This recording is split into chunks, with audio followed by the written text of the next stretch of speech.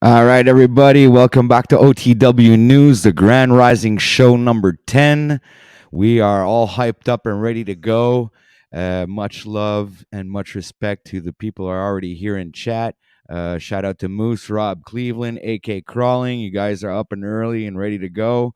I'm gonna drop the link in the chat right away. There's a couple of things I didn't have time to do yet this morning. I wanted to do a couple of link things and fix my description and whatever. I didn't have time to do that, so I'm going to do that real quickly this morning while I wait for some contestants to come and join the panel this morning.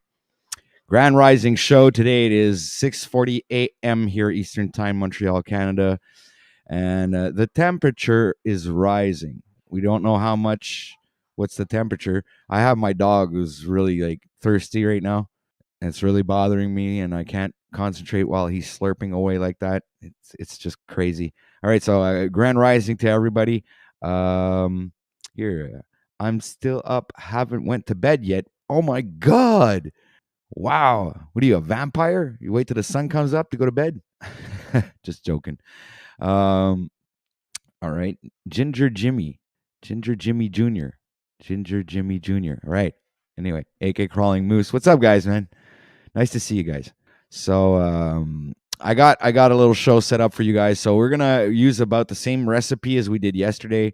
I started the show by with these topics. So I'm gonna do a small rundown real quick, show you what the topics are for today. We're gonna bring back self-improvement. Yesterday was a very popular subject, so we're bringing back self-improvement.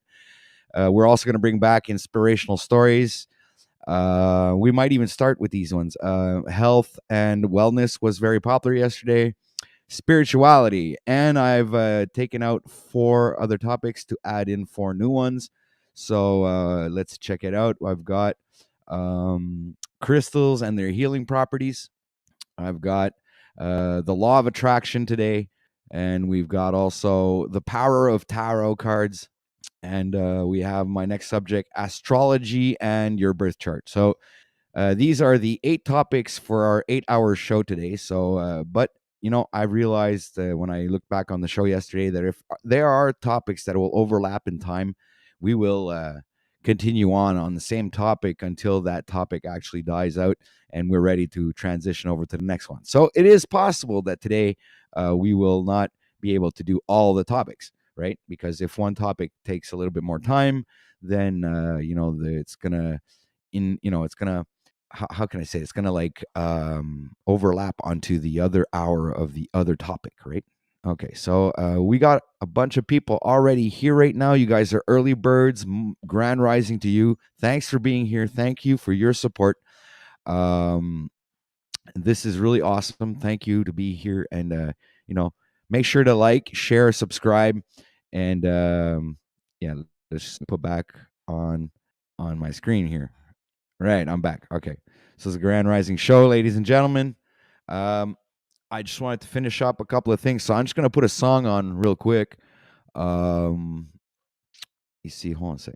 Yeah, a little song on real quick, so I can finish up what I was doing, guys. But go ahead and chop it up in the chat, and be welcome. I just wanted to finish up what I was doing. I don't have much left to do, so just stick around. I'll put a little song on while you guys wait, and I'll be right back in like a jiffy. Right, so it's just a couple little technical issue things that I wanted to finish up on before we start the show. Didn't have time to do that, and I didn't want to be late this time. All right.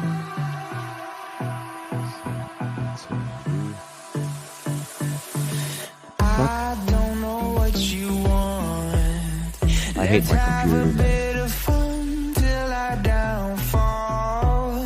My love, if you feel like I do right now, don't say you're on the run to the other side, my love.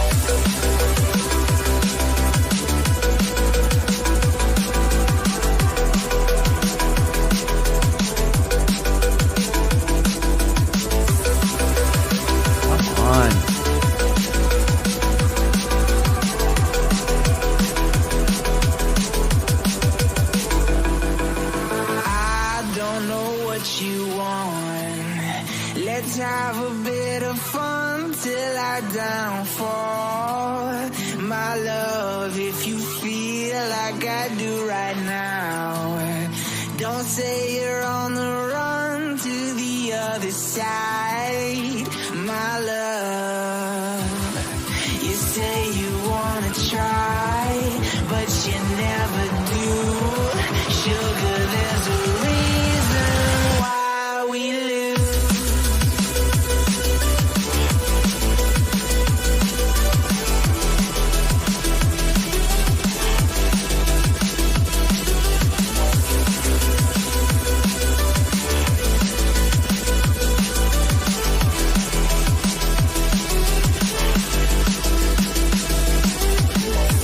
You say you wanna try, but you never do. Sugar, there's a reason why we lose. You say you wanna cry, but you never do. Sugar, there's a reason why we lose.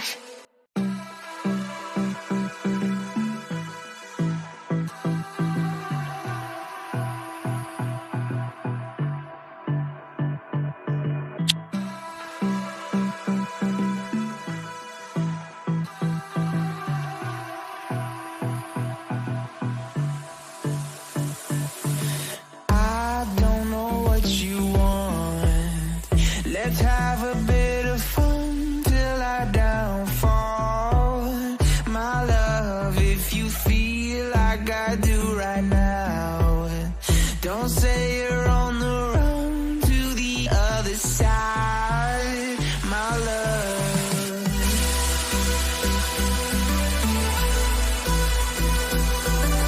All right, guys. I got everything done, I think. Just didn't get the description. I guess I'll do it after, unfortunately. I do the description. Let me see if I can do that real quick. You say you wanna try, but you never do.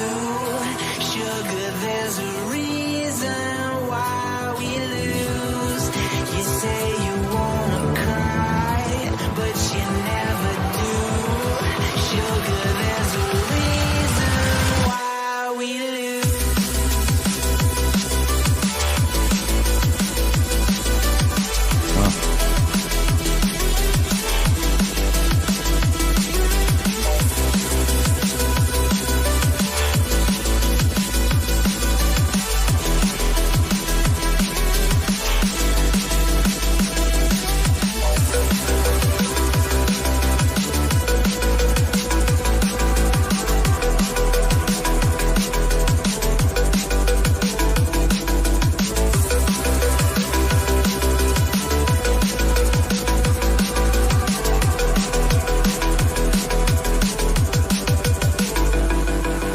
I don't know what you want. Let's have a bit of fun till I downfall. My love, if you feel like I do right now, don't say you're on the run to the other side. My love, you say you wanna try, All but right. you never do. Sugar, there's a reason. Okay, guys, I got everything done why we now. lose. Sorry if I kept you waiting.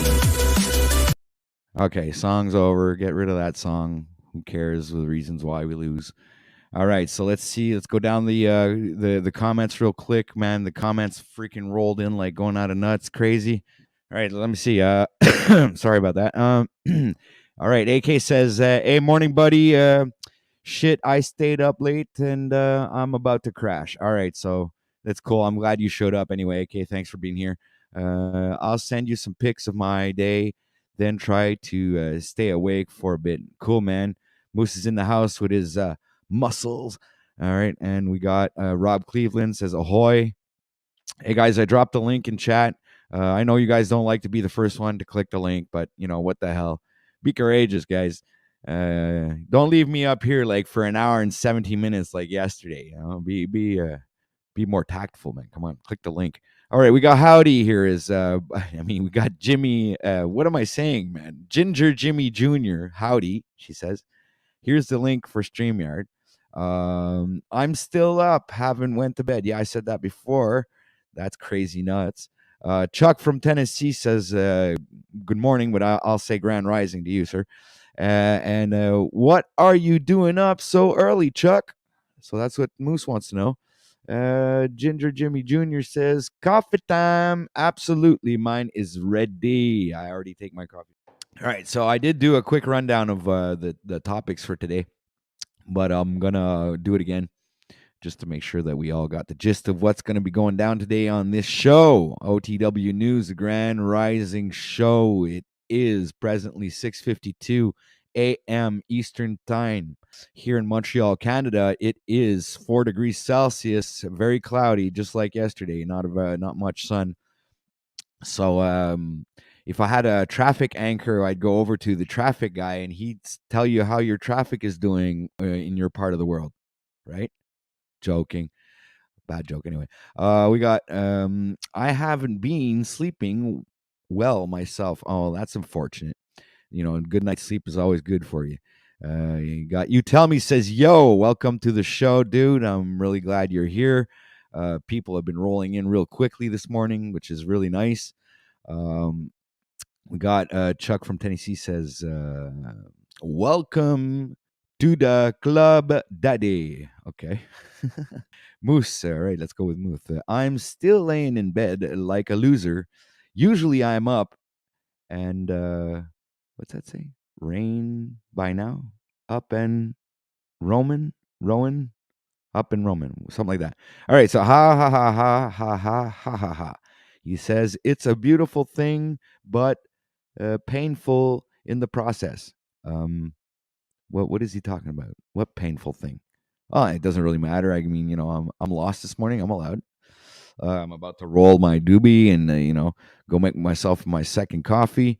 Hope you guys are enjoying the show so far. Just scrolling down through the chat real quick and shouting out everybody that is here right now. So if you're watching and you didn't comment, go ahead and comment so I can shout you out. If you want to hear your name, it's my pleasure of encouraging people to come and watch the show, and at the same time we can be interactive and get to know each other, right? So Moose says, "A wife already got me a shot of espresso, just waiting for it to kick in and get the motor going." Yeah, all right. So good, Moose. Okay, who the dweeb on screen? I'm the dweeb, sir, and that's Mr. Dweeb to you. All right. So nice, Moose, Ginger Jimmy. Then there's Moose again. All right. So okay, this music makes me feel like I should be running 10 miles per hour. Hey, that's pretty fast. Running 10 miles per hour. I mean, man, that's fast. That's like 22 kilometers an hour. It's like I don't even know if a human can run that fast. So anyway, so I'd say on a treadmill while dodging wrenches. Oh, I thought you were gonna say while dodging dodgeballs. Like, I wonder who's at home throwing dodgeballs at you. All right, guys. So if you want to support the channel, please, go ahead. Got a clink here, a clink. I got a clink, ladies and gentlemen. I have a link that you can click, and it's a clink, right? And you use this clink to, if you want to go ahead and buy us a coffee this morning here on OTW News, it'd be much appreciated. You guys are awesome. And then we got a good wake up beat. Yeah, there you go. That's like a good alarm clock in the morning, right? It's like the kind of music you want to wake up to. So here Chuck says, "Aren't this the Moose Show?" No, this is not the Moose Show, sir. I think you took a wrong turn at the intersection of Crescent and something else, man. You're in the wrong show, bud. You might have missed took a wrong left turn somewhere in Albuquerque. Right, okay. Here's the StreamYard link, ladies and gentlemen. So go ahead and click the link if you want to come and join us. Can't even type. See, you can't even type, man. I told you you took a wrong left turn at Albuquerque. Okay, so I'm all in undated with Talcott Show right now. OTW knows is putting in the work for this beautiful show. Well, there we go. Hey, I'm not joking around, guys. I can read like a dwab, or a dweeb, and man, so I have this funny feeling that I'm not going to get through the comments. It's like they just keep rolling in. Okay, I just need some biscuits and gravy now. Like I know what that means, but I don't. So I'll keep moving on to the next comment. Oh damn, biscuits. Okay, you guys are talking amongst each other. That's fine. Okay, I see OTW over here. So don't forget to hit that like button. Okay, hold on. So let me go hit that like button. Um, where is the show? Hold on a sec. I was gonna go hit that. Oh, you weren't talking to me. You're talking to people out there. Okay. All right, I get it. So go make sure to hit that like button, share this out, subscribe, click the bell, and so if you get all the notifications, we will most likely be going live every morning here on OTW News, the Grand Rising Show. This is number 10, and I'm gonna keep going down the chat here real quick, and after move on to la programmation of the show of today, right? So Ginger, no, not Ginger, share this video. He says, "Where whore it out and all your friends and family." I think you wanted to say share it out, but he wrote whore it out. So I guess your autocorrect is fucked up, dude. Or your eyes are still stuck together and you're still in bed. That's fine. All right, so I hit the like button before I came into chat. You did? Oh, geez, thank you very much. That was really thoughtful of you. Okay, so I see you have some people in here that just like bam, they come in, they don't even fuck around. They hit the like button right away, and then they just don't have to worry about it afterwards. That's awesome. All right, so Moose, what the hell? I was jamming, man. Oh. That was my morning slop right there. Okay. The numbers are rising. OTW is waking the dead. I'll give you the weather report. Looks like shit outside, Patrick.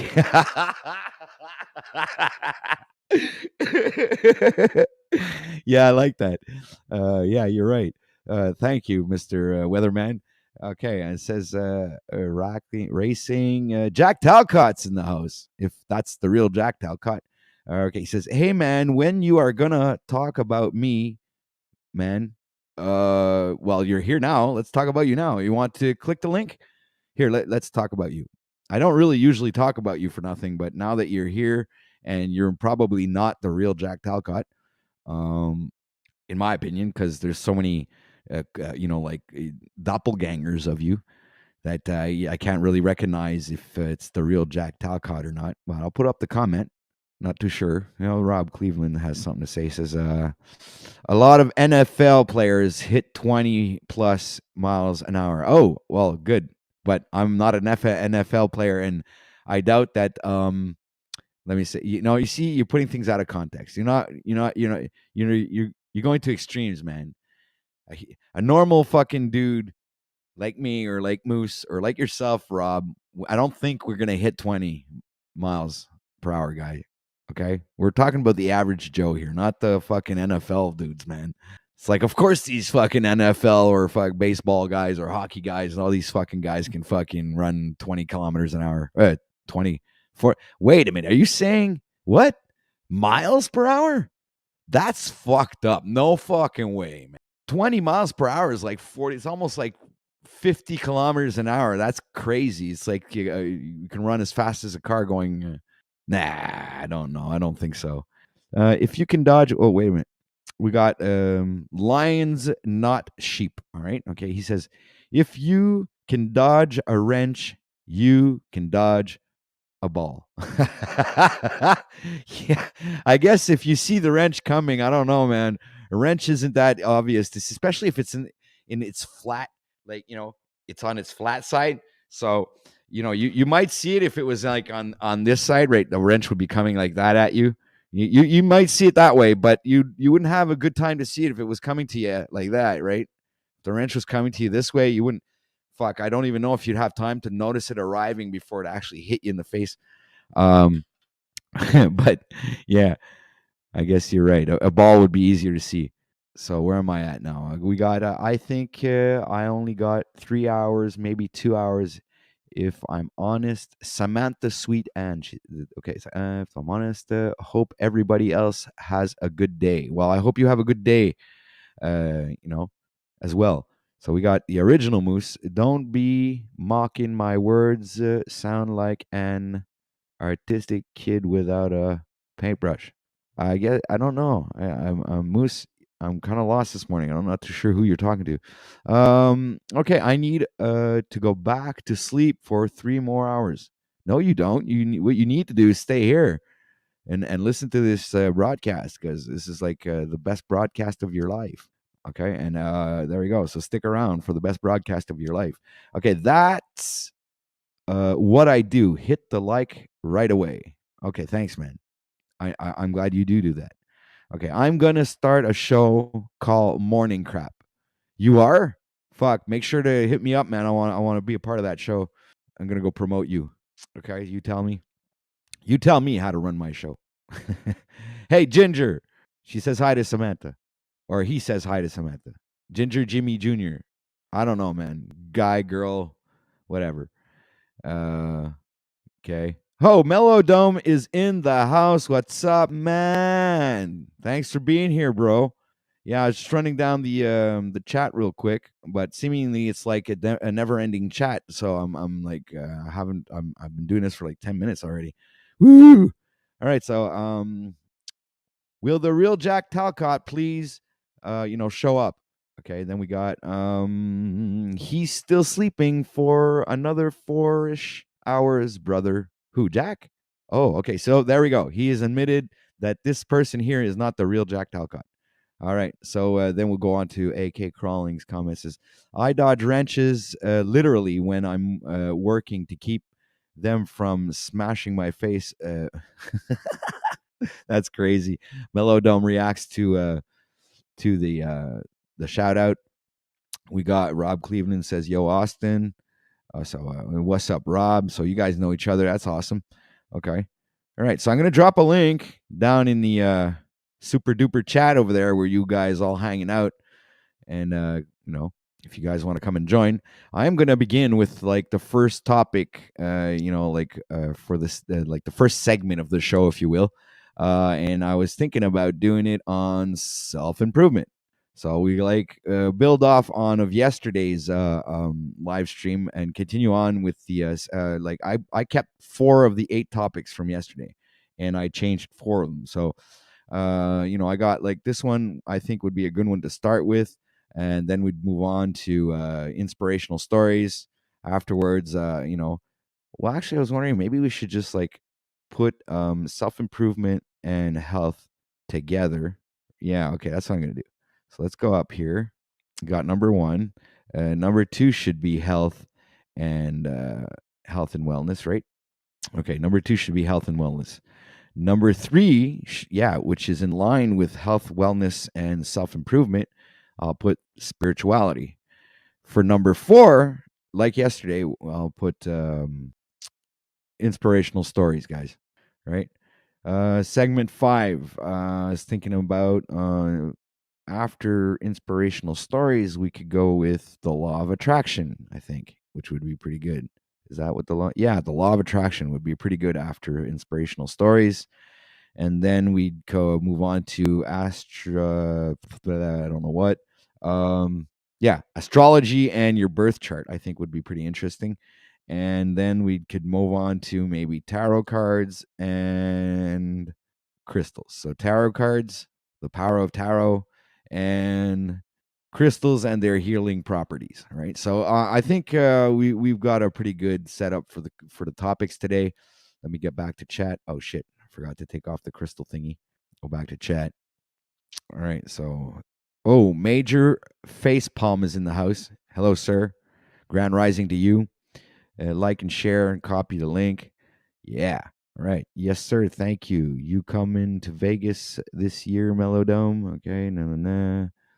My show had 70 people watching and I didn't say anything important. What's your problem, brother? Maybe it's too early. Maybe you're talking to somebody else. I didn't say anything. So it's not me. All right. So hope all is well with you too, sir. Rob Cleveland. Okay, so you guys still talking to each other. This is great. All right, so let's go on. Get the link in the chat again, because I got interesting topics, but like be cool if we had somebody up here so you could you know talk about the topic, right? So first topic for today, guys. Anybody wants to come up here is what was I gonna do? Fuck, I'm lost again. Where's the? Oh, there we go. First topic for today, guys. Self improvement. Right. So what are you doing to improve yourself? And here I'll give you a quick rundown of what self improvement should be. Let me see. That was number 3 yesterday. So let me read that out. Okay, so it's sharing tips and advice on personal growth and development, such as building confidence, setting goals, and overcoming obstacles. So that would be our, theme for this segment of the show. Uh, so let's get this quickly done here. Rob, click that link for the team. Yeah, because Moose, his thumb is hurting. So Team OTW is actually waiting for some awesome people to come and click the link and join on this conversation. We got a couple of topics that we're going to want to talk about and expand on. And but really happy to see all you people here this morning. It's very encouraging. It's a lot better than yesterday. I'm seeing already seeing some results. Yeah, I'm actually really excited, and I'm gonna get. Oh yeah, not Chiquita. Welcome to the show. I hope I didn't murder your name again. Nachiqueta, Nachiqueta. Holy hapgray. Okay. Jack Talcott's not hard to say. We used to share tips in gym class. Yeah. Well, I used to share tips when I was working in a restaurant. That was a fucking fun, bad joke. He goes, my brother called me gay, but I think it's just part of the gym life. Hey, Christos de Leopolis is in the house, man. What's up, dude? Um, so, like I said before, we brought back 4 topics from yesterday's stream. So we'll be able to build back upon those topics. And I've got 4 new ones, actually, Christos, that I think you're going to be really interested in, man. I got the watch this, man. I thought about you and I chose these new topics. So I got the law of attraction, sir. I have also astrology and your birth chart. I have the power of tarot and crystals and their healing properties. So, dude, you got to click the link, man. Come on up here and we can chop it up with these new topics. And I also, kept 4 topics from the yesterday's show. So I guess that'll be pretty cool to run back by because they were the most popular topics that we had yesterday, guys. We got the top views. So all the subjects and the topics that weren't popular yesterday and they didn't get the traction that I was expecting. Well, I eliminated them from the show. So now we're going to be talking about things that people like to talk about, right? So that's why today I brought back these subjects, and I'll be doing the same thing every day. I'll be filtering out the subjects that weren't that popular and bringing in new topics that we can, elaborate on and expand and give our ideas and, share this awesome information. He goes, I'm normally not awake for another hour, so I'll tap in 30 minutes. I just woke. So that's Christos de Leopolis. So he's going to come and pop in here and chop it up with us here. So all depending if there's going to be other people up here at the same time. So we got a lot of comments strolling in. You guys are on fire in the chat, man. You guys are on fire. Let's go. Yeah. All right. Jackson. I don't think Patrick thinks I'm funny, but that might be because he wasn't in my class. Okay. If you want to play gym games, brother, just invite me over. Don't think you would want to travel that distance to come over here, but you're welcome. Anybody wants to come over? Come on. Anybody but Brian O'Shea. All right, so because I'm normally not okay. I already read that one. Okay, I can't come up. My wife is asleep. Well, change your, go into the kitchen, dude. Bring your laptop or whatever and go in the kitchen. Close the bedroom door so she doesn't hear what's going on, and come on up, man. And make sure your mic is working correctly. So that means like be at least a good distance from your mic. Because yesterday when you came up and we couldn't really hear what you were saying, and you came in a little choppy there, bro.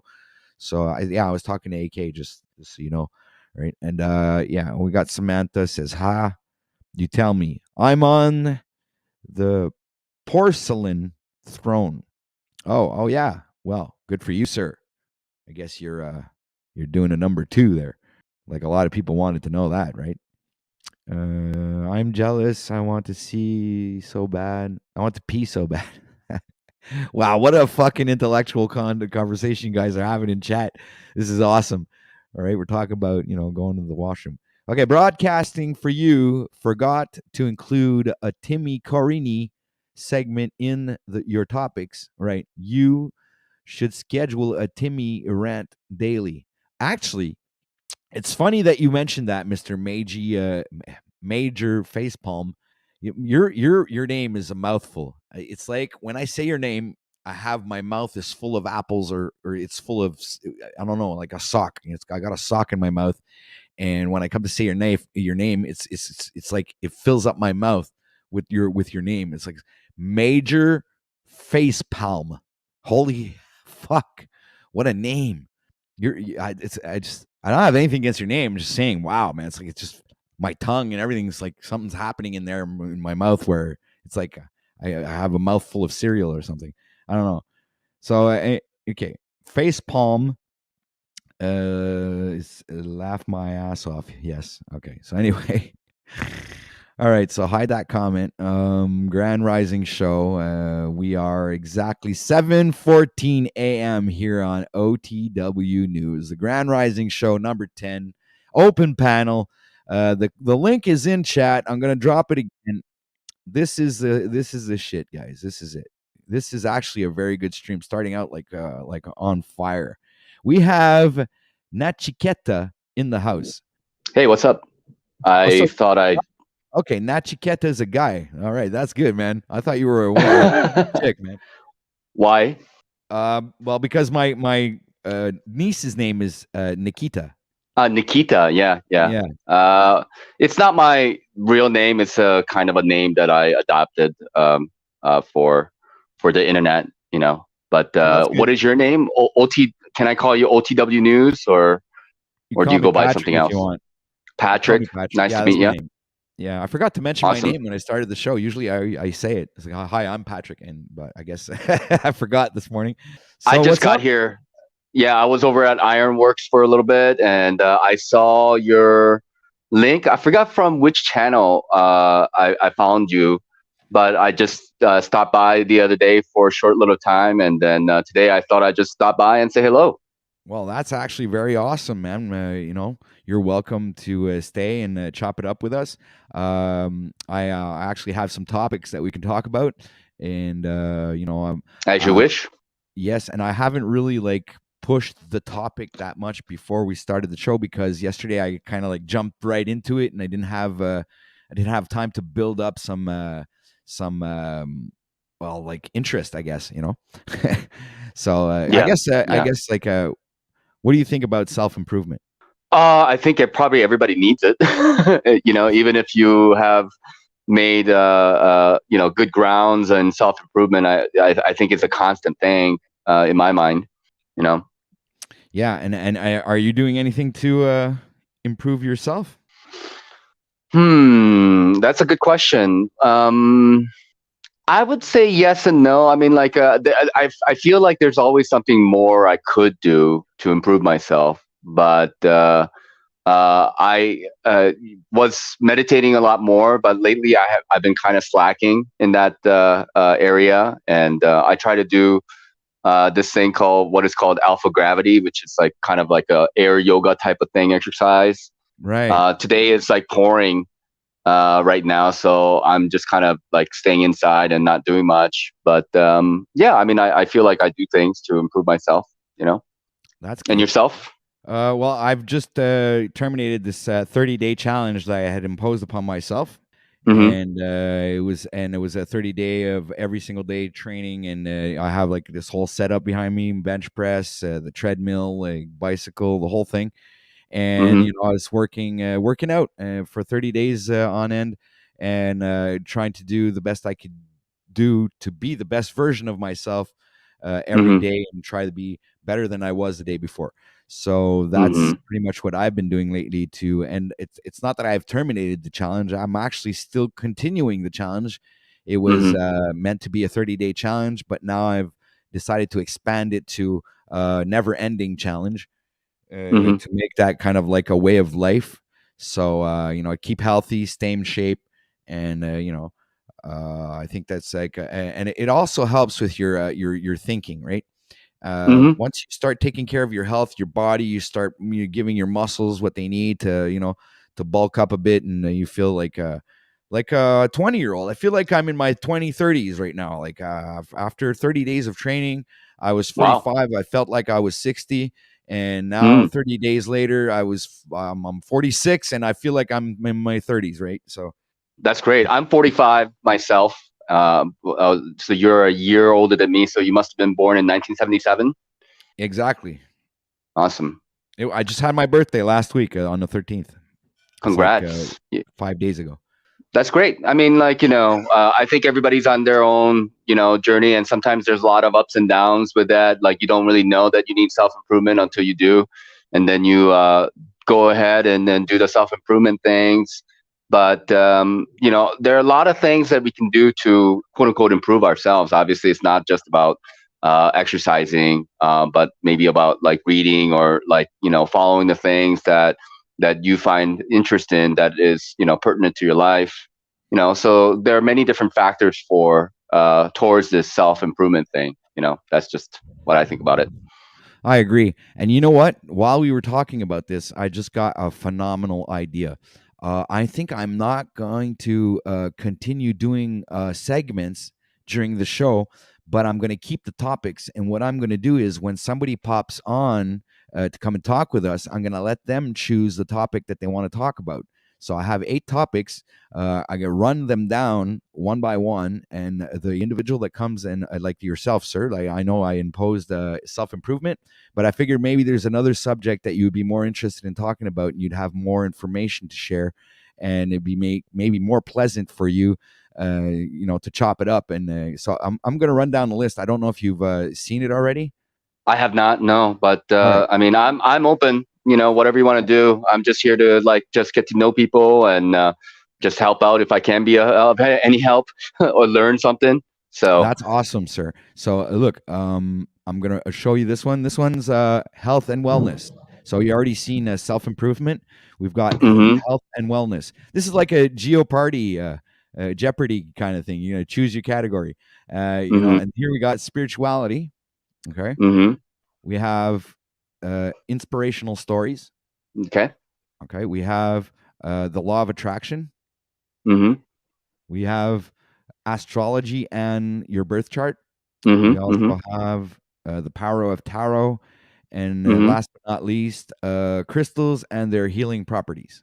Wow. I mean, they're all very fascinating topics. So it's hard to choose. Which topic that I mean, which one do you have any inclination towards any one of those topics that you want to talk about? Because this is your show, and I'm new to you, and you're new to me, so We you can probably stay on not. self improvement. Like they're already lined up for each of their own hours. So it's like, let's say self improvement was from 7 to 8, and then from 8 to 9 it was health and wellness. So they still Mm-hmm. have their spot in their rank.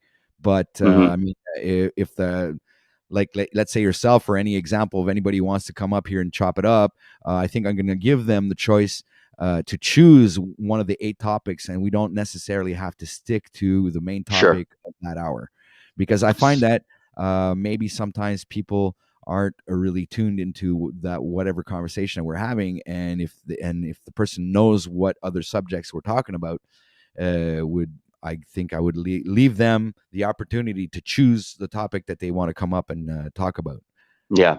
which is a Yeah. pretty nice So perk, I think. yeah. So if I may, can I ask you what? spirituality means to you? Wow, that's a fucking good question, man. Wow.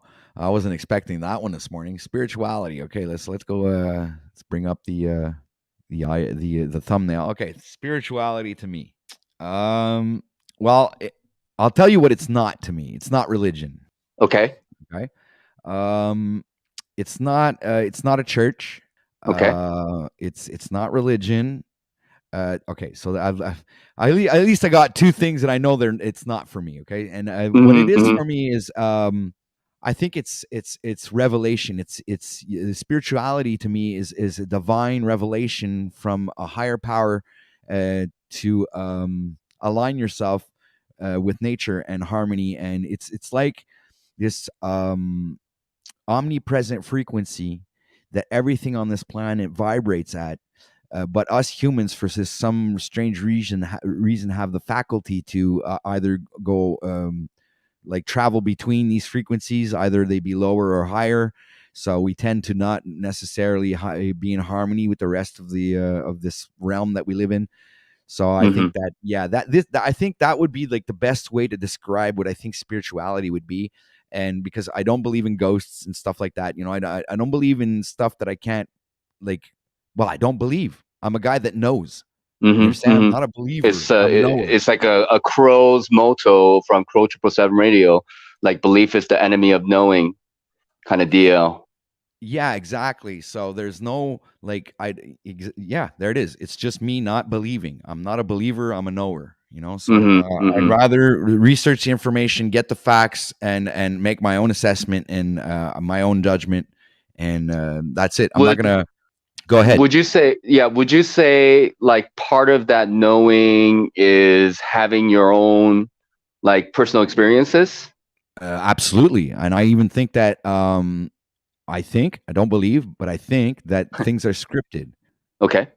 Like you Like believe in fate. astrologically speaking, yeah, astrologically speaking. Yeah. Right. So this ties in with like astrology a little bit, and, like and it seems to be a topic that you're of interest.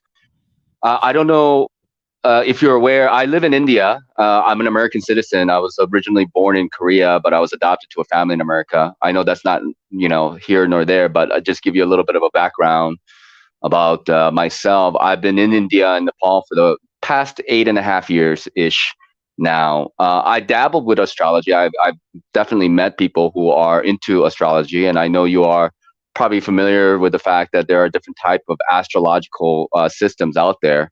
Right, Yes, sir. the main ones being like Western and Vedic astrology, and there's Chinese astrology as well, and human Yeah. design. I'm sure you've heard of human design. Yes, actually, I have, and I'm familiar with Yon's. The one I like is Vedic astrology. Okay, no, that's great. Yeah. Yeah, that's pretty much the Um, one that resonates the do most. And you go ahead? well, I was gonna say, well, maybe not just that one. I think there's like a couple of other ones, but I need to pull up the site that I go to for because I don't remember the names of the astrologies that I. Yeah, but I'm pretty sure Vedic is one of them. Yeah. Okay. Yeah, I mean, this like they kind of the schools here consider it like a science. They treat it like a science, and it's It an is a ancient. science. It's Right. mystery school science. Okay. These things that I have studied back in Egyptian times, where you had the mystery schools. Um, to enter the mystery school, you had to be a specialist in astrology, numerology, and oh god, there's a third one: astrology, numerology, and Geometry. theology. Excuse me. Geometry. Yes, I think what is it? Geometry? Hold on a sec. Astrology, numerology. I think it's theology, but I'm not sure. I don't think Okay. it's theology. I'm not sure. I can't remember. I know there's like at least I got two out of the three. So to enter the mystery school, you had to be like really good at astrology, numerology. Those things went together, and I'm pretty sure the last one was theology, but I'm not sure. It's Okay. just escaping me for right Like now. philosophy or like something like that, and then I think music is also a part of that category because music and like mathematics they kind of like fit together as well. Yeah, But absolutely. yeah, for sure, like it's very interesting. Like there, I met a rishi you know what a rishi is? Like they're kind of like astrologers. They're family of astrologers. So they believe they come. There are like 8 rishis who were considered like saintly figures in ancient India who has given. They were like almost like supernatural beings who gave all this knowledge to humanity, and they have like a lineage. So certain families believe that they come from a direct lineage to these rishis. And there was one particular one. Which one was it? I forgot the name of the rishi who was like basically like the father of astrology here. But I met a family.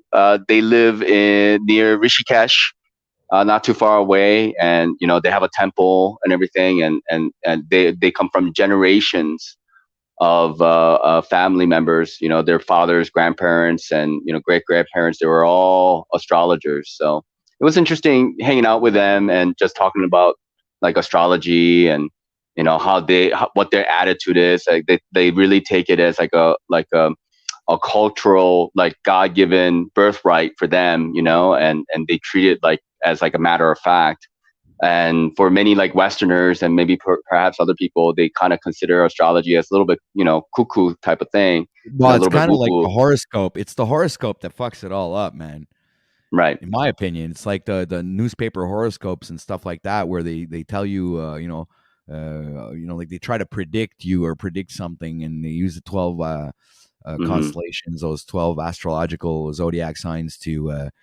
But I mean, it's pretty much like that horoscope thing is kind of a generalization of what it, because you're not really diving deep into your character, your personality, especially if you don't, research your birth chart. Your birth chart is actually very, very accurate, Mm-hmm. and when it explains, like, it fucking decodes you from A to Z, man. It's pretty much tells Yeah. you. So once and one of the best advices I guess I could give was to know yourself, right? Mm-hmm. So that means I guess you got to know every aspect of yourself, even if it's an astrological, and you're Mm-hmm. not really resonating with astrology and stuff like that, and you think it's some kind of superficial kind of, I don't know, or how can I call it? Some people would call it like um, imaginary, or like it's not something that's tangible, but they Yeah. couldn't be further from the truth, because it all ties into the law of attraction. This is one of the reasons why I set up the segments here today, because they all come kind of like connect with each other. So that was one of the reasons why I decided to do it that way. And from my perspective, when I look at astrology, um, Mm-hmm. before I was like, oh, I read my horoscope once in a while, and then that's what I knew about it. But then I fell Mm-hmm. upon Santos Bonacci, and Mm-hmm. he really opened up my eyes on how real astrology works and what it Mm. really means, and what it's all about, right? So I think it's a great tool, just like mathematics or any other thing that you. And I absolutely agree with the fact that in India they integrate that as a part of their schooling system, which is actually really is awesome, man. So that would that mean like every even children would know about astrology in India? No, no, no. I'm just the people that I met were like their family who have a lineage that is very much connected to astrology. But I mean, like, you know, the idea of reincarnation and astrology and your caste system is like part of the culture here. So people kind of are more open to it or more readily accept it. And there are a lot of different schools of thoughts in terms of like how to interpret, you know, different placements and whatnot, you know, so people kind of do go into different directions. I'm not an expert. I dabbled in it a little bit. I know some people who are very much into that. I know some basics, you know, like different houses, different planets, you know, some of the nakshatras and stuff. But I would never consider myself an expert because it's a field that you can literally get a PhD D degree in and still be like, you know, not really like well versed in all the stuff that goes on there in Well, astrology. I follow Anastasia, Cosmic Astrologer. She is like fucking well schooled, man. She really uh, puts the real good information out there, and she, she I think she posts almost every day. She's from Mm, Australia, and who I follow Santos Bonacci, but now he hasn't really been posting anything. So, but all his material is all available, so you can go to his website, mrastrotheology.com, Mm-hmm. and Mm-hmm. his site is also Mr. Astrotheology on YouTube. So make sure you guys, if you haven't heard of Santos Bonacci and you want to know more about him, he is a phenomenal researcher in astrotheology, occult sciences, symbolism, and much, much more. So go ahead and check him out, and you'll learn a lot for sure. He's a flat earther as well, as far as I know, right? Yes, sir. Yeah. Talking about Do that, you? I was going to I'm ask sorry. you Go the ahead. same question.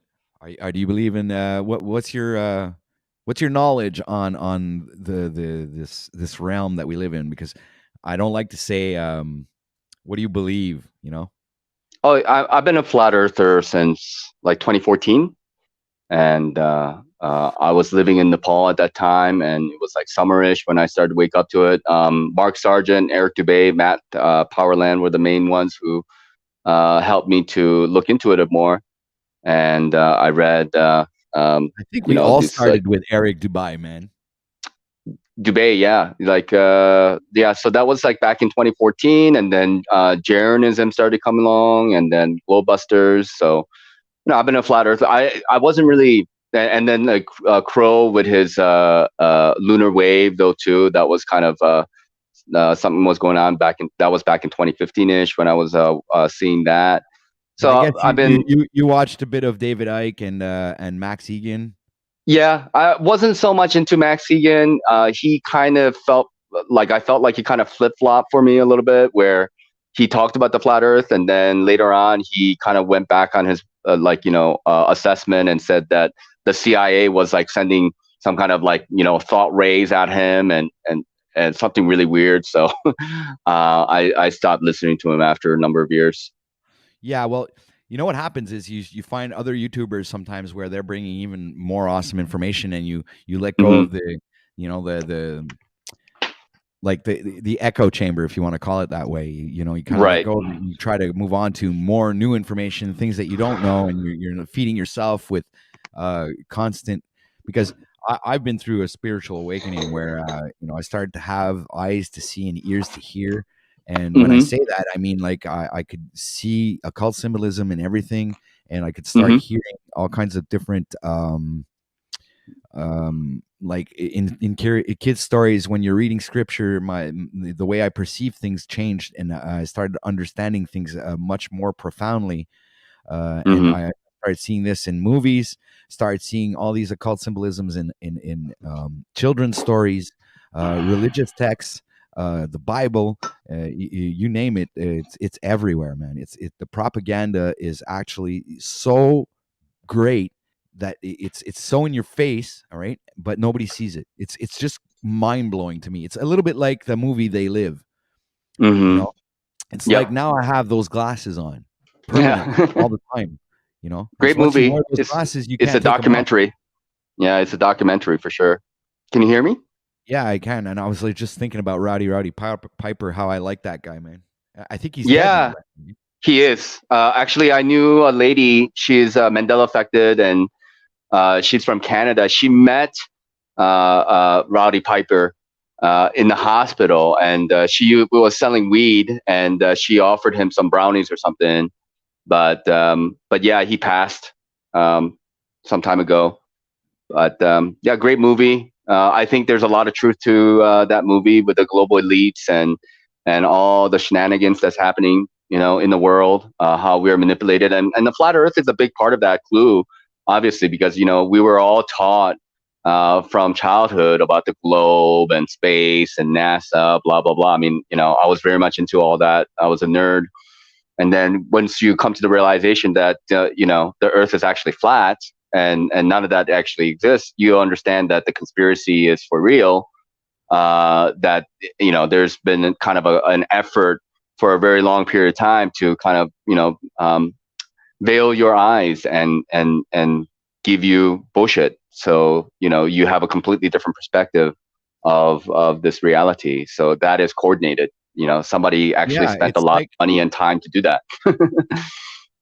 it's like And Walt Disney, it's funny that you mentioned that, but Walt Disney is a big part of the realm that we live in, right?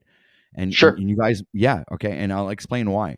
Back in the day, Walt Disney was a reporter, and he was writing articles in newspapers, okay, and he Mm-hmm. would do like the comic section where he'd do jokes and stuff like that, right? But Mm-hmm. there was like it was more of a tyrannical government back then, and you weren't allowed to talk about your government or political personalities. And you couldn't, like, let's say, like, the president, you could make a bad joke about the president because you could, like, be treated like a terrorist and put in jail and stuff like that back then. So what he did was Mm-hmm. come up with a law that anything that would be put inside a black box, okay, Mm-hmm. would be considered as fiction, okay.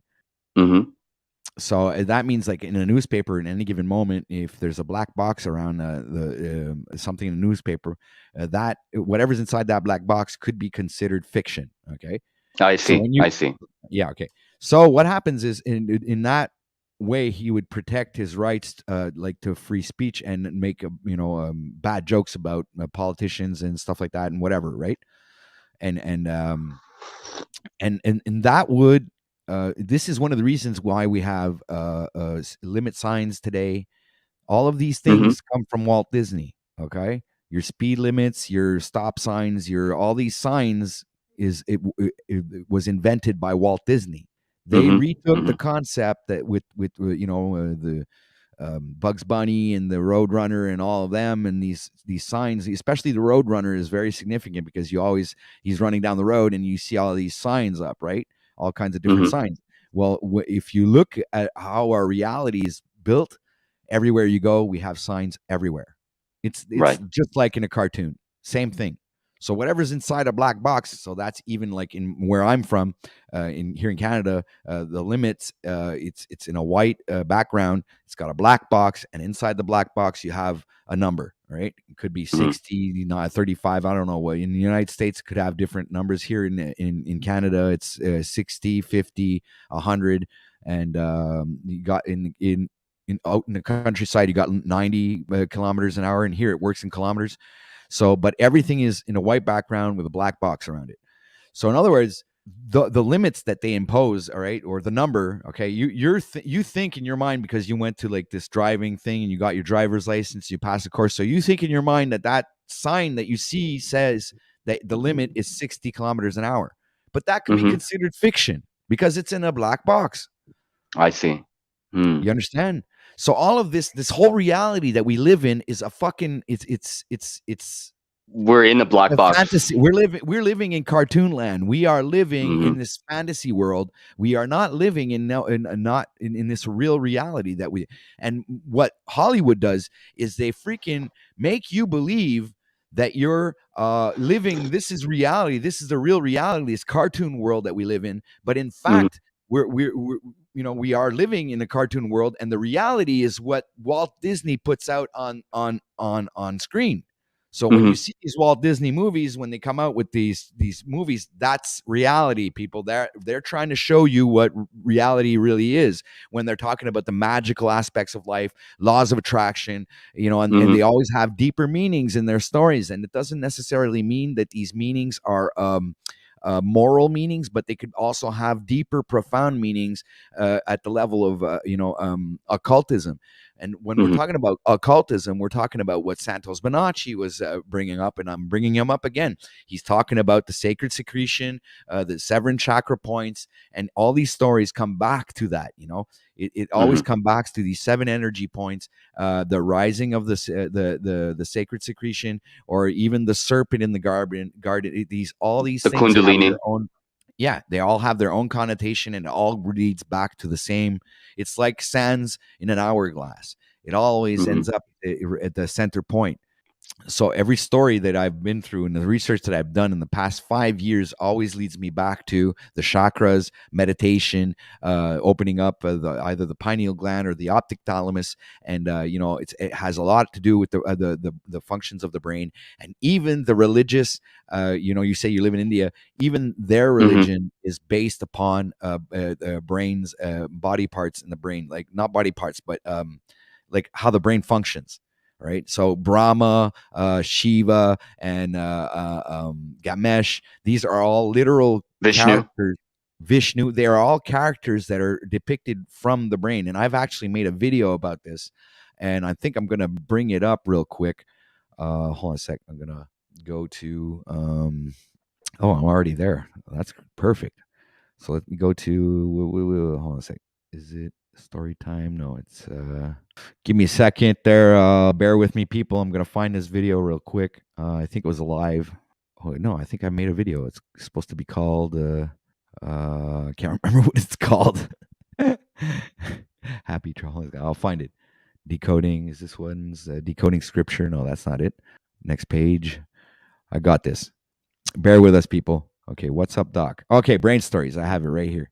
So if you've not seen this before, you know, I break down the brain actually to bring up a picture of the brain, and I break down the symbolism of the brain and where these stories come from. Actually, so here's Hmm. share screen. I'm gonna come back to share screen. Come on, press pause. My computer is really slow, guys. That's why I'm asking you to bear with me. Um, I got this. Oh, no, I don't. Damn. What am I doing wrong? Oh, that's what I'm doing wrong. Okay, I got it, guys. Bear with videos coming up. It's actually a really good video. It's one of my, in my opinion, one of the videos I've made. So, because of the information. Everybody knows this story, right? The tortoise and the hare.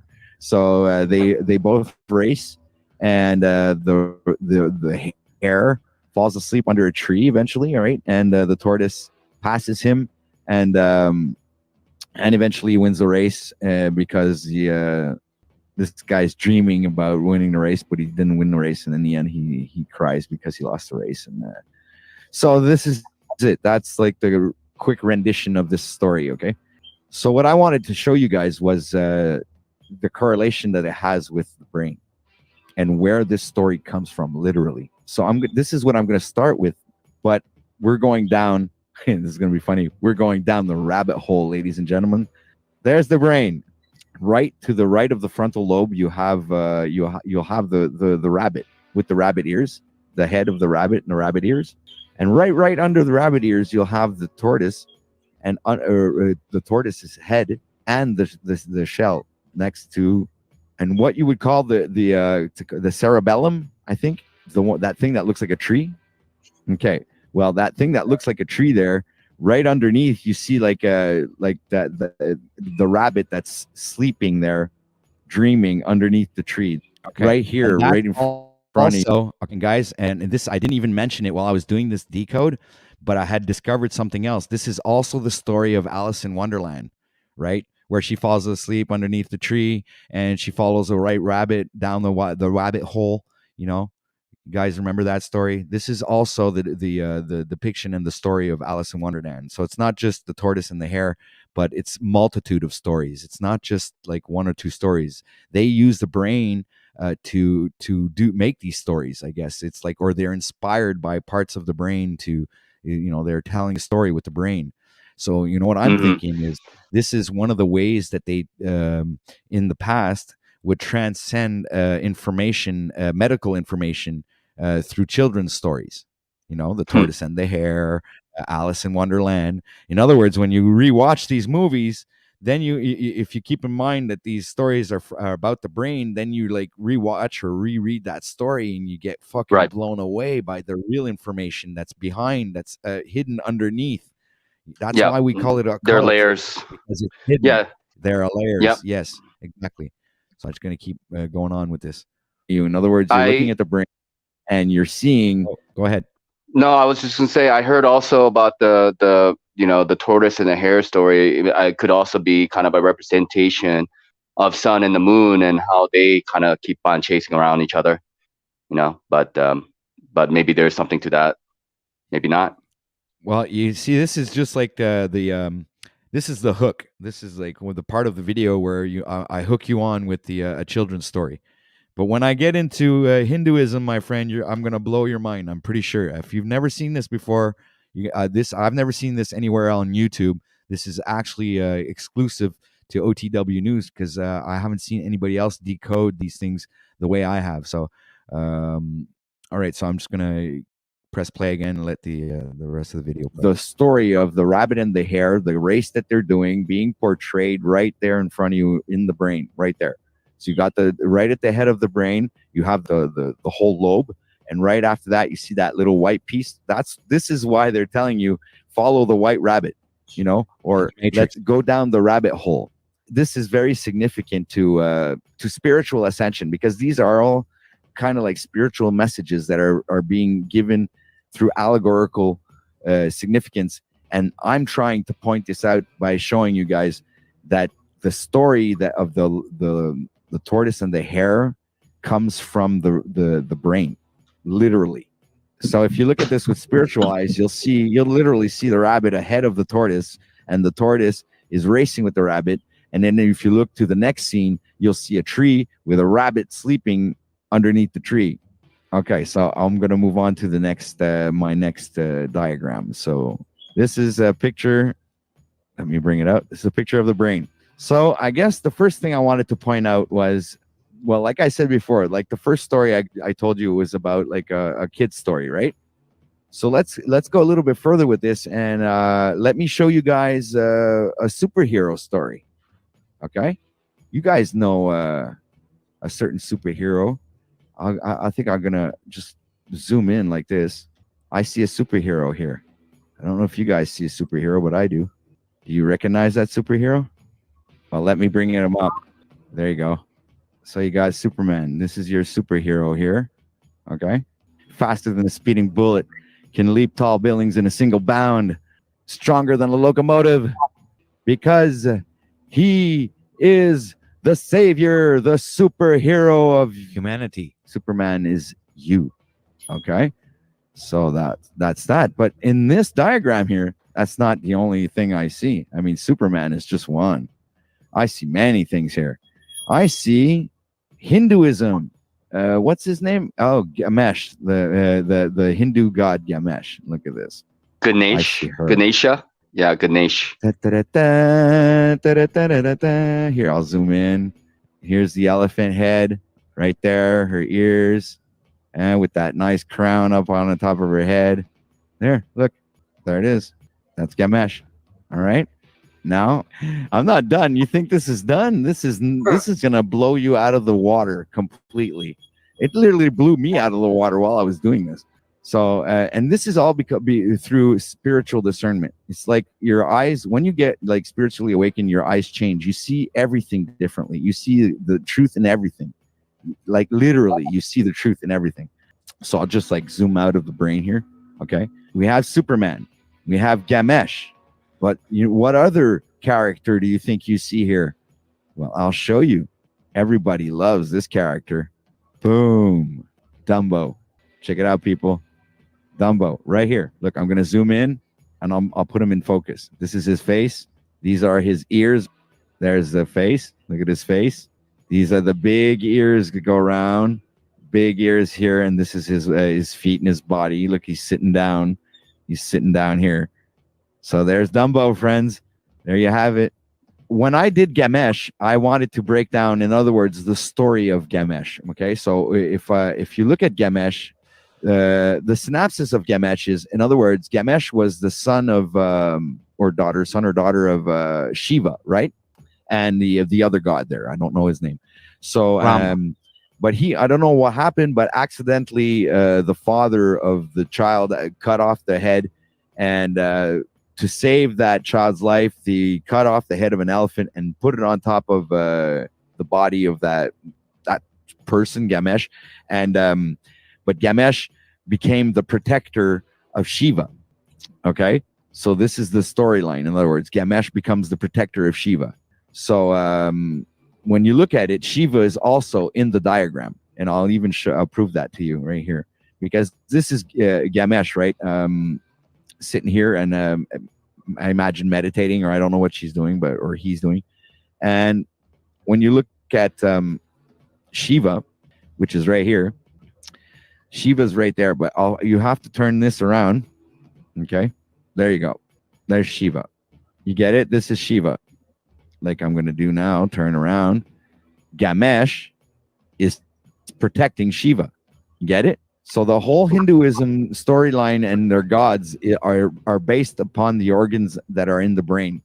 This is to point out that mostly all, I don't know if they're all, because I can't say it for 100%, but in my perception of things, mostly all scriptures in any given religion are practically 95% guaranteed allegorically. They're all allegorical. So let's move on to the next amazing story of the brain.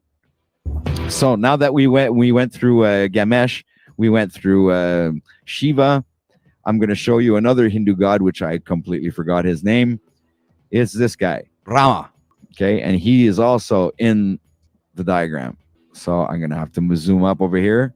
Okay, and I'm going to do like him. This guy is meditating, and he's meditating on the lotus petal. The lotus petal is the crown chakra. So if you look here closely, okay, here he is. These are his knees, just like here. There are his knees. They're there. That thing here, it's here.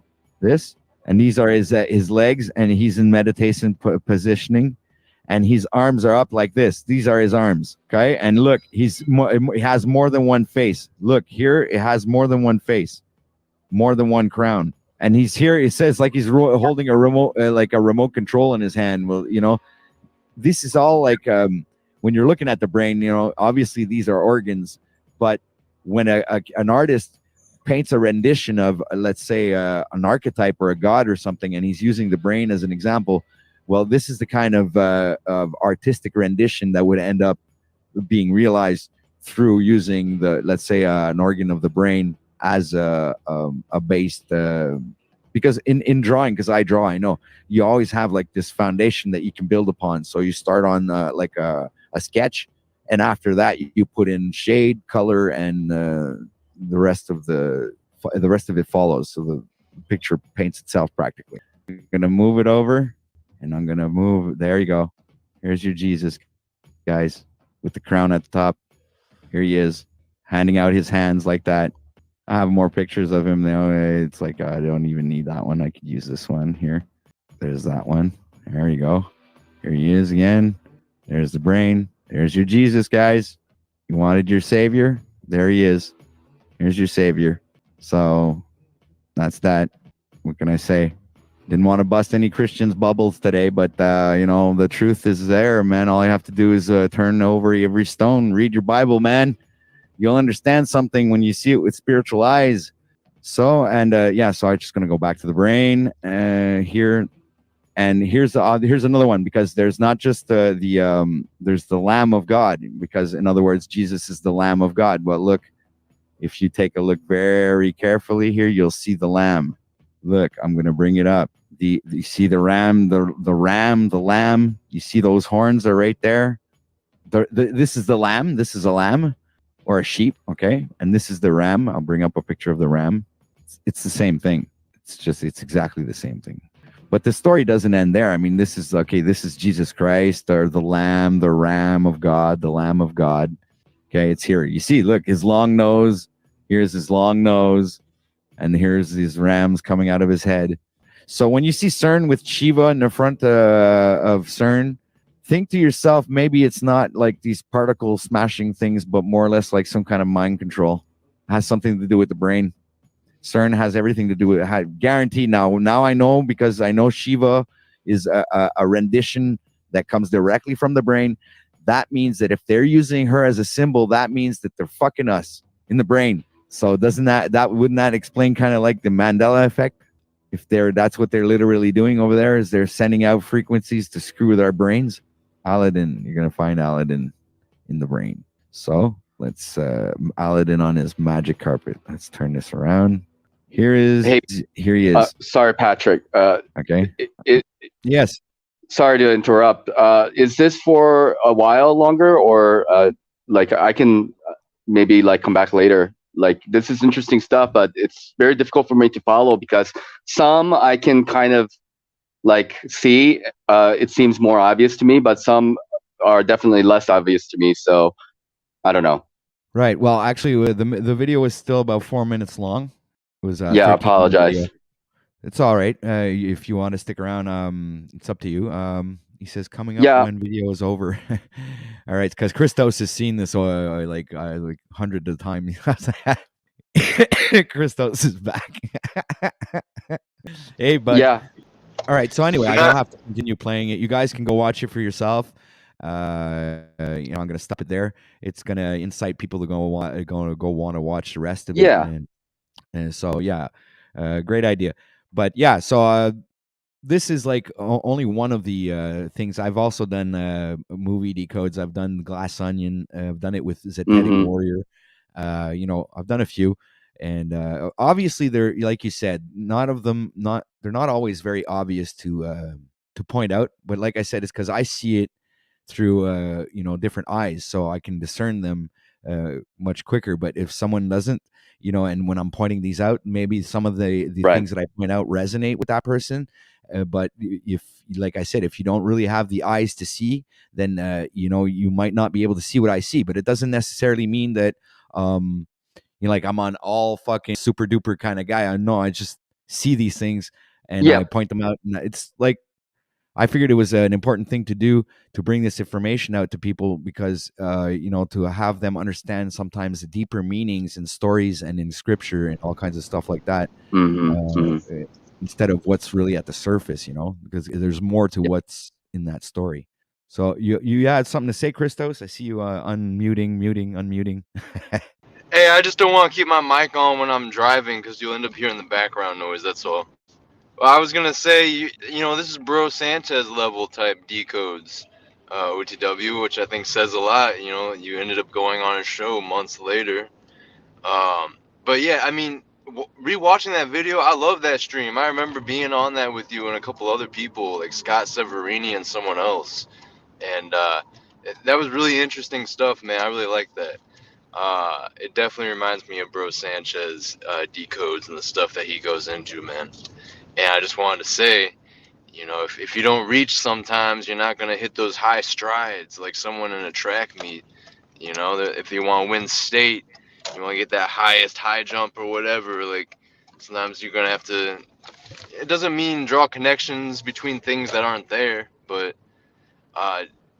sometimes there's a time to reach. And and that's not a bad thing either to reach, if you know what I'm saying. Yeah. Yeah. And you know what I was thinking, Christos? Since you're like the new contestant on our show today, you get to choose what the next subject of our next topic. I Can we decided to. talk about crystals?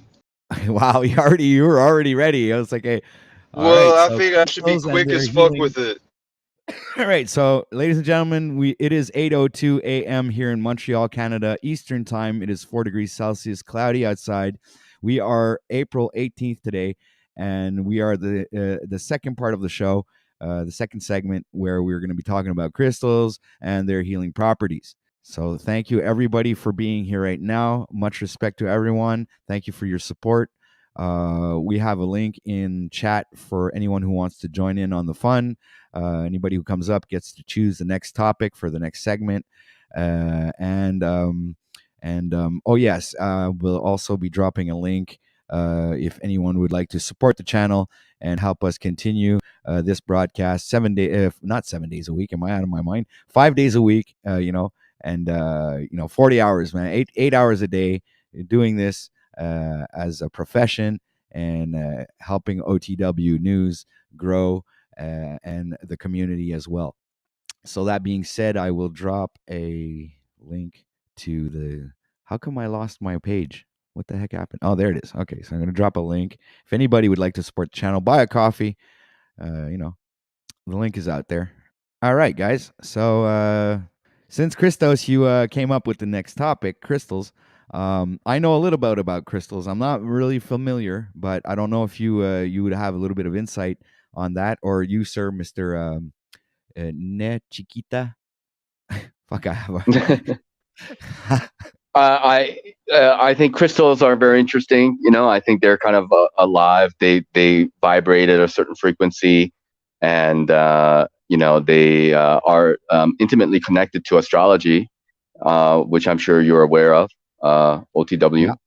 Yes, sir. News. So different planets and different gems or stones have connections with them, and based on their qualities, and they share these qualities about each other as well. So, crystals, being, what they are, and vibrating at a certain frequency, they resonate in that frequency, like in their vicinity, right? So if you have crystals near you, or you wear crystals, it is believed that they will, imbue that kind of quality upon yourself. Did that make sense? Yes, yes. And they all 100. yeah, and I think they all vibrate at a certain frequency, and it's like I think they're a good source of, like, like a USB key. You know how that USB key, when you plug it in the computer and you can put information on that. Yeah. I think that Yeah. crystals. Yeah, I think crystals Yeah. are Yeah, full of they can information. store. Yeah, they can store data for sure. I mean, water can too. Water can store information, right? Damn. So, we can take it to another level real quick and not sidetrack too much, but, to think about how water contains data and memory. Well, it's no mistake that, whatever percentage of water that we are as beings, with our blood, getting the blood flowing correctly and not having it constrained. Um, well, I think that says a lot, man. Even the water within our body, it's very important based off of what we're putting in our body. That's going to affect the quality of the water or the flow of our blood in our own body, and what type of data and memory is getting encoded into us through the water that we are. Oh, nice. Yep. Hey, had to bring it full circle with the Superman link again. Yep. Yes, sir, my friend, with the Superman archetype used as symbolism in your brain. The serpent, the S on his suit, the colors, the red, the blue, and the yellow. It's all symbolism about the lower chakra, the blue chakra, which turns into the purple chakra, and you know what I'm saying. And it's the correlations are just like stagnant. It's just, if you don't realize it now, and the correlation it has with the crystals. So he uses these crystals and puts them inside these slots where like in this right here, Do you remember the actor's name? Christopher Eve. Christopher Reeves is Yeah. Oh what, yeah, what the I remember. Mandela effect with his name. Yeah, it's Christopher Yeah. Reeve. Well, Reeves. Yeah. Christopher Reeve. Reeves with an S. Yeah. Yes. With an S. I'm Canadian, so I just forget to put the S at the end. No, it has not. No, it has nothing to do with you being a Canadian or not. Either you think it's Christopher Reeve, which it is now, or you think it was Christopher Reeves, right, with an S. And there are a it's lot of. Christopher Reeves. What do you mean now? It is. Is that a Mandela Yeah. effect, guys? Yeah, It that's is. what we're saying. No, you're fucking shitting me. His name changed? You're Yeah, it's a fucking shitting well-known me right one. now. Yeah. Hold on, I gotta No, check it's a this out. well-known one. Yeah. I didn't even know. Yeah. Google that. Google Superman movie 1970 whatever. And you can IMDb that. You'll have other examples as well. Google tries to But correct my spelling. Oh, Christopher Reeves. what's that? It says his name. Oh, fuck, you're right. It says Christopher Reeve everywhere. Yeah. But Google, There will be some residue of Reeves, but for the most part, like it will be Reeves rather than Reeves. they have Christopher Reeves Superman, but it's Christopher Reeves with an apostrophe S. Yeah. Oh my God, guys, I'm flipping my shit. I didn't even realize that this is one of them. I mean, if his name was Christopher Reeves, that apostrophe would be on the outside anyways to denote, ownership. Right. So the S does not mean Superman, guys. All right. The S stands for serpent. This isn't Superman, guys. This is Serpent Man. Okay. Mm-hmm. That's why the S. That's what the S is for. Serpent Man. But obviously they didn't want to come and put the name Serpent Man, so they called him Superman. Mm-hmm. That would have been too crazy. It would have been too obvious. Like, people would have asked themselves why they call him Serpent Man. Maybe it would have led people back to the brain and. Well, I mean, when you think about the word serpent, right? do you get like a positive or a negative connotation, or no connotation whatsoever? How do you think about it? I don't see anything bad about it. Even if they did call him Serpent Man, as if that's what I believe his real name should be. Um, yeah, I don't see anything bad about it. I don't think the serpent is What evil. about, okay, I mean, I don't necessarily either, but I'm just asking. Christos, what about you, bro? Like, what do you think about the word serpent? Is my mic coming in clear? Yep. Okay. Yep. Yeah, I think it's extremely fascinating, and um, seeing that kind of duality between the good rendition versus quote unquote bad, or light and dark, of what the serpent represents. Mm-hmm. I Mm-hmm. think it's actually probably more good than bad, though. Yeah, Yeah, I have like, that funny so. feeling too.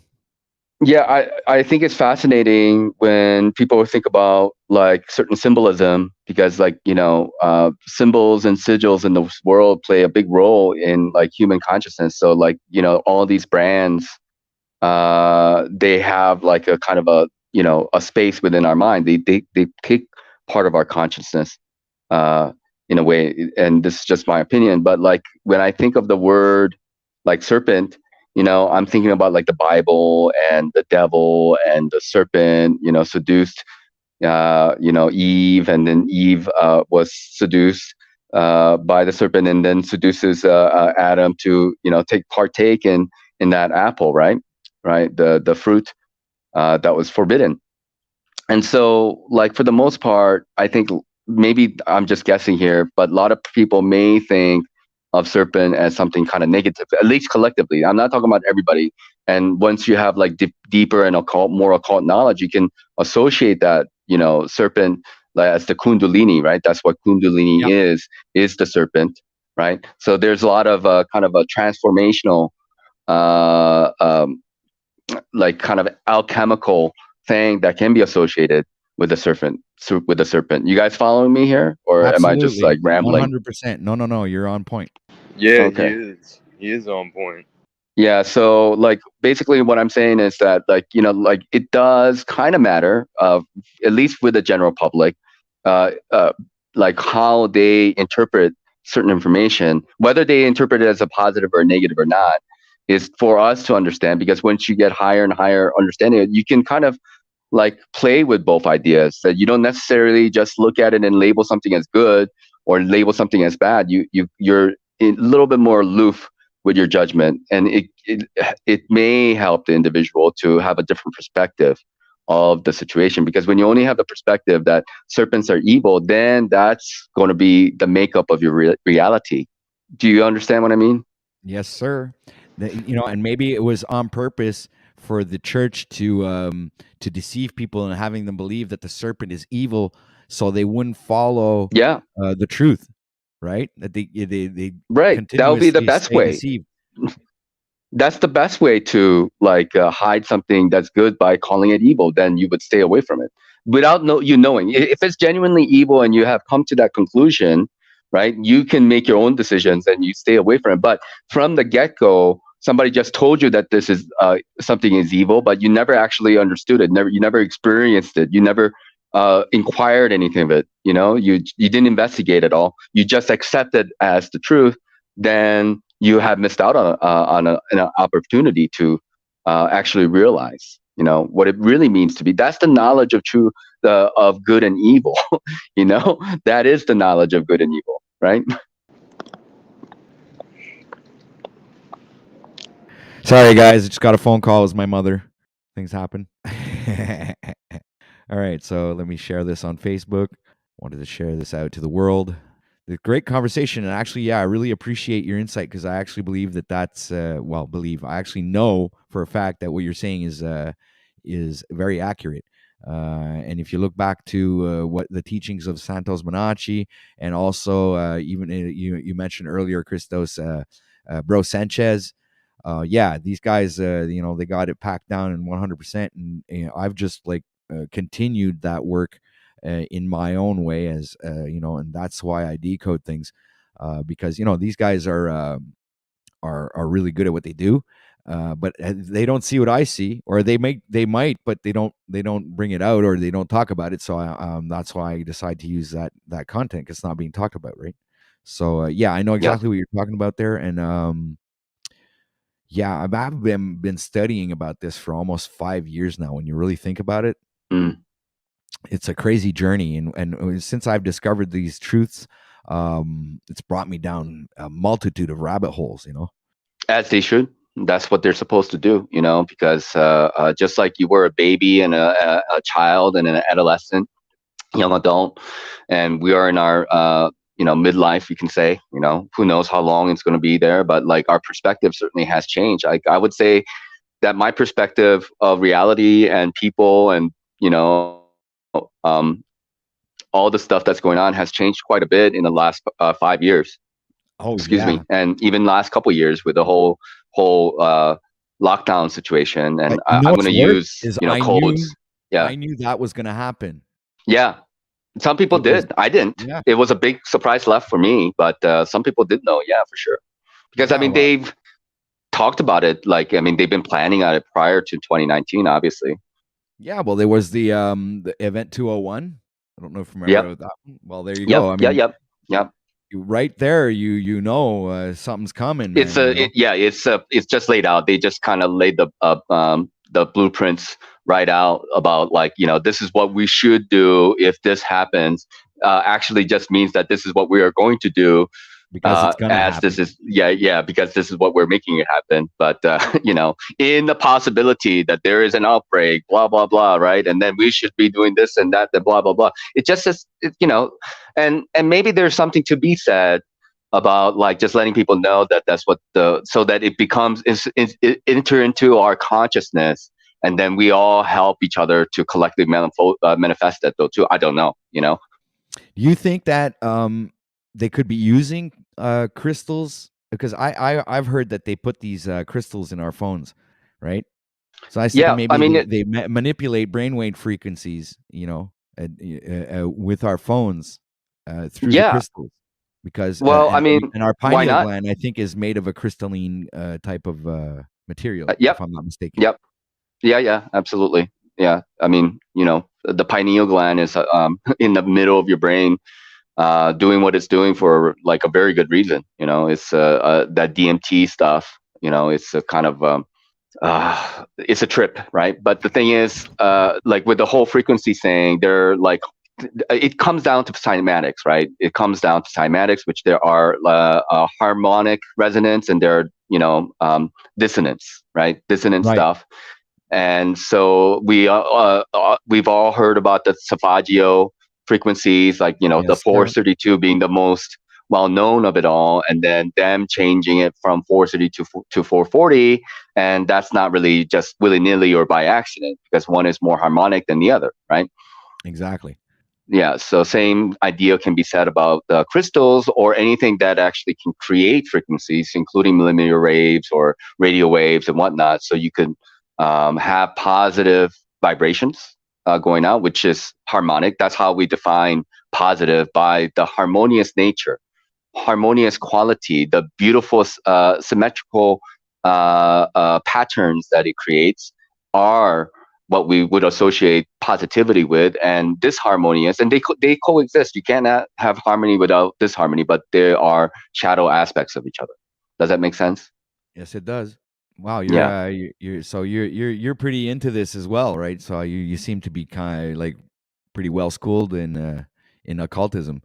I would not categorize myself as so, but I think I'd like to dabble in different categories and just see what it has to offer. But I'm more like a jack of all trades, and I really would say I know any one subject very well or deeply. Yeah, well, you come off as a guy who does a little bit more than dabbling. I mean, you seem to be on the right track, in my opinion. You don't, you seem to have like the same train of thought as I do, but I'm gonna have to admit, I'm also a dabbler. I mean, I have dabbled here and there. There are some other things that I've focused more on, like occult symbolism. Of course, that's the one that attracts me the most, is because I see it everywhere. So I figured it's good to you share that with people so they would like also see it when they look at it. They won't see it as just some plain thing that's passing by them in their day. It's no, that's put there for a reason, dude. That's there to Yeah, program yeah, your subconscious mind, man. You need to fucking see it so you won't be fucking captive of that spell, because they're casting spell through those symbolism, and also through it's the true. English language. The words they use are spells. Yep, 100%. You're Well, absolutely correct. And you're also people have to be spellcasting. passionate.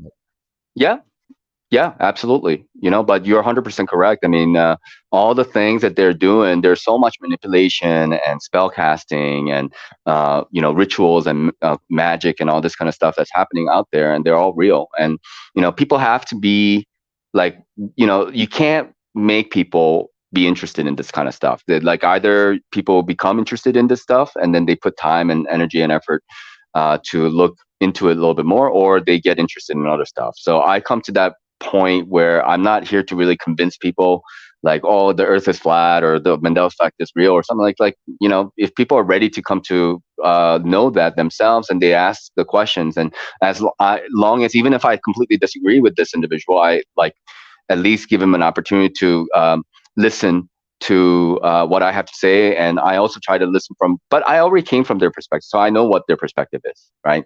Then we can have a good, conversation with one another. And that's kind of true with many other subjects as well. I mean, if you really think about of all the different subjects out there, there's a lot, and there are a lot of truths out there, and you have to really kind of follow where your passion is, because like in even in the terms of like the Vedas and astrology being one of the main sections of the Vedas and the teachings of Veda, like within that category in itself, it's a huge, huge like field, you know. And I don't know of anyone in person who I would say that like say, well, I know everything about that. Like even the high level astrologers, they're like still in disagreements of certain things. And but it's the world that we live in. It's vast. It's so large, so you have to really find the things that you are interested in and put some time there. That's how you become Exactly. good at anything.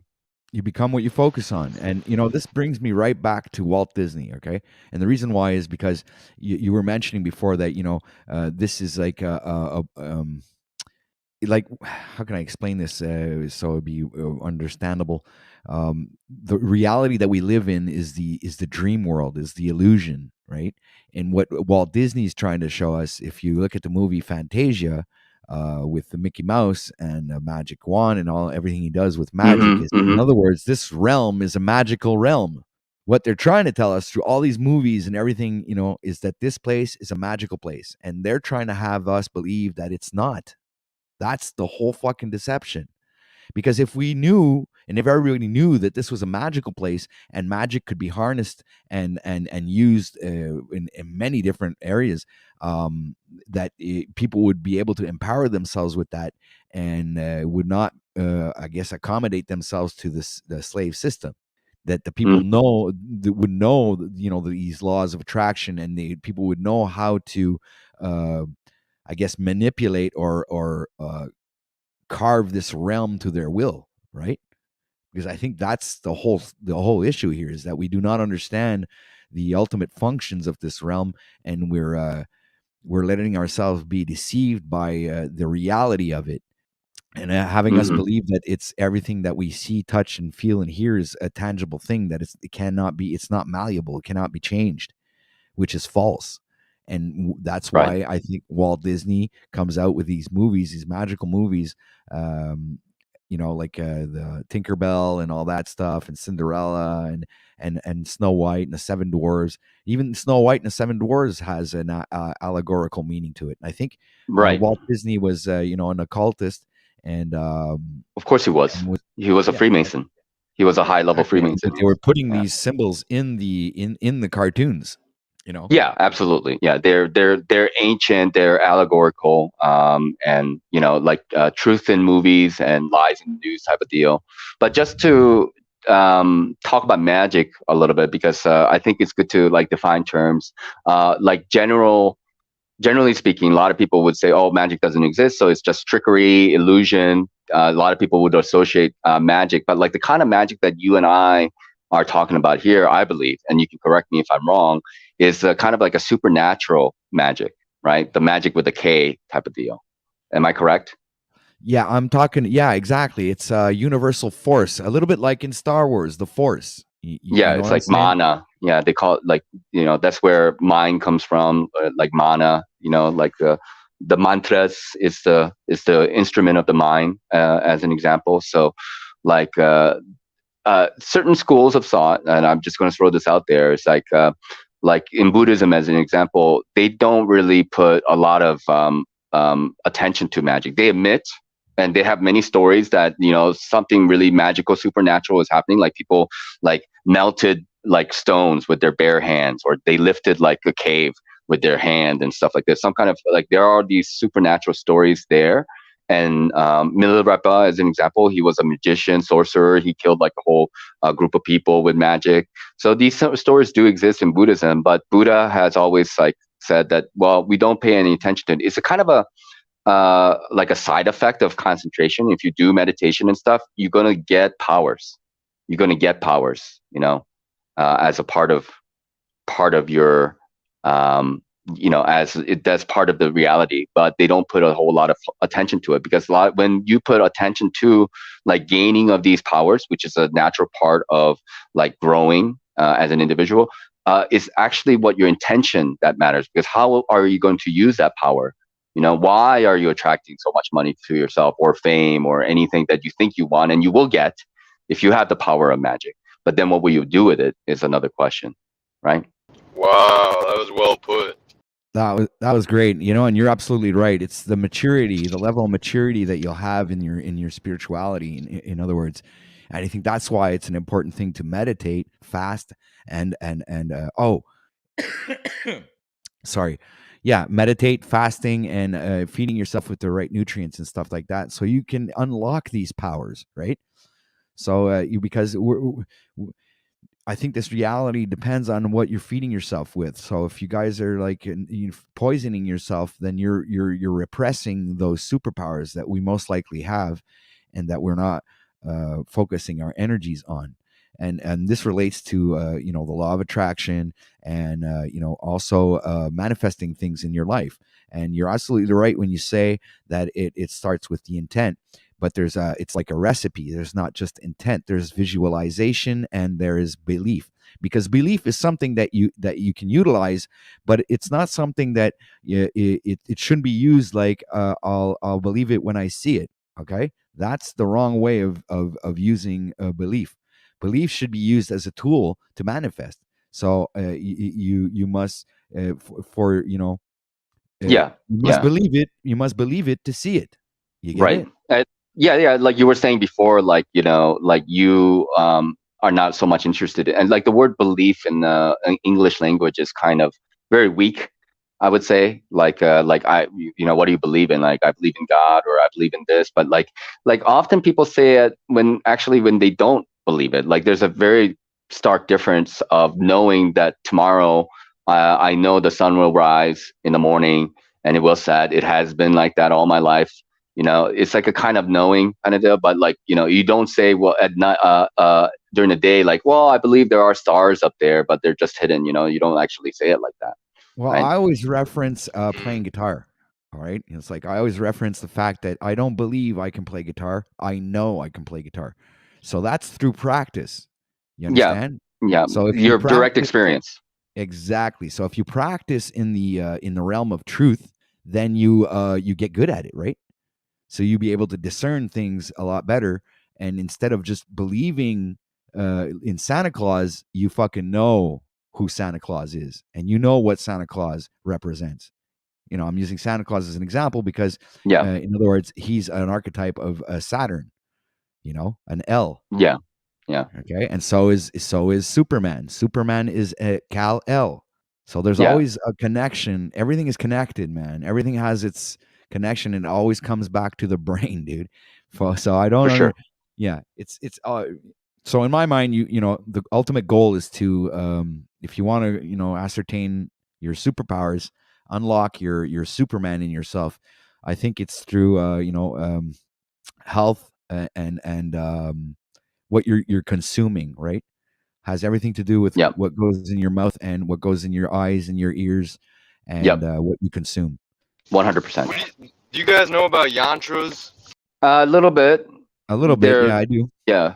Could one say that they're like sigils almost? Yeah. Yeah.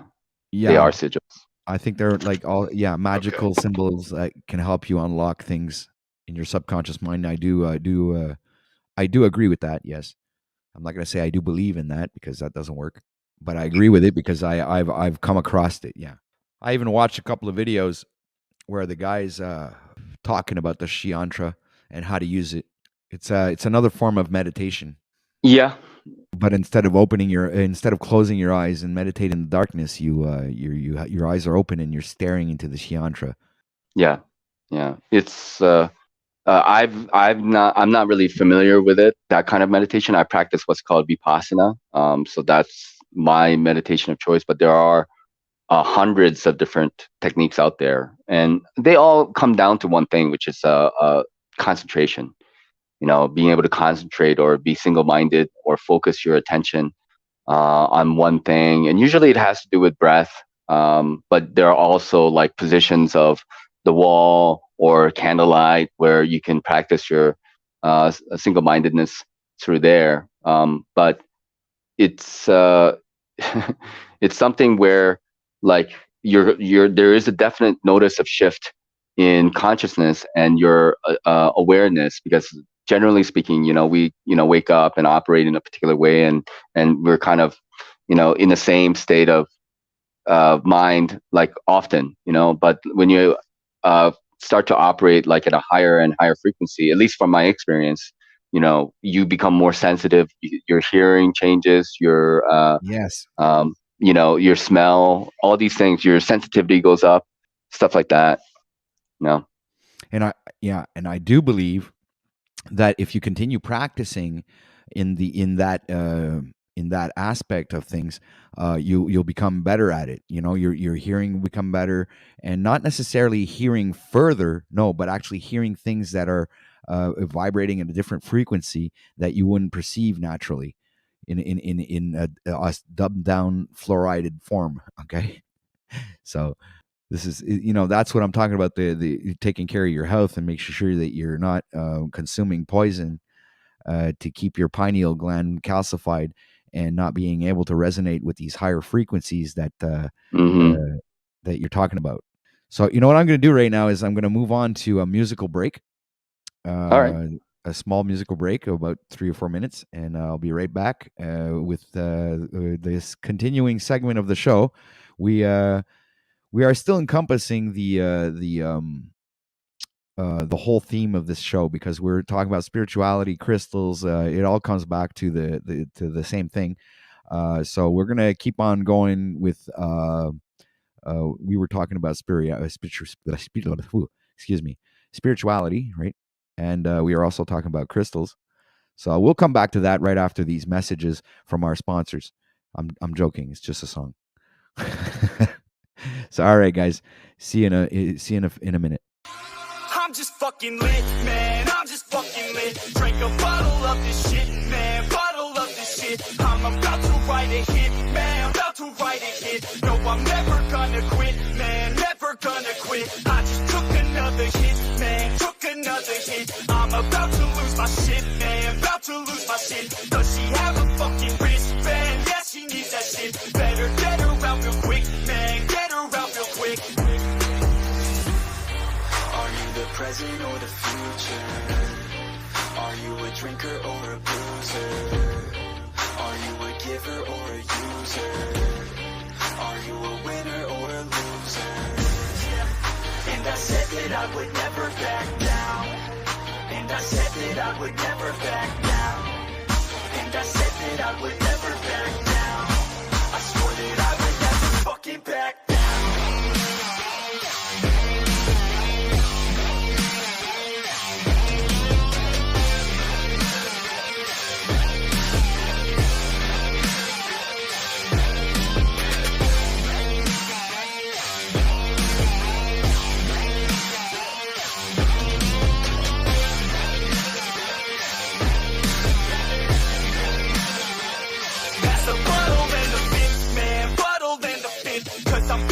like the shit, man, feeling like the shit. Yeah, her body's like a gift, man, body's like a gift. Cause she's looking hella fit, man, looking hella fit. And I can't always commit, man, can't always commit. Pull the trigger on this shit, man, trigger on this shit. Cause I feel I haven't lived, man, feel I haven't lived. Till I got nothing to miss, man, got nothing to miss. Are you the present or the future? Are you a drinker or a boozer? Are you a giver or a user? Are you a winner or a loser? Yeah. And I said that I would never back down. And I said that I would never back down. And I said that I would never back down. I swear that I would never fucking back down.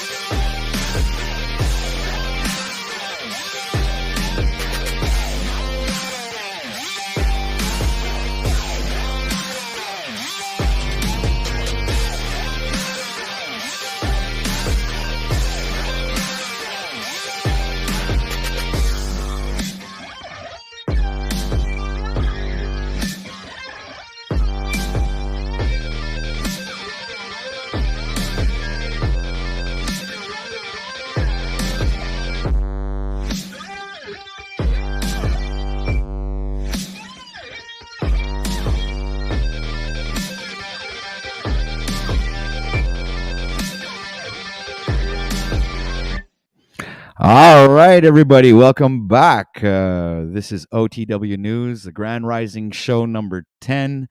And what's going on? How come we're not on camera? Come on, hide. Oh, that's the background, dumbass.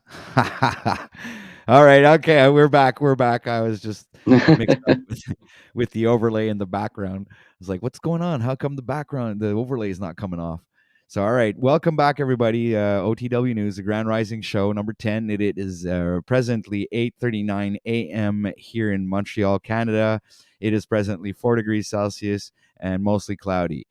We are April 18th, and we have 22 people watching right now. So please make sure to hit that like button, share this out so we get a great audience in here. Welcome to everyone that is in the chat right now. Much respect to you all. It's always a pleasure. And we got Mr. Miyagi. We have Samantha Sweet. Anne is in the house. We have Genevieve is also in the house. We're seeing some new faces walk in. We got Goatfoot, Mark Basket. Moose is, hey, Moose, you know what? It'd be nice if you'd like decide to pop up here, man. And then we got, I think that I did that pretty good. Yeah, there we go. That's everybody. Oh, Benton. I didn't see Benton. Benton, hey, man. Much respect, man. You can always click the link and join in the fun. Join in on the fun. Geez, guys, I'm having a hard time with my words this morning. I'm like stumbling all over them. It's like my shoes are untied in my mouth, stumbling all over the place. All right, so much respect. Here's a link in the chat so anybody wants to join in on the conversation. We were talking about spirituality and crystals. We had Christos de Leopolis with us earlier on the show. He popped out. So he does that periodically, comes in and out. We got Rock Whisperer in the house. Hello. Much respect. Happy to see you here. And we also have a guest on the panel with us. Ladies and gentlemen, give a great hand to Mr. Nechikita. I hope I got that right. Yeah, Nachi Keta is, but you can call me Nach. Nachi is fine. I know it's four syllables. Nachi Keta. So yeah, this name is something I got back in 2019. A friend of mine, his ex-wife, is actually an astrologer, and she studies Western and Vedic and human design. And I told her like I was interested in kind of changing my name because I have a kind of a generic American name, and I used to have a South Korean name. So when I was adopted, I changed my Korean name to American name, and I was like with that American name for a long time. And then I felt like I wanted to kind of recreate my own identity and create a new identity. So based on her reading, she suggested Nachiketa because Nachiketa is like his guru. His Nachiketa is from a story called Katha Upanishad. And Katha Upanishad is, just to give you like a very quick story of what the Katha Upanishad, basically, Nachiketa's father is a Brahmin, and he was trying to sacrifice some cows to get like, wishes and stuff. But he was sacrificing like old cows and useless cows, like cows that he didn't really want. And that's not really like a kosher thing to do, because you're supposed to sacrifice the best thing. So what he was trying to do is trying to like deceive gods by giving them bad sacrifice that he no longer like wants, and he's hoping that he's going to get some good fortune out of that. And Nachiketa saw, he's a boy, he's like supposedly around 11, 12 years old. Supposedly he saw what the father was doing and was accusing the father that you're trying to cheat gods, and what kind of like good fortune are you going to expect. So the father got angry and told him that he should go and see Yama. Yama is the god of death here in India. They call him Yama Raj. Yama comes from the word like it means limitation or regulation. So like when you Right. hear the word prana yama, like prana is like life force, and then yama is the regulation part of that, or the limitation of that, or like the rhythmic aspect of that. So that becomes the pranayama. So Raj, and Raj means king. So Yama is the king of death, the king of limitation, right? Wow. And so Nachiketa goes and sees uh, uh, uh, Yamaraj. Yamaraj was not home, and because he's a Brahmin and he had to wait 3 days and 3 nights, Yamaraj. There's a kind of a law here in India that if you make your guest wait, that's not a good thing, and especially if they're a Brahmin, that like will bring bad luck to even gods. The gods will get bad luck if they don't, be a good host to Brahmin. So this boy who was a Brahmin waited for 3 days and 3 nights, just sitting there, and Yamaraj comes home, death comes home, and then gives him 3 wishes for each of the day that he had to wait for him. So anyway, long story short, Nachiketa is a story about a boy who meets death, and they talk about life and death, and what it means and stuff. So it's pretty interesting. It means like na means not, and chi is like spiritual energy. Like Yeah, I know what you've chi heard is. of like chi and ki and stuff like this. So Yeah. it's a spiritual energy, and still is originally a Sanskrit. So it's not like it comes from China or Japan exclusively, or Korea.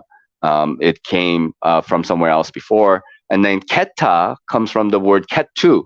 And Ketu, as you know, is one of the astral invisible planets, Rahu and Ketu, right? So Okay. if you know yes, you've heard of Rahu and Ketu, right? Well, isn't that the red kachina and the blue kachina? It reminds me of the Hopi prophecy.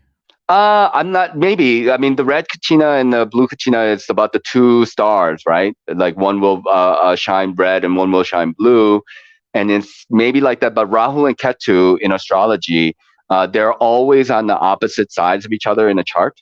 Right.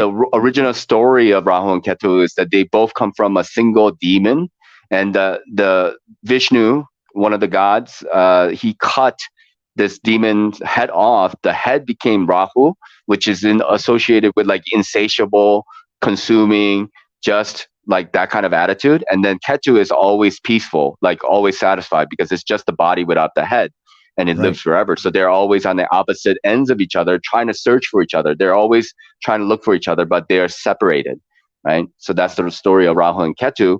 And so Nachi Keta like means is basically the meaning of it is that he who does not waste his spiritual energy in an endless loop is the literal translation of that name. So I've been inspired by that name and that story. So that's why I have incorporated that as a part of my identity, especially online. So Right. that's where it comes from. Cool, man. That's like a really great backstory for your name, man. That's awesome. I really Thank you. enjoyed that. Yeah. That's cool. So it's astrological based, because like I have what is called a Bharani nakshatra, which is a nakshatra. So your Bharani or your nakshatras are based on your moon placement, like according to Vedic astrology. So based on where your moon is, you have 27 nakshatras that goes around the whole constellation, and the first and the second one being in Aries. So its planet is or the constellation is in Aries, and it has to do with the Lord of that nakshatra is death, right? So, sorry for rambling. No, sorry, I was muted, dumbass. Not you're not the dumbass. I'm the dumbass. I was there talking while the mic was muted. Christos popped out. I thought he was here. He was. Oh, so he popped back out. He does that. Pop in, pop out. I think I gave him that nickname a while ago, about a week ago. So I'm gonna call you when there's like these headlines that we can put underneath our names, and yeah, I'm gonna underneath his name. I'm gonna put him pop in, pop out. I guess I guess it has that kind of a sexual connotation to it, but anyway. Um, all right, so guys, it is presently 8:47 a.m. and we are about to hit the top of the hour. So what we're going to do is move on to our next subject, which I guess it could be what are we third hour? Yeah, I guess we can go with the inspirational stories. Um, yeah, to lead off with the story that you just gave us about your name, that would be actually a pretty interesting thing to do. Have somebody come up here and talk to us about an inspirational moment in their lives that inspired them to do something or become something, or even an inspirational moment that resonates with you, or that you somebody else's story that you heard about. Just drop the link in chat. So if anybody wants to come up here and tell us your story, you don't have to open up your camera. You can leave your avatar up, no problem. And yeah, so that's that. Do you have any inspirational stories that you would like to share with us, sir? Yeah, maybe. I don't know. Like, you don't have to call me sir. It's okay. I do appreciate it, Patrick, OTW News. But I think for me, this is, when we talk about these self improvements, astrology, and inspirational stories, and not to sound like narcissistic or being in love with ourselves or whatever, but like everything is about us. Every one of us have certain consideration for our lives and our stories, and where we come from. So like I do feel like every lives they have some kind of meaning, and they have gone through life, and there are moments that are difficult, and there are moments that are challenging, but we overcome these things, and we come to the point that we're at now. So I think just being here and being able to connect with people is very inspirational in itself. And I can say, like, I've had a lot of different teachers in my life that I can't really say, well, this one person was like the main one. I mean, there's so many people that contributed to my well-being and has inspired me, that it'll be difficult for me to just kind of hone it down to one individual, because I do feel everybody plays a role, Well, that's that. Yeah, I agree with you actually. Christos, you would like to add on Yeah, to that, sir? yeah, that's I really liked what he was saying there at the end. Sorry, I've been in a rush and getting ready for work and doing a lot, so that's why I hopped out there when I did. But um, what he said made me think of just how I've reflected at times and thought about um, all the different I guess teachers or inspirations I've had just through the internet existing. Different holistic health like practitioners and people that I would consider health masters, honestly, like people like Paul Chek and Troy Casey. And there's all these health and wellness people out there that they're very well versed in nutrition. They're very well versed in um, uh, exercise and physical movement, as well as spiritually aligned they are. And it's like finding these people that seem to be so well put together and excelling in multiple fields and have a wealth of knowledge on how to optimize yourself and like truly connect in all three sectors. uh I've really tapped into a lot of those different little pockets on the internet of these. It's like these pockets of gold, these people out there that they don't have a ton of exposure, but they're still reaching an audience of people that, like who have listened to these people that care about health and evolving mentally and spiritually, and not just physically.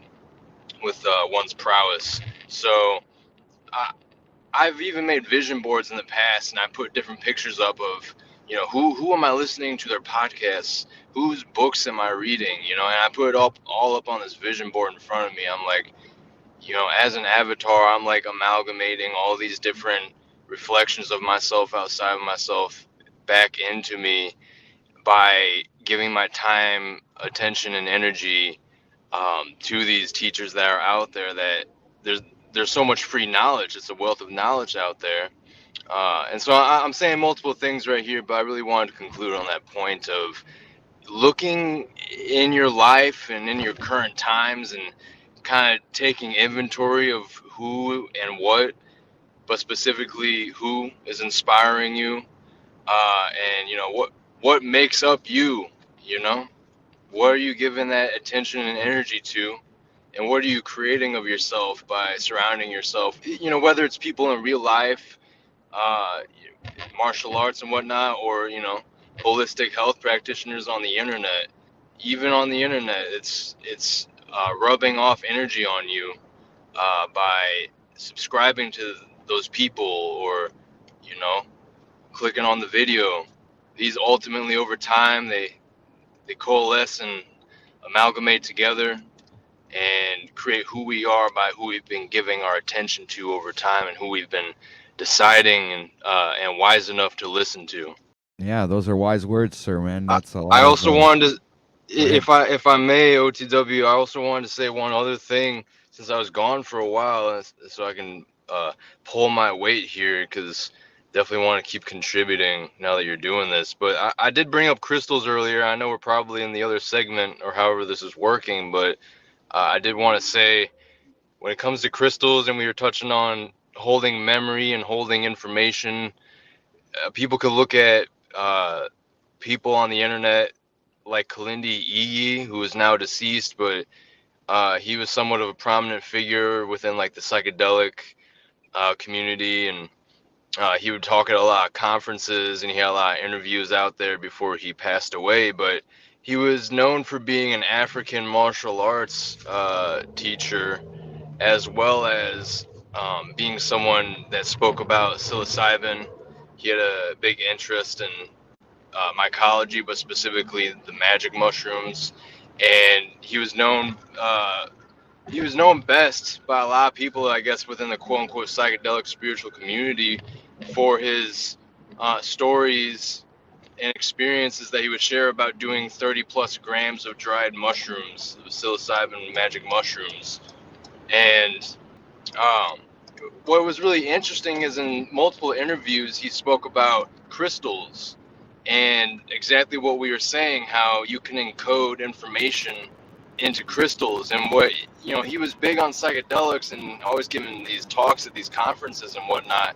He would talk about, he would connect a lot of things to movies, like Ant-Man, these different superhero movies, just like OTW was talking about Superman earlier. Like, he was drawing the kind of connections that we were drawing earlier, but he touches on a lot of things. But I just wanted to bring him up because his crystal commentary, and he spoke about during psychedelic journeys, you can take different types of crystals with you, and when you're laying in the bed off of whatever it is, whoever you are, 5 grams, 10 grams, or if you're one of these fucking warriors somehow doing 30 plus grams, you take these crystals and you just have them on a necklace, or you hold them in your palms as you lay there, and you're not even in this world anymore. But if you're able to tether yourself somewhat and have your physical being holding on to these crystals, they can act just like you were saying earlier as like external hard drives or like USBs.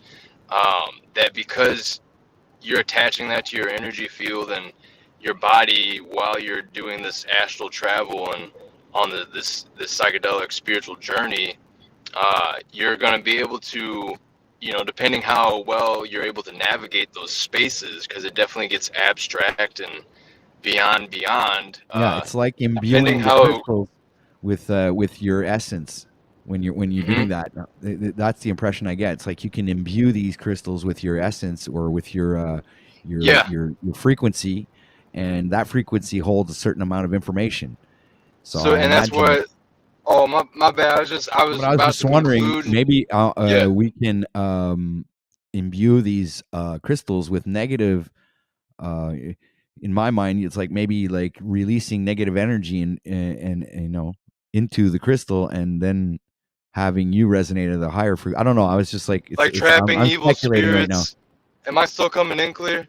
Yeah, you're chopping up a bit there. You started chopping up a little bit back. I didn't say anything because you were on a roll, Just tell me, bro. but yeah, you're chopping up a bit. Am I still chopping? Yeah, now you're good. Okay. Yeah, just tell me right when that happens, man, so I can All do right. what I can to So fix it. So we got I just 25 wanted people to. watching right now. Make sure to hit that like button, share this out, and subscribe if you're not subscribed, and click the bell if you guys want notifications for when we upload or when we go live. So far, we have gone live in 2 consecutive mornings, and hopefully, this will go on with your guys' support, um, and God willing, and this will continue on, and hopefully, everybody gets a kick out of this. Okay, so what was I going to say? Oh OTW. yeah, When you're done we there, are. OTW, can I conclude? Say what? When you're done, can I conclude? Just the Yes, point that's about what I the was going to say. crystal. Go ahead and conclude, please. I was just gonna say this guy Kalindi Igi was basically saying you can encode the trips of these different dimensions that you're going to. You can like encode the information of these experiences and trips you have into these crystals by attaching them to your energy body and your physical body.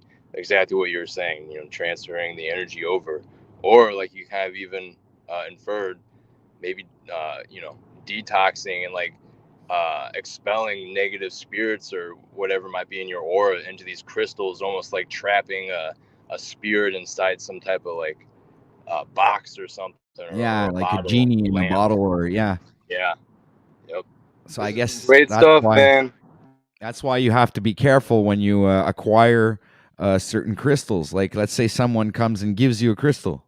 You have to be very vigilant because that crystal might be imbued with negative energy, and you're carrying it around with you, and you're not knowing that maybe that crystal is having a negative effect on you. Yeah, like bringing crystals that you find on a gravestone to your friend and saying, "Hey, here's some crystals for your birthday." What are you doing giving me crystals from a fucking grave, dude? What the? All right, so guys, it is 9 o'clock, 9 a.m. here, Eastern Canada. It has gone up 1 degree. It is now 5 degrees Celsius, still mostly cloudy. And we got, breaking news here. We have, let me see, come on, you slow computer. Yeah, very slow computer, guys, very slow. I was going to say something, but no. Okay, we got here in Canada in the news for April 18th, 2023. Um, well, see, it just disappeared on my ass, just like that. See, I can't even continue saying what I was going to say. What an awesome broadcast. All right. Well, that's the joys of live streaming, ladies and gentlemen. Sometimes things work, and sometimes, you're a targeted individual. No, I'm joking. I don't think I am, but maybe I am. Who knows? Um, I'm glad you found that funny. So what I'm going to do is we're going to set up, let's say, what are we talking about? We're talking about all of these subjects anyway, right? So we're talking about the law of attraction. We are also talking about astrology and your birth chart, if we ever get to the birth chart aspect of it. We haven't been talking about tarot cards yet, but maybe that'll come into the fold if ever somebody comes up and decides to want to drop some bombs about tarot cards and stuff like that. We got crystals and their healing properties, also maybe their negative aspects. And then I think we tied that in with spirituality, guys. And we also tied it in with self-improvement, health and wellness, all connected to spirituality. And if some people want, they can come up and talk about some inspirational stories. So I'm going to drop a link in chat and see what kind of awesome people want to come up here and tell us their stories. If not, we will continue on with any topic. Today is free for all. We're also staying in the confines of the theme of the show. But yesterday I structured it like at every hour, and today I'm doing it a little bit different. I'm trying things. This is a new concept, and I want to explore all the possibilities that I can during this broadcast. So now that being said, what I'm going to do is I'm going to put up this beautiful thing here. Since it is 9:02 a.m., I am going to go on to a musical transition and come back after these messages.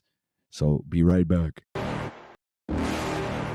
You're never gonna make it, you're not good enough. There's a million other people with the same stuff. You really think you're different? Man, you must be kidding. Think you're gonna hit it, but you just don't get it. It's impossible, it's not probable, you're irresponsible. Too many obstacles, you gotta stop it, yo. You gotta take it slow, you can't be a pro. Don't waste your time no more. Who the fuck are you to tell me what to do? I don't give a damn if you say you disapprove. I'm gonna make my move, I'm gonna make it soon. And I'll do it cause it's what I wanna fucking do. Cause all these opinions and all these positions, they come in millions, they blocking your vision. But no, you can't listen, that shit is all fiction. Cause you hold the power as long as you're dreaming.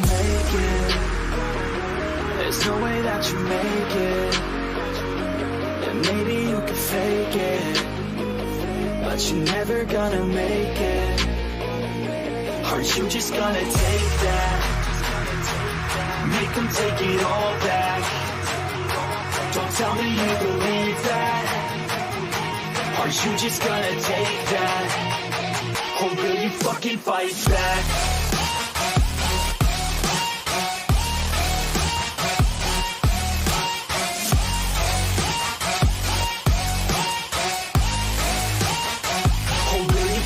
Fight back.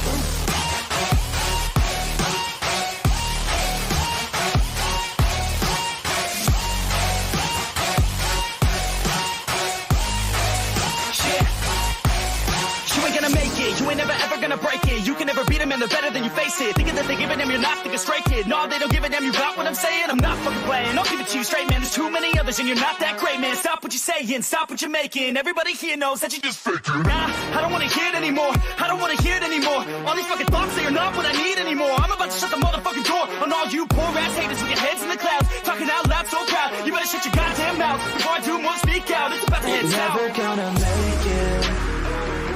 There's no way that you make it. And maybe you can fake it, but you're never gonna make it. Aren't you just gonna take that? Make them take it all back. Don't tell me you believe that. Aren't you just gonna take that? Or will you fucking fight back?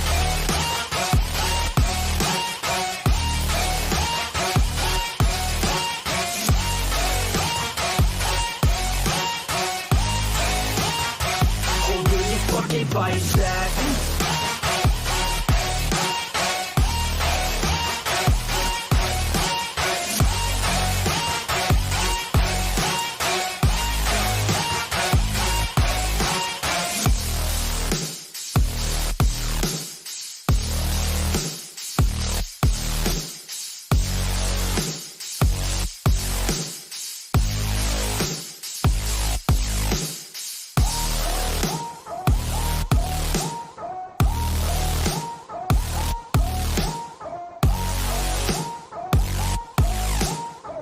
All right, ladies and gentlemen, we are back from our little musical transition into the next hour. It is 9:06 a.m. here in Montreal, Canada, Eastern Time. Welcome to the show, everybody. I would like you to welcome Nechikita Nachi. I'm going to call you Nachi, man. All right, Nachi, and also Christos de Leopolis to the live stream, ladies and gentlemen. I will be dropping a link in live chat right now for anybody who wants to join. And let's carry on with the show, ladies and gentlemen. So, guys and girls. Yes. Hello. I'm here. All right. So let's keep on going with our conversation here, boys. So you have anything you would like to add on to fire up this live stream and, drop some bombs? I mean, these are things that a lot of people do care about. And I think, it's always going to be kind of dependent on where people's interest is. This talk about magic and law of attraction is still, I feel, for me anyway, is work in progress, and there's a constant struggle, at least within my self, of like, what is it that I want, and what it is that I do want to attract to myself. And then the other question often is like, why? Why should I need it, or why should I even want it at all? And so it's still work in progress for me, anyways.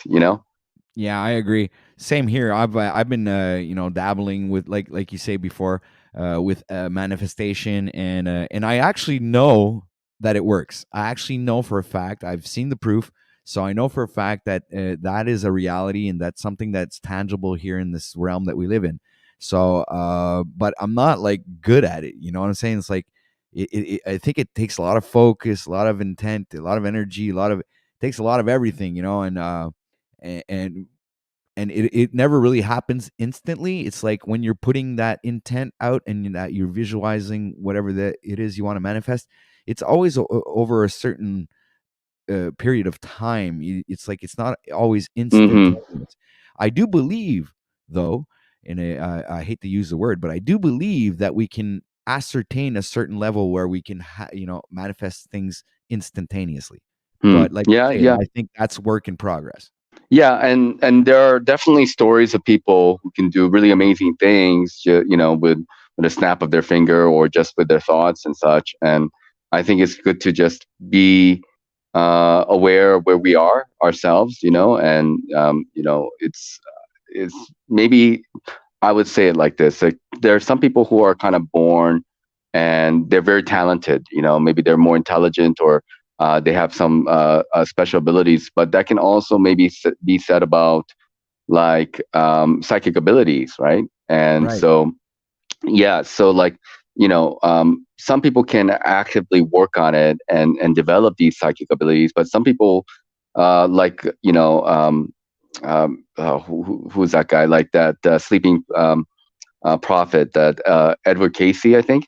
Right. He was like known from like very young age that he had supernatural abilities, right? So there are people like that as well out there.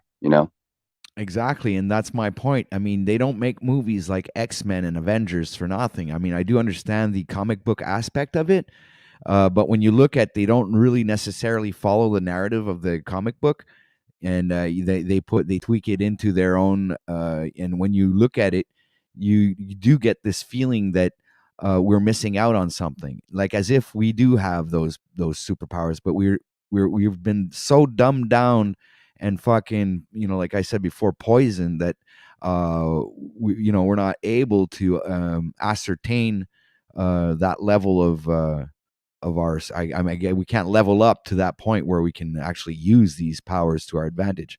So I guess it's like I said, we dabble, we try. I can't say I don't try. I mean, I do, and but without any real like master there to teach, and because I'm pretty sure that in any given situation, when you look at movies, there's often a sensei or a master or someone that you can learn from to be able to uh, use these God-given Hmm. abilities, right?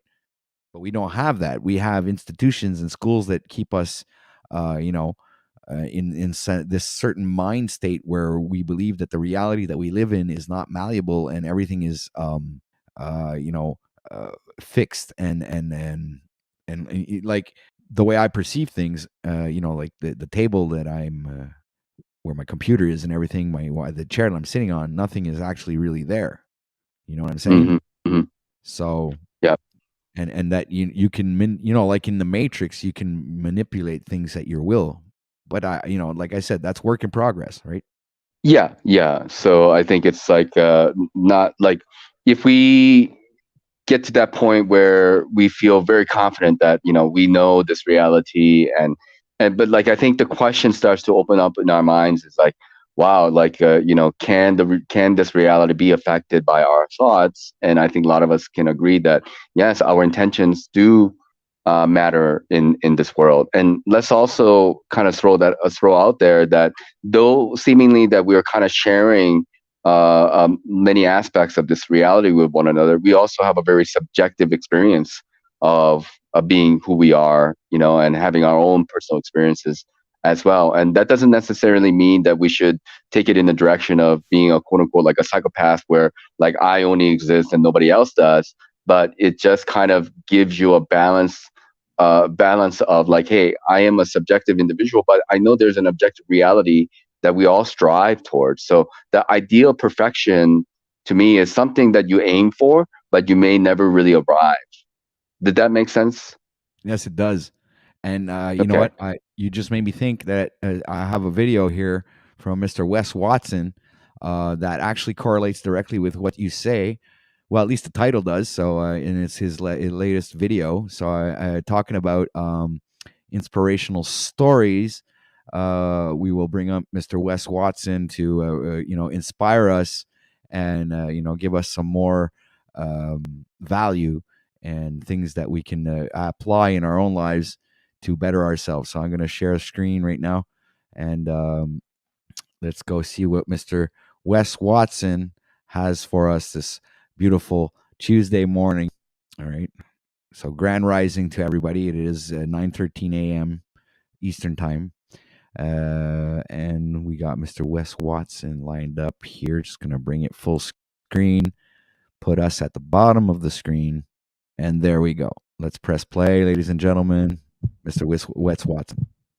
We need to get something straight. We need to clarify this.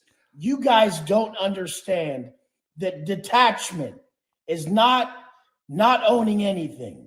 True detachment is not letting anything own you. You guys are completely controlled by so many. It's disgusting.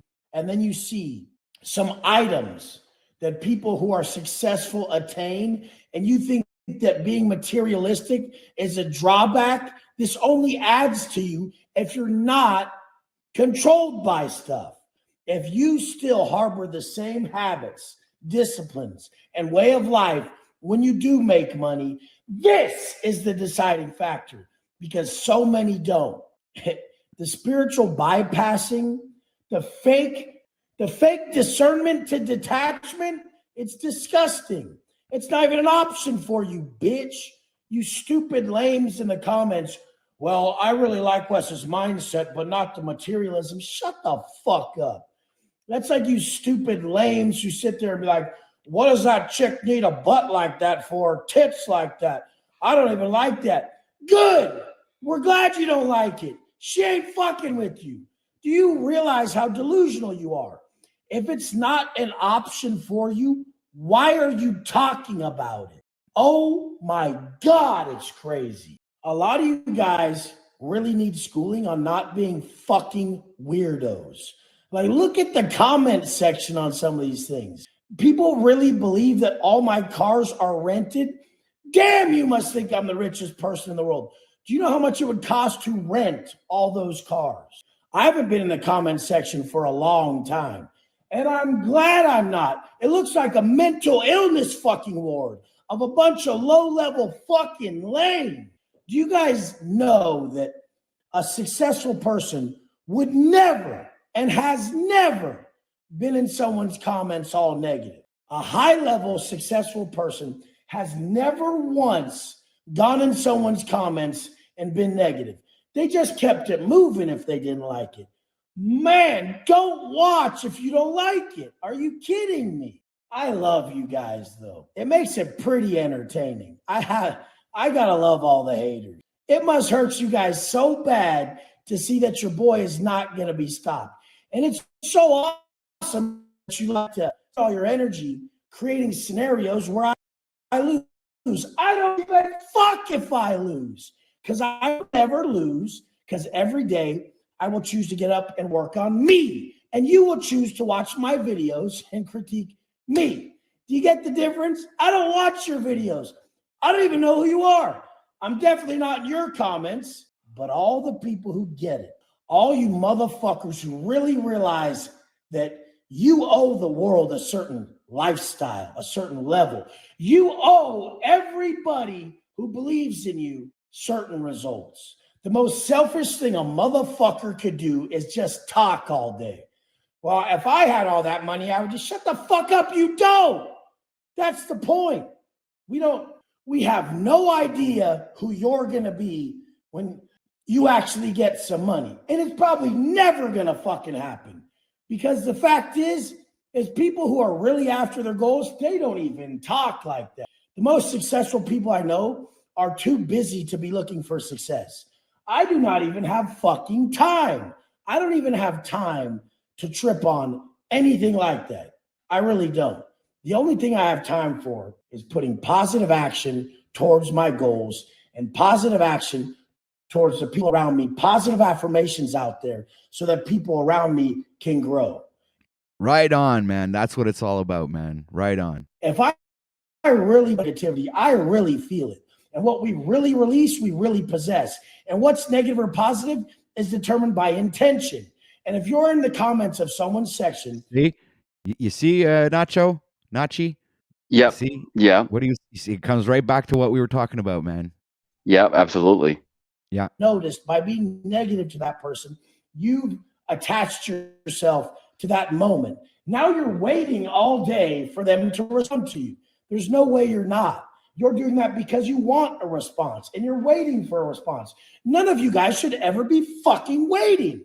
You're not where you need to be. You need to be moving forward.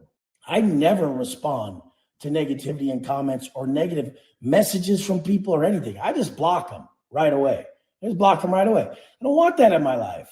My intentions, regardless of my delivery, are positive. Regardless of how something is delivered, your true intentions are the measurement of how this is going to be received. And I don't like where you guys are at. I want you to be more ripped. I want you to be more rich. I want you to be more fucking rare so that we can actually just live and we don't have to spend time about this shit. Stop looking so transparent. When you write a comment like, I really like Wes's mindset, but the materialism, you've just stitched yourself out. All you see is the materialism. That's really what you want. If you're after just the mindset, you would just talk about that. There'd be no effect. If I watched a video from a guy that said, Wes, you don't even want to be a fighter pilot. The best fighter pilots in the world, they live like this. I would just go on by the video because I don't have any desire to be a fighter pilot. It doesn't give me a reaction in any way. There's nothing takes place because I'm just like, I don't give a fuck about that. Who the fuck wants to do that anyways? So I just go on by. If I say something about, and you say something back, you have validated the fact that I said it by you even arguing. You're seeking my validation. Do you get that? If you really wanted to devalidate something I say, don't say anything to it. Because if you say something back, that means you've just validated what I said. Do you fucking understand this, you transparent fucks?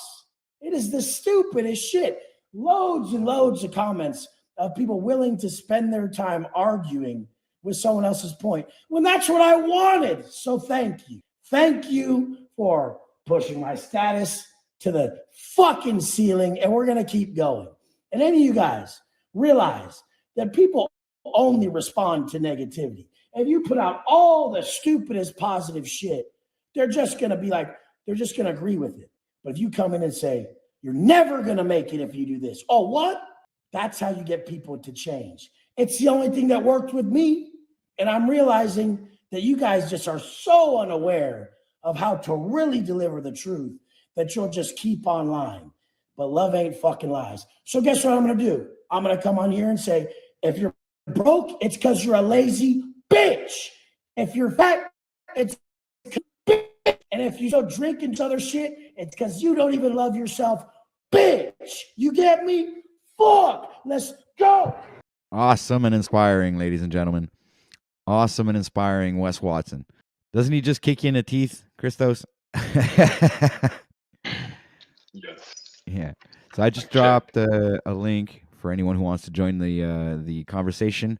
It is April 18th, ladies and gentlemen. It's already past the half of the month.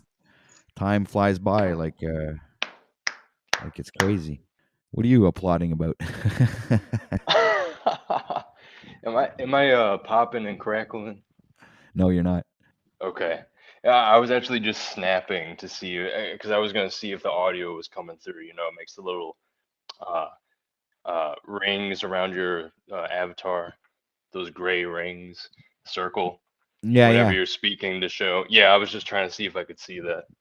I could have just said mic check, but I guess. Yeah, but mic check is always good.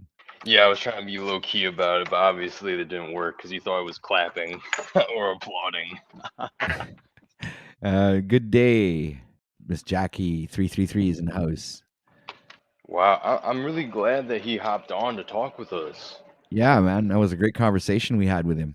Yeah, um, he I hope he reminded comes me back. of. Have you ever talked with Annapurna Annapurna, isn't that a Makila? Malika? Malika, yeah. Yes, I have spoken to her before. Yeah, She's really smart. yeah. She was a friend of Santos for a while. She Yeah, owned that yeah, yeah. restaurant down in. Yeah, wow. Isn't it super cool that we got to talk to her? Like, not that we're like regarding her as some celebrity or something, but it's cool to be able to talk with people. I know you've talked with Santos directly on the internet before, but like, it's just cool to meet her because I've seen her in his videos in the past. Doing these lectures with him, and then just to Yeah. be able to hop on streams with her is just pretty cool. You know what? I was supposed to get Santos to come on the channel here and interview him. I had asked him before Christmas, around in the autumn, and he told me that he wasn't available before April. So we're in April now, and you just made me think that I could actually, get in touch with him and ask him maybe if he's interested in participating in a show, an interview. And That'd I'd, be cool. I'd let some people up to come and talk to him and stuff like that, and no haters, obviously, the trolls and shit like that. We're gonna keep that keep it really secure. I don't want him to feel attacked or anything, and make sure he doesn't preoccupy himself with chat. I don't know. It all depends on Yeah, how he. definitely. I think that would be good to do at this point in time.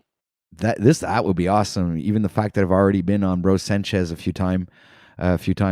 I mean, it would be really good, I think, to have Santos over here and come and have him spew a bunch of his wisdom and and his journey and an interview like I did with Martin Lightke.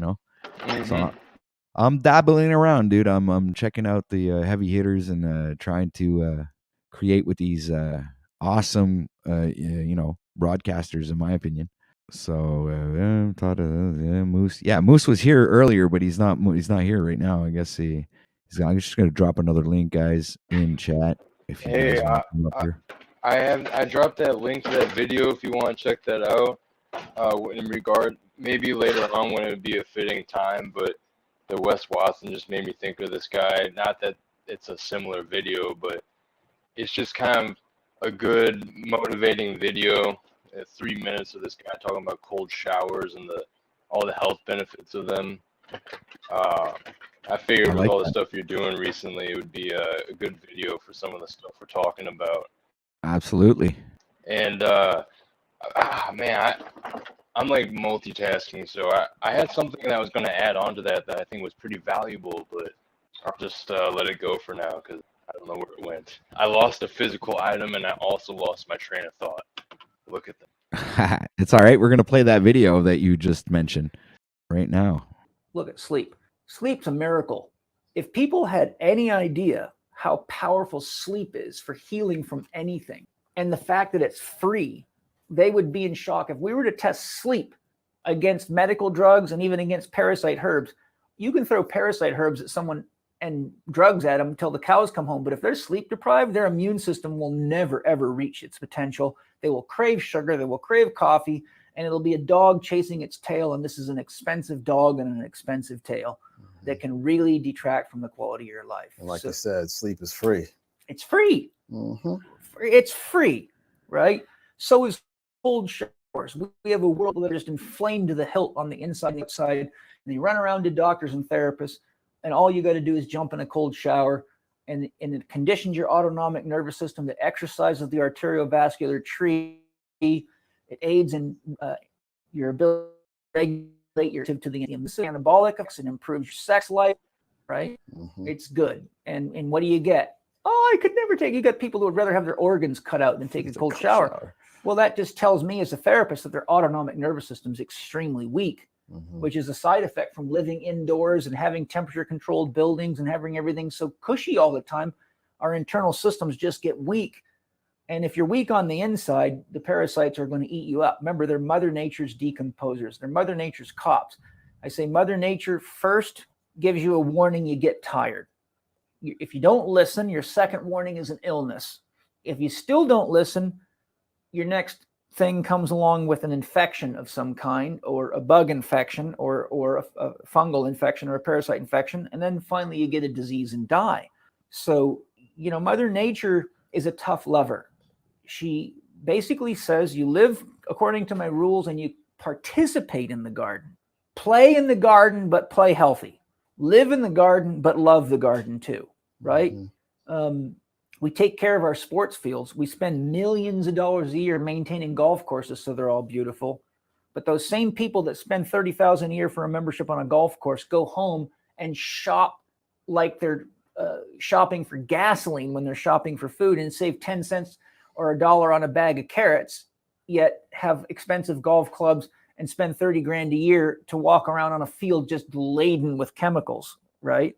So the point is it's about redistributing your awareness of what's important to you and where you're investing your money. And the fungal infections and the parasite infections are phenomenal educators, because you will not get rid of them until you get honest and get educated. That was really good, man. Yeah, man. He's a heavy hitter right there. Yeah, I agree. He's like in his 60s now, but he's one of like the healthiest people I've ever seen, man. He's in really good shape for his age. Like, he's maintained like a very strong, like ripped physique, and he's going into his like 60s now, or not 70s, I don't think. But yeah, man, he was like a paratrooper in the military. He trained the Army boxing team for a couple years. Man, he did. I think he did motocross. He's done so many different things, man. He grew up on a farm, dropped out of high school in the 9th grade, and nowadays he has his own institute where he teaches people to be Czech practitioners, which is his last name. Like, he has a whole institute. He has a bunch of different work he's been doing over the years in like the holistic health field, and I definitely say he's like one of the go-tos for people that need some type of guidance in getting healthier and improving their life. Right. And there's lots of these people out here. They're authentic people that just want to get the information out and get a healthier world. Yeah, absolutely. And I would like to shout out everybody in the chat. Thank you for being here. Thank you for your support. This wouldn't be possible if it weren't for you guys. So thank you so much for being here. And that being said, we are now in the third hour of the show, actually. Well, we're heading into the third hour of the show. We've already had, we are 2 hours and 57 minutes in. We are still here for another 5 hours, ladies and gentlemen. So please hang on for the ride. Hope you guys are enjoying yourselves. And make sure to hit that like button and share this out as much as you can. Click the bell, and if you're not subbed, go ahead and sub. Be trigger happy, guys. Go ahead, click everywhere you can on that channel, guys. Okay, dude. So now that's over with. A little promo for the channel's done. I've already dropped the link in chat. We're not getting much participants these days. Christos, are you aware of that lately? Panelists are rare. There seems to be less panelists, definitely, some of the past weeks. I don't know if it's like, I don't think you've been streaming less, so I'm not sure. Maybe it's just a natural influx going on. I don't know, dude. It seems to be a theme lately. I've been going on to different panels, and I've been seeing that I like to see full panels with like 10 people on it and everything. That's crazy, like conversations that are being had on a full panel like that. That's like an awesome, in my opinion, is a great broadcast when you have a full panel and like a bunch of people watching. And it's like, wow. I'm not Hmm. saying like right now we're not doing a great broadcast. I'm just pointing out Right. that it's happening less and less. Like we're having less and less people on the panels and contributing lately. Maybe it's just a thing. Maybe it's just like it's like maybe it's because it's Well, spring. It's nice outside. People are spending a little bit more time outside, and I'm talking about the panelists.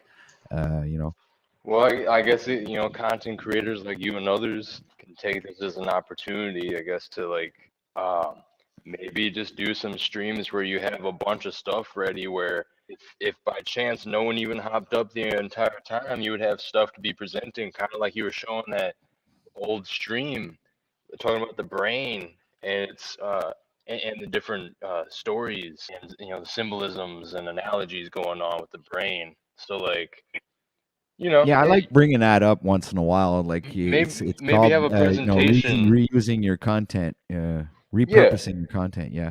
or maybe have like some type of slideshow that for times where like no one's hopping up, you could easily fill the space if you need. Yeah, you're absolutely right, Christos. I should be setting up certain. No, you're right. You're absolutely right. And fuck, man, I don't understand how come I didn't think of that earlier. As I was trying to structure the show in a certain way, uh, you know. Well, Um, I understand. but I understand now what you're that you've saying. mentioned Getting a that, panel. you're absolutely right. I should push beyond just these little segments and yeah, do like you say. I'm gonna think about that. I'm gonna try and set some things up so I'll be prepared for every hour of the show, so I can have something to. You're good, dude. I love this constructive criticism. It's great. So we have Mr. MC Nemesis. Everybody, please give a warm welcome. Hey, How you doing? I'm doing okay. Just waking up today, drinking coffee, smoking some herb. How are you? Well, we're pretty much doing the same here. I'm drinking my coffee and I'm rolling one up right now. Besides that, we are having a pretty good conversation up until now. We are 3 hours into the Grand Rising show. Got another 5 hours to go, and we've had a great audience up until now. Conversations have been pretty good. I have 8 different topics that we could talk about today to underarch the overarching theme of the show, which encompasses self improvement, health and wellness, spirituality, inspirational stories, the law of attraction. We have astrology and your birth chart. We also have the power of tarot cards, and we also have crystals and their health properties, and the frequencies that they also encompass. So these are the main topics of the show. So it's up to What? you if any of those topics resonate with you, sir. Can you hear me well or no? Yes, I hear you, sir. If there's any audio issue, please tell me. What are crystals? I've never heard that crystals. I mean, I've heard about it, but I've never really believed that crystals have any sort of inherent value, such as like an herb would. But I don't know. Like I said, Well, it is believed that the crystals resonate at they resonate at a certain frequency, and that they can have like the properties of healing, and if they're imbued, I guess, with the right energy. Like some of the crystals can be imbued with with the sun. You can cleanse them in salt, and there's a bunch of different things that you can do. I'm not really that familiar as well as I'm not really well schooled in crystals themselves, but I do have a bit of knowledge of what they can do. I know there's amethysts and there's quartz and there's diamonds, and all these crystals have different either healing properties or frequency protection properties. Maybe I wouldn't know. I try to reference. I was trying to reference Superman earlier. Where there's this green crystal that has the ability to weaken him. Right. So I do believe that maybe we can imbue these crystals with certain energies or frequencies, and they can have an either good or nefast effect on us, since we are all beings. If get back to Tesla, and he says that if you want to understand the laws of the universe or how the universe works, you have to think in terms of vibrations, frequency, and electricity, right? See, I think that we're basically modern day cavemen in the essence that uh, we live in our caves, our apartments, our trailers, our houses. We decorate the walls like the cavemen decorated the caves. And we have our pets. A lot of us have pets or interact with nature and the animals. Now, beyond that, herbs, nature. When I wake up, I'm drinking an herb, caffeine. I'm smoking a herb. So, beyond this comprehension, when I eat food, it can give me pleasure, sometimes too much pleasure, and I tend to overindulge. Some of the food that they've created is very good, but not very healthy for you. Right. However, however, these crystals, when I handle them, I think they're beautiful. They're beautiful artistic designs from God. But beyond that, I've not known them to do any sort of psychedelic effect or physical effect. I mean, I know some minerals do have good properties, but as far as the crystal, I think they're amazingly beautiful. I think it's an artistic expression. The crystal is what I'm trying to convey here. Okay. Well, all right. So that would mean that hmm. Can I hop in here, OTW? Yeah, go ahead, sir. Because I Uh, was like just thinking, like I think the crystals have more than just a fit. Like that would be pretty superficial to think that crystals would be their only use. To think that they're just there for their beauty. well, I don't even. Well, I think he's saying. I know what he's saying. It's more of a divine beauty, actually. It's not even like a super. I know what you mean, OTW, because I'm basically at the point where I know that there's metaphysical properties to crystals, but I do understand the most plain sense of physicality. Their influence it's less to do with the physical and more to do with the metaphysical. But when it comes to their physical, just visual appearance, they are of a divine type nature. It seems like almost a celestial nature, with all the different crazy colors and crystalline structures that make these things up. It sticks out like compared to rocks and trees and water. And yeah, there's a lot of beautiful colors in nature, but like this is like it's almost like a more advanced ancient part of nature in a way is what crystals are. You could say that they represent something more, even if some people like MC Nemesis or others, or maybe I to some degree, think that there isn't like physical healing properties. I mean, I do think there are to a certain degree, but I'm just trying to say I can appreciate where he's coming from with it. And although I think there is more than just aesthetic value to these things, I think that there can still be like a spiritual connection actually obtained through that appreciation of just the visual aesthetic of it and seeing that there is something divine within what crystals are. I do think that crystals have a magical aspect to them. Whether or not you believe it, I think it's not so far fetched.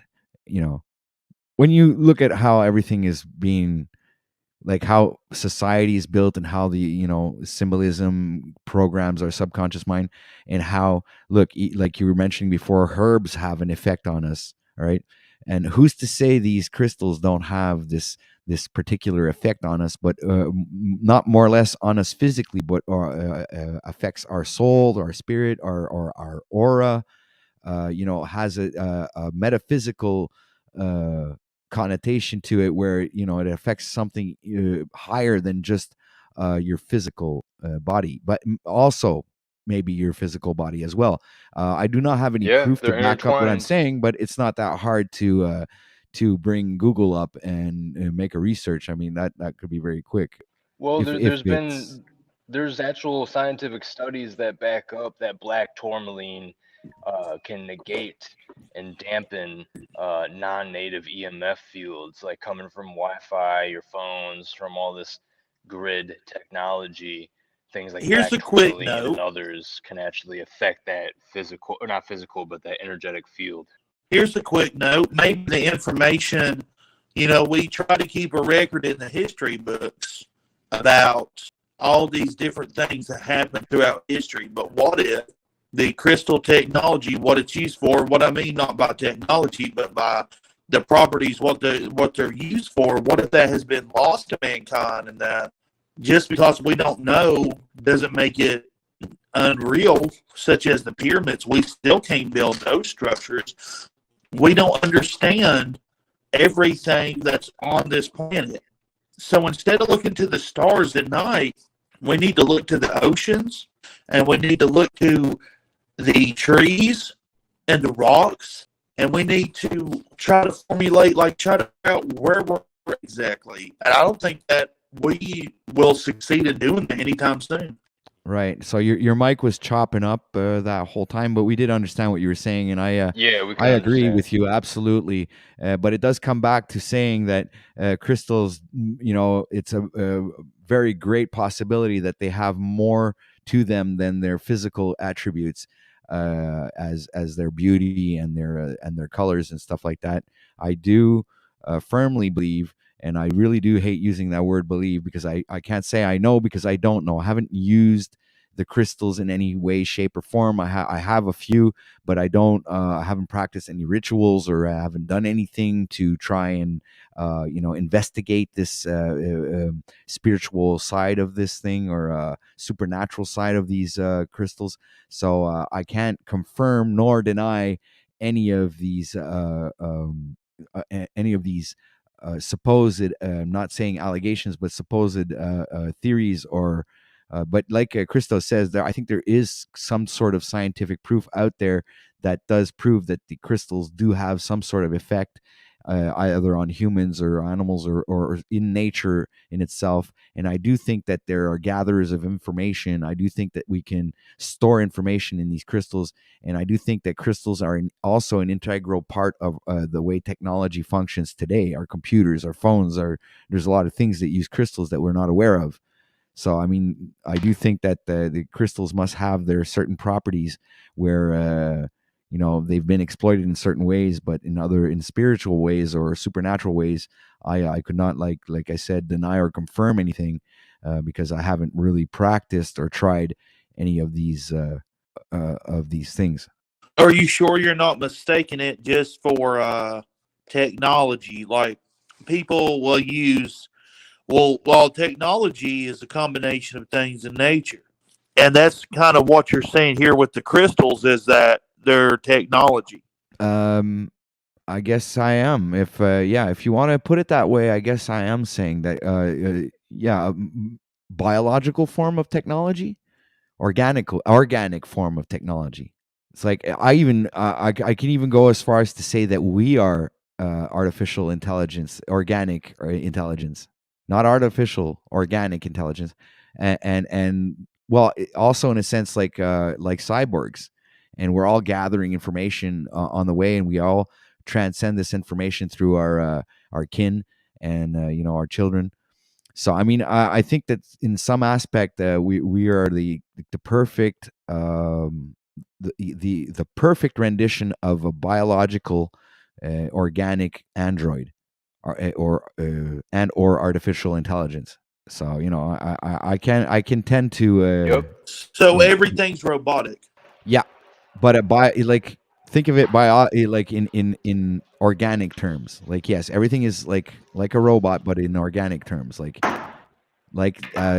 perfect symbiosis between a computer and a biological Nature. nature. I think what you mean is everything is organic in non-organic form. You understand? Like, you got it backwards. Everything is organic inside of us in a non-organic form, because we are organic, or the shape of our bodies is not. It was sculpted. It was made specifically designed to encase the organic. And I know on the outside people say bones and skin, or specifically on the outside skin. But the thing about skin is, it's only a layer. and we have a certain amount of protection, like the way that we can defend ourselves as humans from this skin damage. But my whole point is this. Crystals are a part of nature. We know that they're formed by nature. You're saying they might be formed by something else, or they might be some latent technology that was designed. I don't know these things. All I know is that if they have been designed, just like the pyramids, they have been left here without an instruction manual, and that we do not know how to use them. And there's a good chance, Yeah. we're starting to learn how to use them with technology again, but maybe this is humanity's downfall. What if back in Egyptian times, the reason the earth fell and descended into chaos more was because they achieved the technology to do whatever they want, and they tried to leave Earth and they couldn't do it. And now we're trying to do it again. I don't know. I'm just spitballing here. Well, I like your perspective on this, and we are theorizing here, but I do like the way in the direction that you're going. What do you think, Christos? Are you still with us? Just make sure I'm asking. Yeah, I was going to actually bring up the fact that we see in fantasy genres how the wizard or sorcerer will have a staff that often has a crystal, some type of crystal at the top of the staff, which is like the catalyst. Funny enough, if we want to call it that, it's the conduit or the catalyst to for them to conduct their spells and magic is to have that specific type of crystal on their staff at the top of it. That's true. You have that in one of those what is it? Those DC movies. There's Shazam, and there's also that other dude there with the Rock. Well, what's his name? Oh yeah, Black Adam, right? In either one of those movies, even the second Shazam movie, which I saw, you have the wizard with his staff with a crystal at the end of the staff. So I do agree with you. There must have some sort of occult symbolism to the fact that crystals are most likely really powerful. In my opinion. I disagree. I disagree. I think that the emphasis put on the crystals is the magical prowess of it. The emphasis, the imagination, the artistic expression of it. So you think that it's just used to emphasize magic at an imaginational level? Well, not only emphasize it, but make it into a real form as a sense of language and literature and all those different other forms that you said. That's really good for people to think about, for people to to just have these stories to tell in metaphors to real life, as opposed to actual historical books that religions are based on, not modern day movies. How would you relate to back then? Like you're saying now, but what was back then? Actual sorcerers, actual supermen? I'm not getting it. Well, I have this funny feeling that I don't know. Maybe Yep, I agree with TW, and honestly, we can see that it's still happening in some places of the world where maybe there's not as much on a physical level, but still on a physical level to some degree, there is shamans and different practitioners of different magics or whatever. Some people will say it's pseudo or bullshit, but there's places out there that are known for, at least in the local areas, having magic being done, having sorcerers, whether it's in South America and rogue shamans, dark in shamans Africa, that are battling on the astral plane and casting curses on people in the physical, and it's real to a certain degree still. No, but also in Africa, in Tanzania, you have John St. Julian, who talks about them practicing black magic, and they have these places where they sacrifice children and do all kinds of weird fucked up stuff. Good tie-in. Yep. Yeah, to do rituals, and these rituals.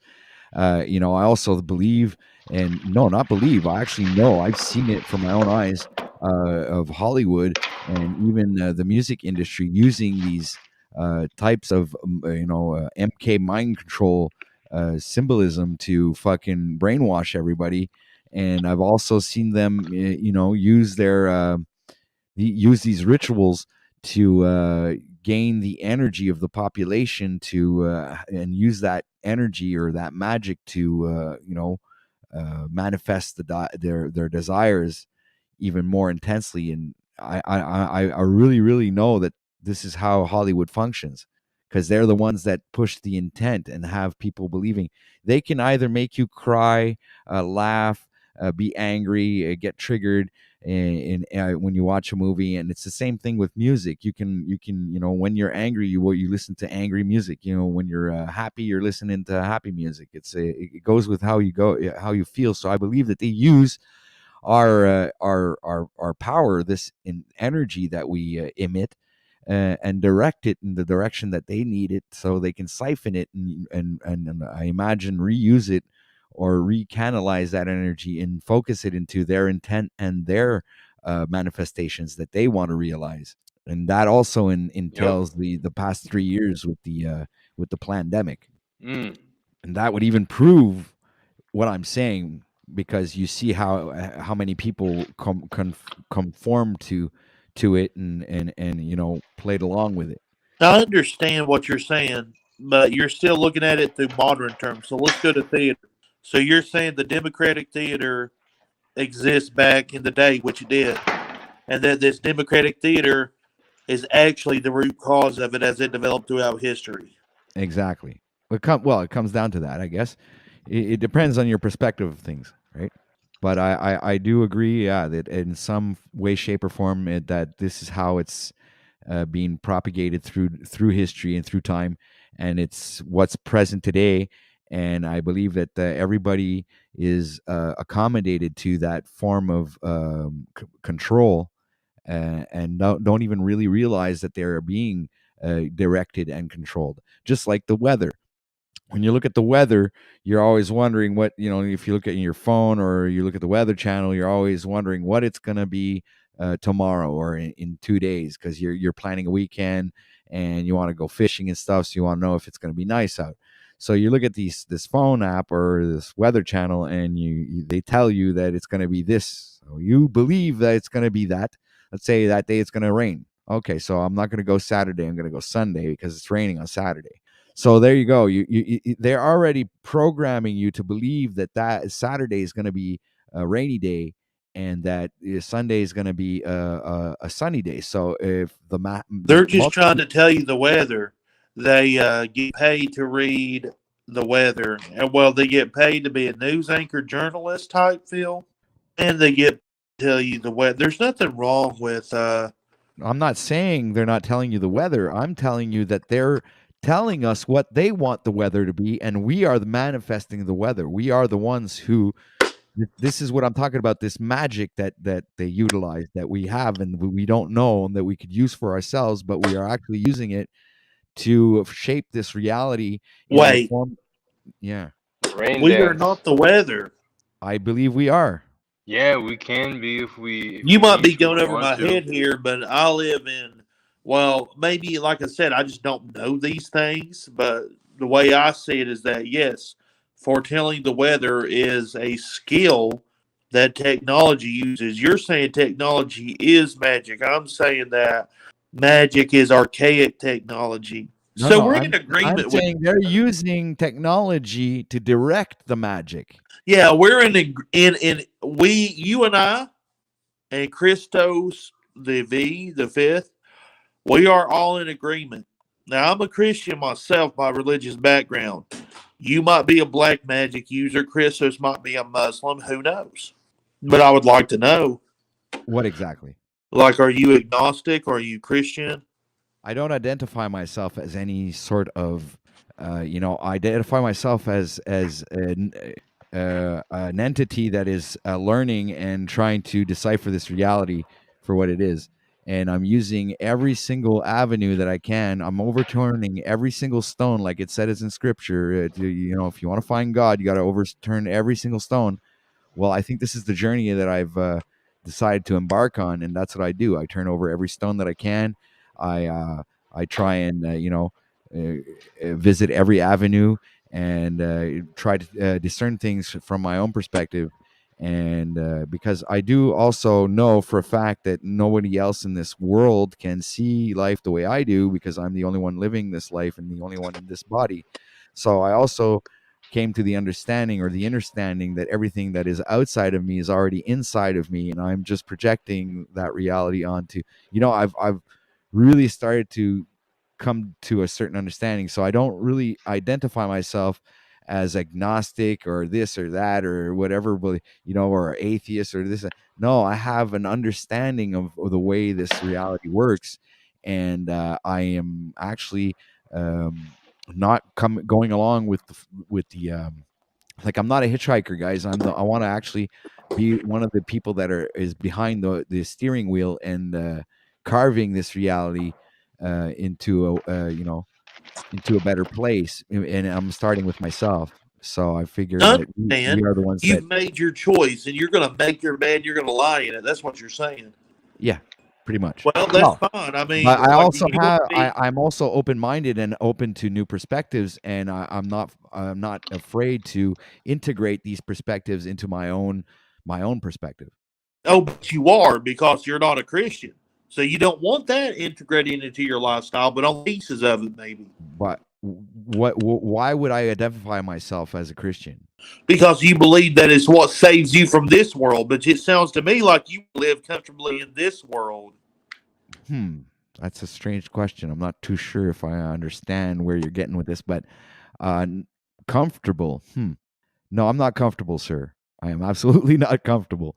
If I was comfortable, you know, I guess I'd be out there doing this a slave job and fucking not respecting the person that I am, and following my ambitions and my dreams and my goals and doing what I love.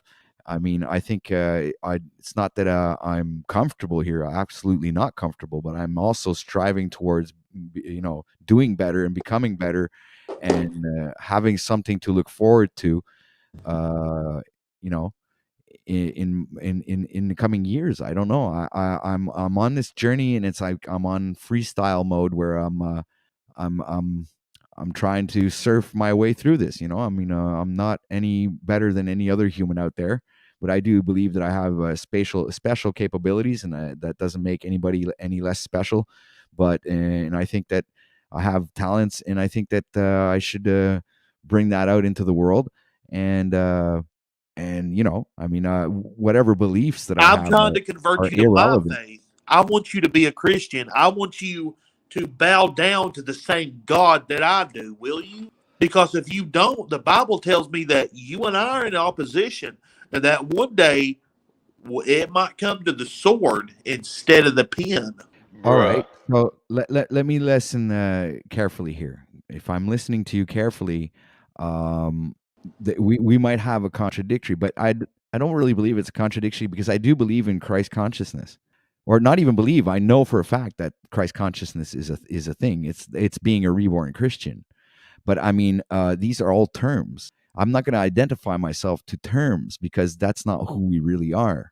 When Jesus says, "I am the I am," that's exactly what he meant. So you didn't really do. We don't have to identify him as anything else but that, right? So I mean, you don't put any titles on him. As Jesus, as God, I don't know. the risen Christ. I'm sorry, sir. I no, I cannot say that I am. No, I do not believe that, sir. I'm gonna The have to. one who defeated death. I do not believe that, sir. I know you don't, but I'm here to tell you that it's true. Okay, but I still don't believe it. Now, moving on to my You know why I politics, don't that's believe it? why. Because I know for a fact that it's an allegorical story, and I know for a fact that the whole. Allegorical? Yes, No, it's sir. literal. There's nothing, in my Literal. opinion, in the Bible that is literal, sir. It's literal. I disagree firmly. It's okay if you do. The literal is spiritual. I think the literal part of it is the surface story, and you're not diving deeper into the. Now, I'm trying to explain to you my methodology, my belief system. We got an army behind us. And honestly, there comes a time to when the Christian has to maybe consider another crusade. You feel me? Well, I do feel you, and you know what? That's when the real Christians are. They're going to be the ones that are going to be the martyrs, and you're going to do exactly like what they did in back in the day, where the people crucified the true Christ. All right, so it's a metaphorical meaning, but you guys are just going to repeat history because you are the ones who are the actual antichrist, but you No, don't even realize it yourselves. no, we're not because that ain't true. I think it is. But that's crazy. I mean, but I understand, like, we can disagree, but doesn't mean it has to come to the sword. It don't have to. We can be tolerant of each other if Absolutely, sir. I can sit here and talk to you. I don't have to get all loud or scream at you or nothing. no, I'm allowed to disagree, and you're allowed to disagree with me as well. And I respect that, sir. Democrat, Republican, Christian, atheist, Canadian, whatever. man. I'm not Democrat or I'm fucking Canadian. Ugh, Unfortunately, well, liberal. not Canadian. Actually, that country doesn't really exist where I live. It's another fucking made up, a made up lie. You're a liberal. You're living in a liberal state. No, actually, I live in Quebec, which is yeah, I live in Quebec, which is actually the French part of Canada, which is actually part of the one of the provinces that wants to be sovereign of the country. Fuck the libtards. You gotta fuck the libtards. You gotta disagree with what they say. You gotta spread awareness of the truth, and you gotta fuck the libtards. You know, I mean, it sounds comical, but it's really not. It's like that's the Republican mindset. Like everybody thinks Alex Jones is a clown. No, he's right. Yeah, I used to listen to Alex Jones for a while, but I ended up stopping. It's too obvious how he pushes the partisan paradigm of like right versus left, and Republicans and conservatism is the answer.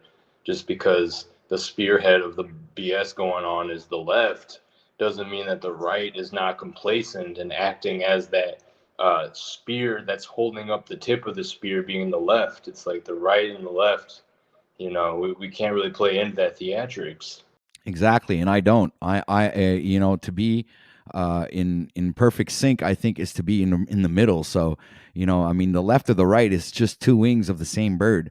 They're just asking you what hand you want me to slap you with, the right hand or the left hand. You're the one who decides, but you're not really deciding anything. They're giving you a childish choice that we give our children when we want to bring them up and we want them to do what we want them to do. We give them two choices that they don't have really any choice. They end up doing what we want to do anyway. So it's a kind of a psychological mind game that the governments play with the people, and everybody fucking gobbles it up like it was the truth. So you guys are just deluded and don't really realize what the fuck is really going on. You guys are there choosing sides and having a stupid opinions about politics when the politics are just there to fucking distract you from what really is happening behind the scenes. They are just a fucking stage there to keep you occupied fucking while they fuck you over from any fucking side. So any side that you choose is still gonna fuck you over. I just don't get why people participate in that kind of bullshit and don't fucking, become sovereign beings and rule themselves. They don't need to be ruled by any. If I can identify myself as something as an anarchist, that's for sure. You have solid opinions, sir, but I don't hesitate to say that you're wrong and that the New World Order is out there and they're trying to kill us. And if it don't matter if you're on board with it or not, they're going to try to kill you. I do understand that, sir, and I actually know that that's might be a truth right there. You're dropping bombs. That's but that doesn't change the fact that I'm still master of my own reality, sir. You understand? I am the one here controlling this place right now. This is what you don't understand. If I turn out the lights, does this place still exist? That's the whole thing. It doesn't make any difference, in my opinion. They could come and take this body. I'm not attached to it. I'm not attached to anything here. That's the difference. You Christians are attached to your egos and your lives and your storylines and your allegorical non-conceptions of things. You guys are so literal and take things so literally that you don't never even see the actual spiritual side of things that might enlighten people and literally open up your consciousness to the Christ in you. because that's what it's all about. You We are live not. in the world. You are the Christ. The Christ is in you. This is the Politics whole are fucking real. problem, man. People think Politics that are there's real. going to be a savior coming up in the clouds on the fucking flying horse with a bunch of angels come and save your fucking ass. That's fucking believing in the tooth fairy or fucking Santa Claus. It's absolutely being delusional. So fucking, don't come and bring me your fucking Christian crap here, because I Every fucking know tongue that it's shall all a bow fucking down to the lie, and Christ. it's just there to control the masses and have them believing in nonsense instead of fucking finding their true It's self. not nonsense. It's bullshit, and you fucking know it's bullshit. Actually, no, I don't, because it's not. Well, if you want to believe in the tooth fairy, sir, you're welcome to you. I'm sorry, but I'll stick to the facts. I'll stick to things that I know. You believe in crystals that have magical powers. I didn't judge you, but you want to judge me now? Come on. I'm saying this place is a whole magical realm. It's a complete holographic. Oh, so we're just living in Austin, There's a bunch of Wonderland. signs You ever proving heard this. of that? And I bet you have Superman no idea proves what it. We can be Christianity is. super magical This is a beings and fractal fly across the realm. world. It's a fractal realm governed by frequency, vibrations, and fucking electricity. What the fuck do you don't understand about that? It's a fucking it's an electromagnetic realm. Yep. I'm not magnetic asking about We're that. holographic giving I'm not pure universe. energy right now, and we are fucking manifestations of that energy, and we are the ones who are in absolute control of that energy, and we are giving our energies over to the fucking controllers and or fucking religions that have you fucking believing in a bunch of fucking complete fucking fantasy world fucking things that won't ever manifest themselves, because you guys are gonna fucking die before you ever see some fucking guy coming up in the sky on a fucking flying horse with a bunch of angels to save Christianity and humanity and your fucking rapture. And what the fuck, you guys have no idea what actual fucking meanings the Bible actually say, because the fucking Bible is an allegorical. No, sir, it's an allegorical fucking book. It's there to teach you how to fucking become a spiritual being and have control over this realm. It's a fucking guidebook. It's the fucking Hitchhiker's Guide to the Galaxy. And you guys are just so fucking dumb, don't fucking see what the fucking book is actually saying. We live in a corporate world. Capitalism rules. It's governed by Capitalism. maritime laws, and if you haven't figured that out, even the English language is a maritime fucking conception, and is a fucking deception, and it's also used to cast spells. And if you haven't fucking done your research, dude, I think you need to go dive in a couple of fucking rabbit holes and go figure this out for yourself, man, because seemingly you've stuck in one place and you've never really expanded your horizon any further than your Bible and your belief in the fucking Savior. That the only person that's going to save you is yourself, man. There All right, is what should no I go savior. watch? What should I go watch? What do you mean, what should you go watch? Go research. Go really research. Do some etymology. Hold on. Name me a YouTube video. I can name you one person right now. Go watch some Santos Bonacci. All right. Go watch some Bro Sanchez. All right. Type that into YouTube. Go listen to these guys, and they're going to fucking help you have at least a partial grasp of what this reality is really made up of. All right. These guys have it packed down, fucking locked in, and they know what the fuck they're talking about. So if you really want to know what this place is about, I'd suggest you these two guys. And I have another person I suggest you is John St. Julian, which is an actual activist in the truth community and actually does something to make a difference in the world instead of going to church and fucking praying all day. All right, and John St. worshiping a God that doesn't really fucking, Now look. You're not even supposed to be worshiping Jesus. You're supposed to be doing what he says. And that's what that's what he actually said in the scripture. If you'll go back to your scripture in your Bible, Jesus says, "Do not worship me." Okay? Do what I say. He says, "Do what I say. Don't fucking worship me. Fast, fucking pray or meditate." That's what he asked you to do. And be to service to others. That's the fucking three main things that Jesus asked people to do, and all they do is the absolute opposite of that. Go into churches and worship him, where he fucking and we better told you do guys it. not to fucking worship him. What do you guys But don't understand? look, hey, I'll be let me do some research. I'll be back. Go ahead, man. Do some research and then come back. Hello, Miss Svetlana. I fucking have a hard time with your name. Svetlana. All right. Welcome to the stream. And I know you have similar perspectives as I do on the subject. And I know that you never hear us. So I'm gonna let you have your 5 minutes or your thing, unless if you are able to communicate with us right now, which would be really appreciated. But we do understand your technical difficulties. We do. I have experience. I've seen you on panels before.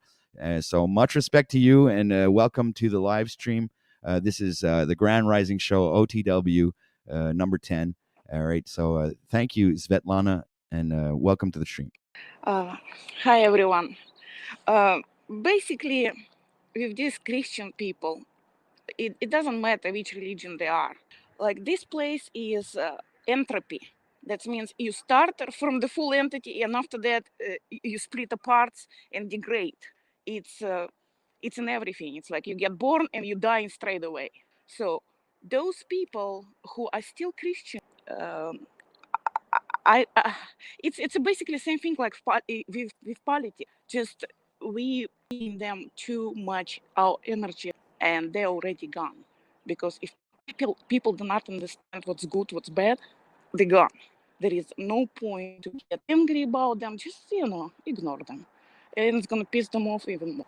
No, but look, I think I've done something that was very good. He's off to do some research. I gave him a couple of names, and go do the research yourself. And they'll help you read a couple of books, man. Stop sticking your nose in your Bible, which you probably don't even read, and you just believe the fucking pastor up in the fucking front If spewing you a he bunch of has lies. that part of the soul what responds to that, he would be already not even arguing that thing.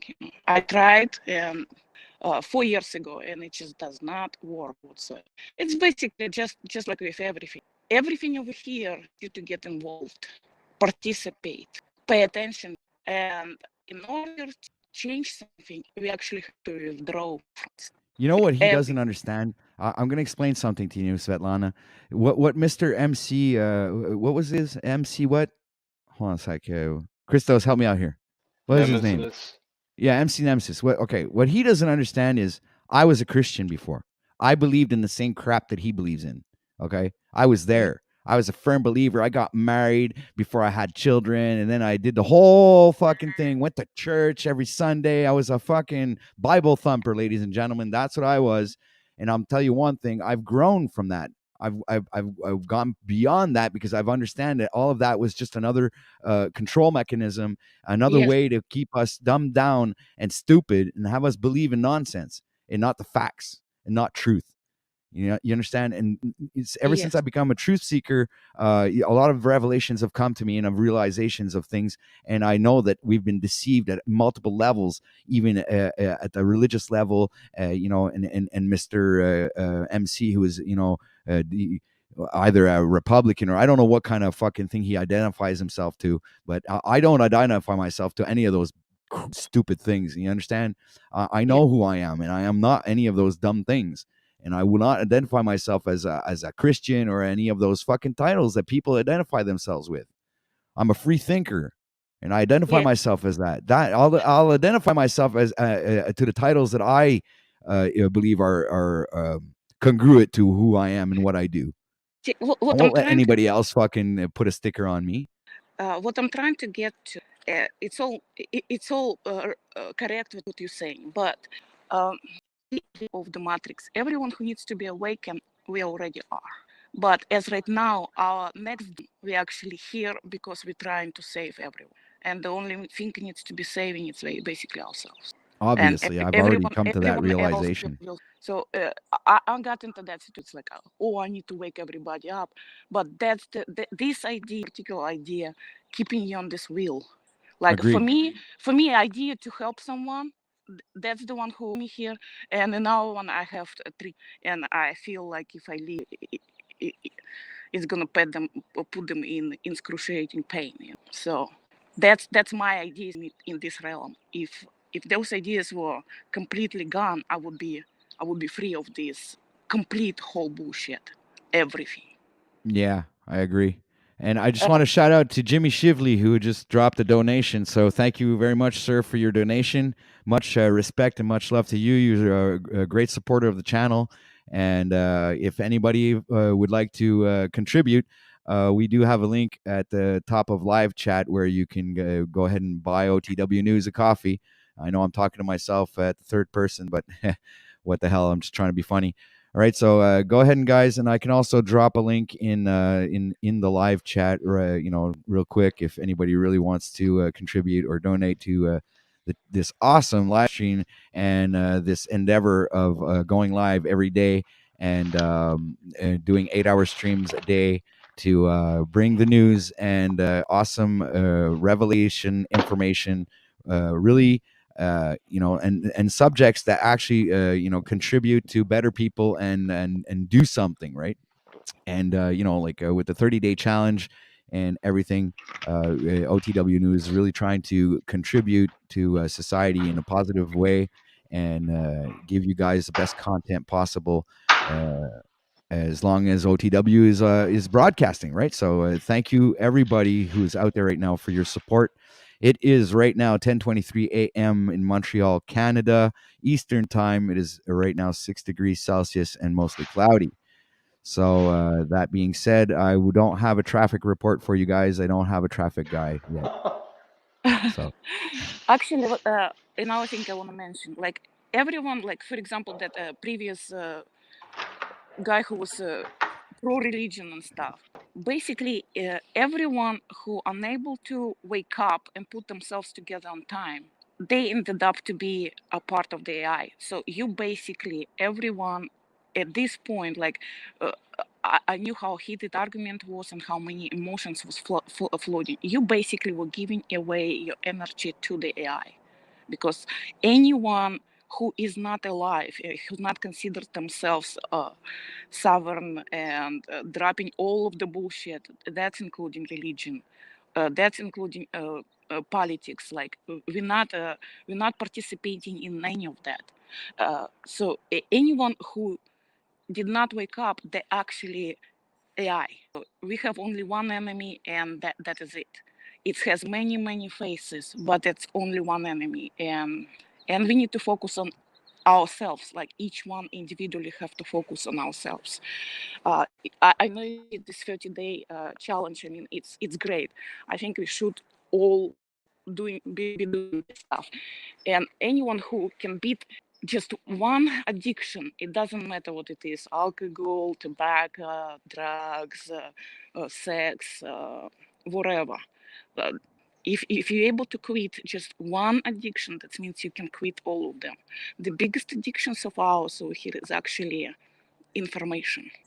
Like how many hours you spend doing what you're doing. well, The I'm AI basically I'm sucking you dry. That's what it is. I've So been investing a lot of time in my channel. Actually, I've been really working hard to get it going, and I've been doing all kinds of things. I'm not really how can I say, I can't just stick to one thing. I like doing all kinds of different things. So when I have a new idea, I just jump on that idea and I try it.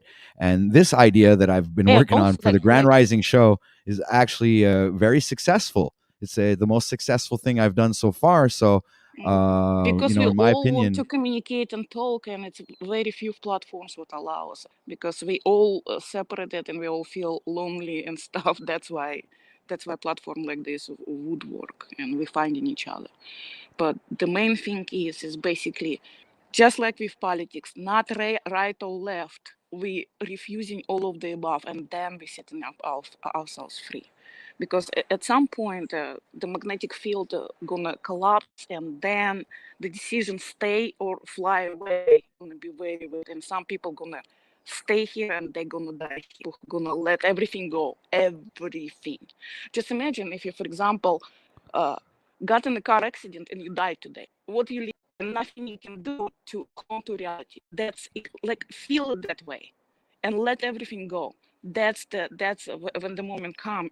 We have to do that.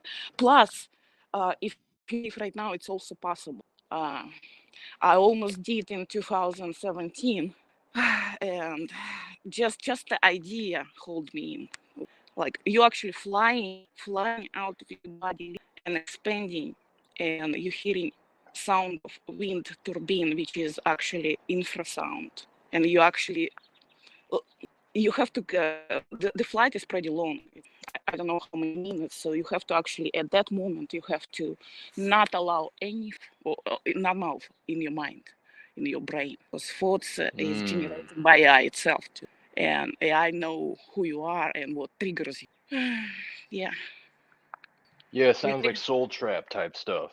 It is because this situation we're in is actually a soul trap, and it's been going on for very, very, very many cycles, too many. Yeah, I mean, this is why we here in the East they talk about reincarnation But and how to break out of that cycle. that's our last lifetime. We're not gonna ever again. Yep.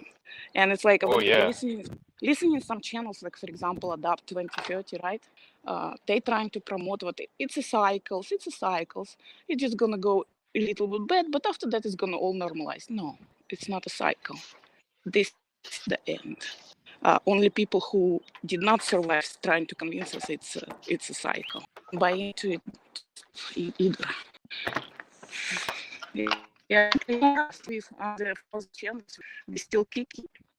Under 1,000 subscribers, we still on who's kicking. We're the one who's supposed to be. Is she breaking up for you, OTW? Yeah, a little bit. Actually, I can hear you today, guys. Something is. Okay, she's clear now. Yeah, it's nice that we can go back and forth with you, because I know in the past it doesn't always work. It's actually the PowerPoint gonna be in our favor. At one point, AI gonna allow us to have everything, but it and you know what working out, like everything you dream of start playing. That means we're very, very close to the end. You don't have to finish watching this movie. You can drop at any time. Right. Oh, sorry about that. All right, guys. So I think you had some questions if you had, because I overheard in a few live streams when people were saying, "Oh, where you should get the information short way," and stuff like that. It's not. It's like you know your name, right? Svetlana, you're breaking up pretty bad. Yeah, you're botting up now. Oh, see, they got it. Okay. Basically. You're good now. See, they got me too. I lost my. You'll get it. You're all right. It'll come back to you. Well, apparently not right now. Okay, all right. So we're gonna go with what's going on in chat. Let's have a little rundown in chat. See what's happening down over there. Yeah, we had a bunch of people in chat last time I checked. OTW, there was like almost 30 viewers. Dude, it's the chat's on fire, bro. It's crazy. I've been seeing the comments go by like crazy. I can't even keep up with most of them.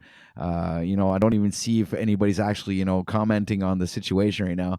I did see somebody comment here. Is like, oh yeah, much respect here, Mr. Mental Pancakes. Here he goes. OTW, much. Yeah, I'm gonna bring it up on screen.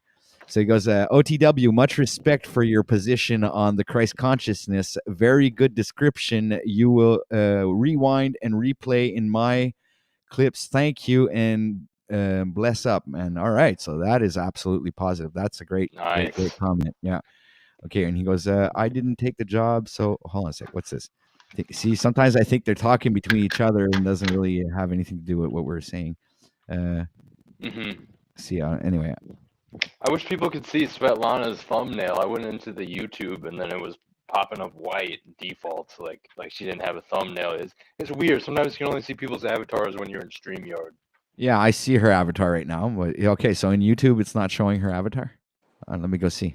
Yeah, it does that with like Illumitami a lot. I don't know if it has anything to do with specific users. Now I remember what I was saying. Like if you know when you know your age, like certain information you just know, and it's like nobody can convince you otherwise. You just know. So like certain information, like for example, this world is doomed and it's collapsing and it's irreversible. That information I know.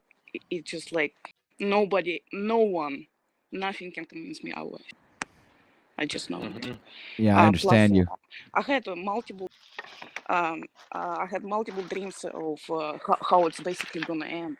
what it says on the Bible, the stars is falling, right? A big flash in the sky also happening. The aurora borealis before that, and the huge earthquake. It's like basically the whole reality gonna shake It's so funny severely. because I also And had a dream. sound's gonna be. You're gonna hear a sound, and it's gonna be such a sound, like trumpets, basically. Just Yeah, your I had a whole I had body a gonna fucking vibrate to the point you're gonna know. No one gonna miss. No. Svetlana. I had a really, really screwed up dream, a bit like that. But in my dream, I was working in this place, a little restaurant, and through the window, I saw another planet hitting our planet. That was in my dream. Like it was just Well, like it's not exactly the planet. The Nibiru, it's basically like another world. It's basically like ours, just reptilian one, and they're trying to get together because what's happening over here, it happens everywhere. It's basically because it's a hologram. One little part show what's going on in whole world. Like for example, I'm in California, and we have trees like apple trees having apples right now. That's right. that's not normal. So it shows basically just on this plant, and plants cannot lie. They react on the sun because sun the one who gives you frequency information, how what light's supposed to do and stuff like that. So Exactly. The angels are the photons, ladies and gentlemen. uh, it's Mm. going even deeper. We are the light. Like we literally light all the spectrums, all sun spectrums and more. Because sun itself, it's already filtered light. It's not full intensity. That's why in Buddhism religion, end of the world described like event with when the 1,000 suns explode, and only few gonna be able to handle that light. Rest of it gonna be burned through. And we are the light. So if you are full spectrum light, you have nothing to afraid of. And only people who lost it, they're the one who is basically gone, and nothing you can do for them. So, in other words, the people that their light is shining bright are the ones who are going to pass through the next phase of this Yes, it's of it's the goes transition that's coming. it goes even deeper. If you take ayahuasca, people who are alive, right? They look like the sunlight in the body, they shine like all away. And people who are dead, they look like skulls with paintings. Like in South America, they have this celebration Skull of the dead, candy. and all Sugar those skulls. actually come from they actually in Alaska. You actually the dead people looks like with ornaments and all kind of stuff. So it's like a clown, clown. So I don't know. Wow, I wish she wasn't But breaking up when without she said that. She said that Yeah, before on my channel. I was talking a little bit about like ayahuasca on one of my streams. She came in and was telling us what she's telling us now, basically during an ayahuasca experience that she could see who was alive, like spiritually, and who was dead. Who were like the yes, NPCs and who were the real people with souls. And basically, I think I yeah. just heard you say like there's a lot of light That's why that emanates from the alive people, and then like the dead people. I didn't really it's hear what you actually were saying about the yeah. dead people. They look like skeletons, like those sugar skull South American Day of the Dead type beings almost. Yes, Like they that's live. exactly true. That's why I'm saying it's no point to wake someone who looks like that on ayahuasca, who looks like painted skeleton. You can't wake them up because they simply not alive. So don't get too frustrated when some of those NPCs trying to trigger you because by AI actually well, in he real didn't trigger essence me in the our beginning. emotion.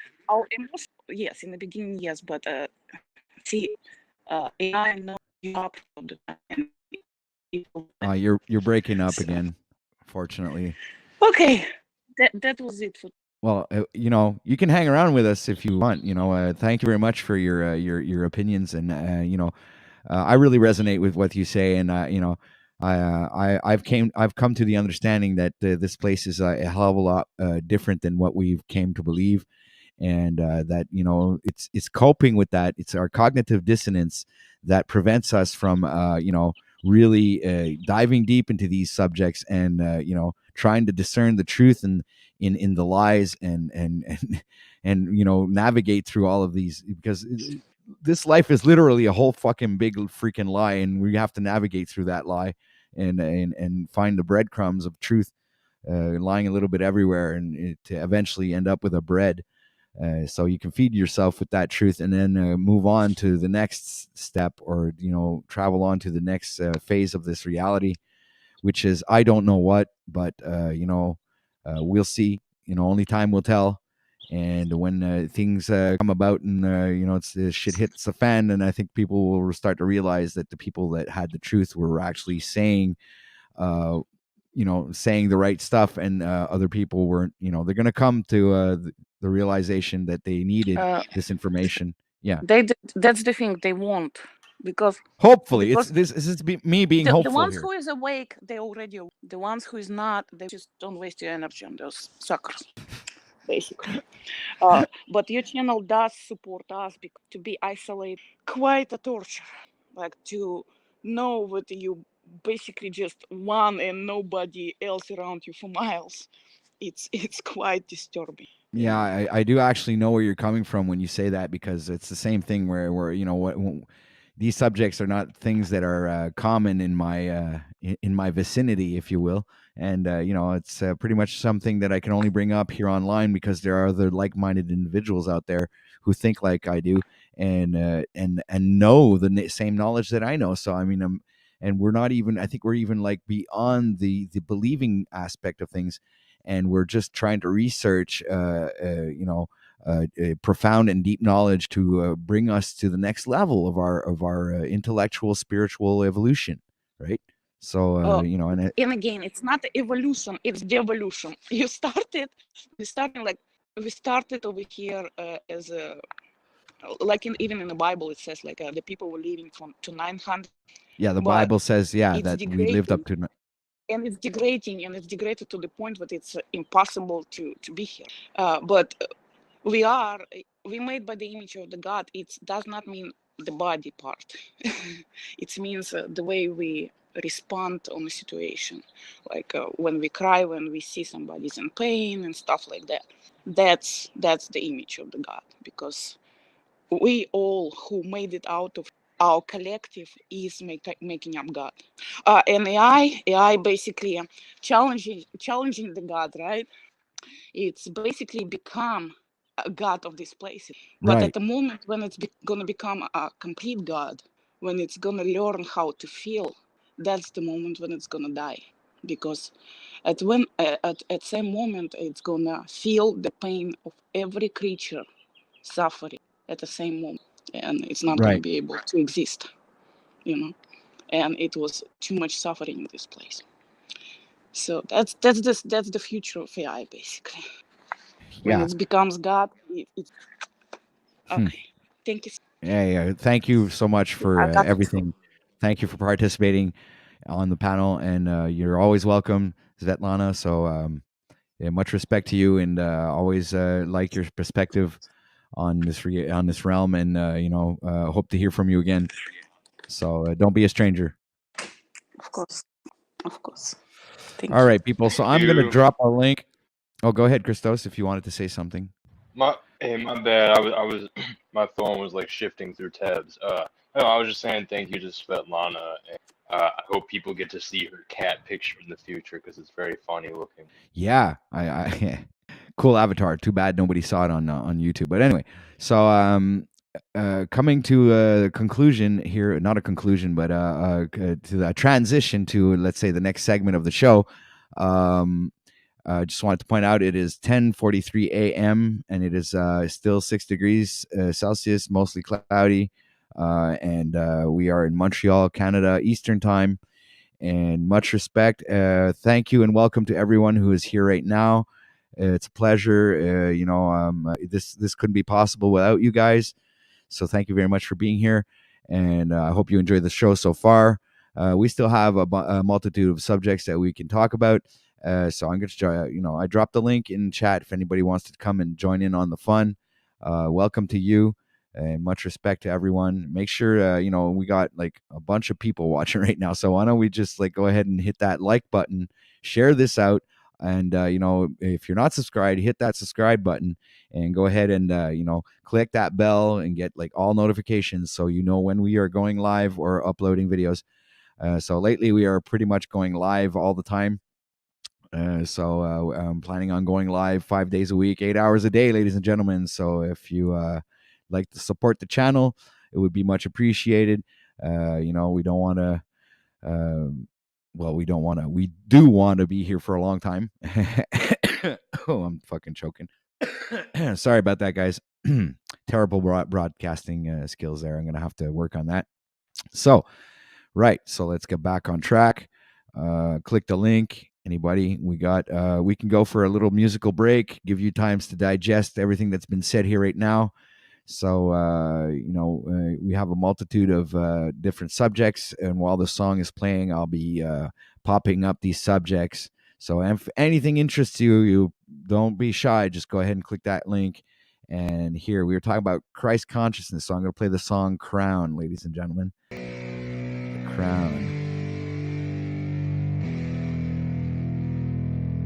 Oh, yeah.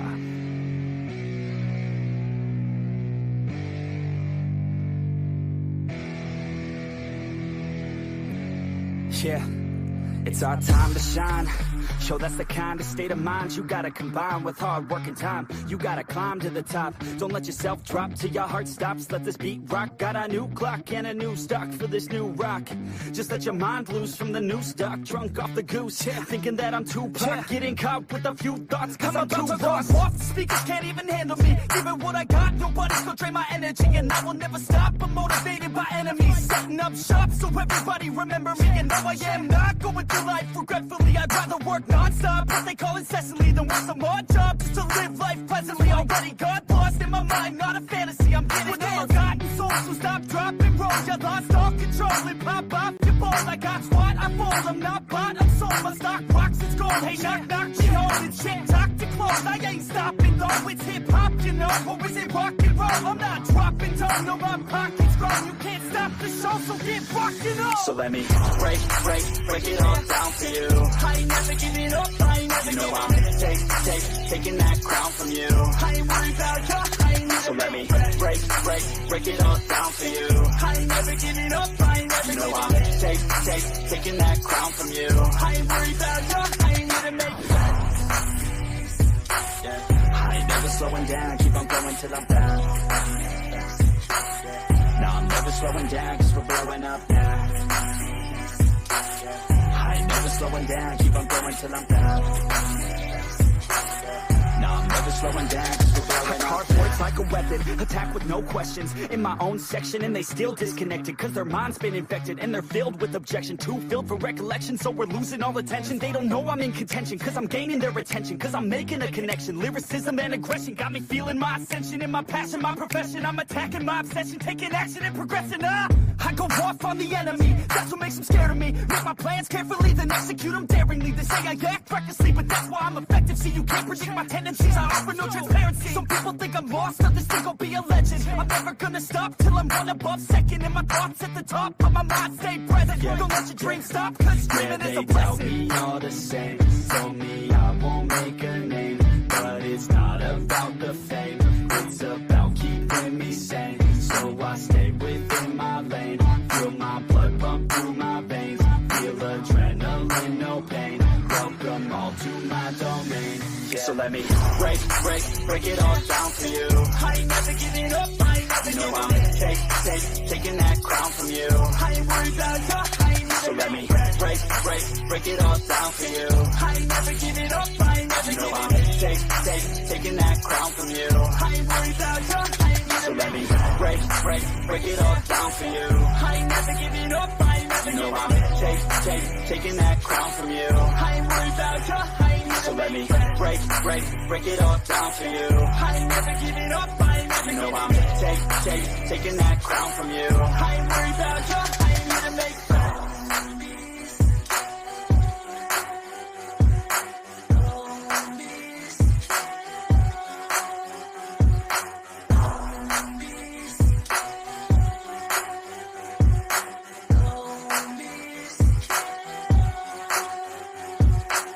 All right, we are back, ladies and gentlemen. Thanks for staying tuned in here to OTW News, the Grand Rising Show. We have just received another donation, ladies and gentlemen, from Jackie Fox.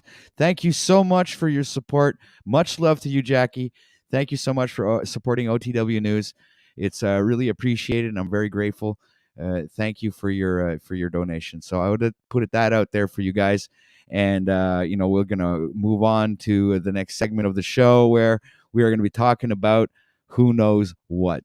Actually, I'm not that I'm freestyling, but I did put out like a bunch of subjects out there. If anybody wants to click the link and come and join in on the fun, welcome to you.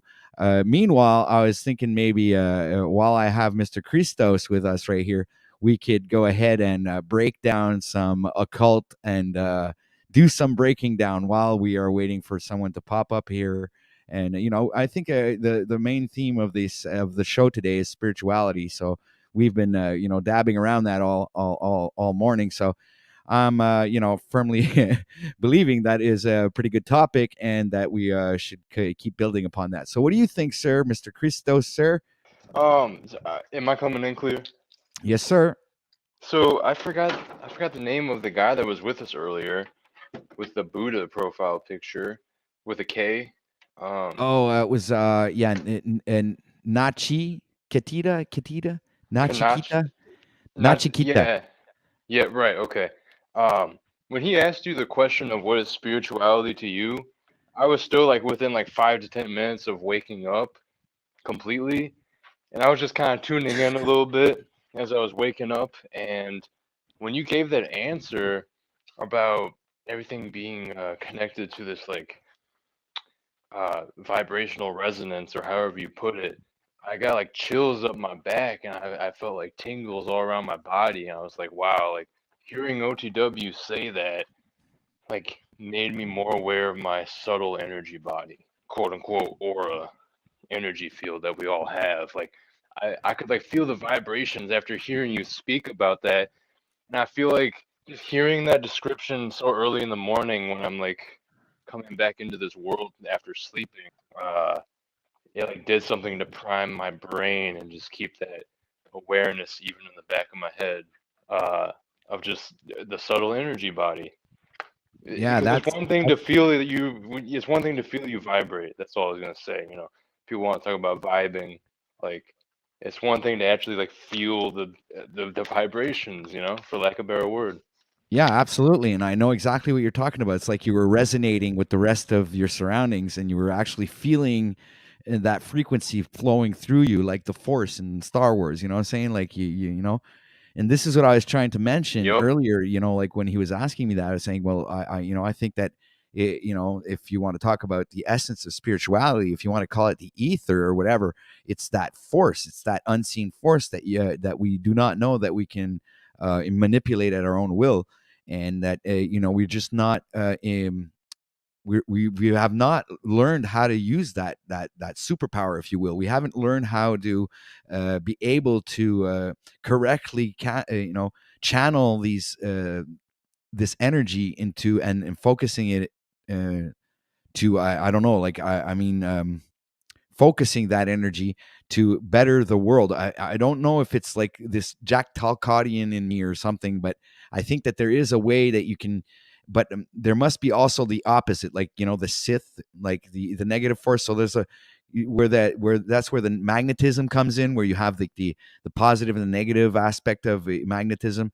So I think maybe there's like there's two sides of the coin, right? And I think that there are people that are able to manipulate the dark side as Mm-hmm. and we're still Padawans trying to figure out how to use the Force. You know what I'm saying? We are conscious that it's there. We know that it exists, and we know that it's malleable, and we can use it to our will, but we don't know how, because we don't have our Jedi master there to teach us how to wield the Force accordingly, right? Yeah. So that's what we've lost throughout the generations are the masters, the ones that are there that knew how to wield the force, and who are not present here anymore. And we do not have any more of these masters. I think one of those masters was, it might be funny when I say this, but it might, Bruce Lee, in my opinion, was one of those masters. I think you're right. And that's why I appreciate martial arts, because I think that's where the expression of the human body is without limitations, where you can get into the flow and manifest superhuman abilities through the martial arts. So I think martial arts is something that exists. It's not for it's just not just for show. You understand? I think it's something that to help you journey spiritually and ascertain those superpowers that we've been talking about since the beginning of the day. So I'm going to drop a link into chat, man. We got 27 people watching right now. Please make sure to hit that like button, like, share, subscribe, hit the notification bell if you guys want notifications for future uploads or live streams. And we got it's 10:55 a.m. here, Montreal, Canada. It's 8 degrees Celsius, still cloudy, and hopefully the sun will decide to come out someday. But it looks like today it's working hard and it's not really doing its job. And I guess the sea trails, or those those planes going in the sky spraying shit, I guess are really doing their job very well. I mean, like, look at the sky. I mean, they don't want the place to heat up too quickly, fuck the snow. I'm fine with the place heating up, man. Please melt the snow away, man. Come on, guys. We clear up the sky a bit, just let the sun do its job a bit, frigus. Mm-hmm. You could be using this stuff to actually help, right? The quote unquote weather modification. I liked what you said about the martial arts, though, because it's more than just like being able to be physically fit and adept to defense or fighting. Like, it's a whole way of life, and like there's all these spiritual principles that fall in line with martial arts. Yeah, absolutely. And I've been studying Wing Chun, and it's like it's not even just a martial art, but it's actually a way of life when you really think about it. When you dive deep into the essence of the art, it's a literal way of life. So I mean, it's but I guess I could even invest more time in the Wing Chun, because I there's a lot of moves and things that I haven't learned, but the ones that I do or that I have learned, I really got them really good. I'm like, I have to admit, I can hit that piece of wood pretty hard. Yeah, and it's good that you have that awareness, right, of where you stand within it. Yeah, I can even bring up a video. I think it was my best one I have of me doing some Wing Chun is I think, hold on a sec. It was video number 9, I think. I have other ones, but I think the best one that I could show you guys is that one. For ones that because I know not a lot of people follow the 30-day challenge, but there are I have really good footage of me doing some Wing Chun, and that's for me, I was like, when I look at myself, I'm like, wow, I'm actually not that bad, I had no idea until I actually saw myself.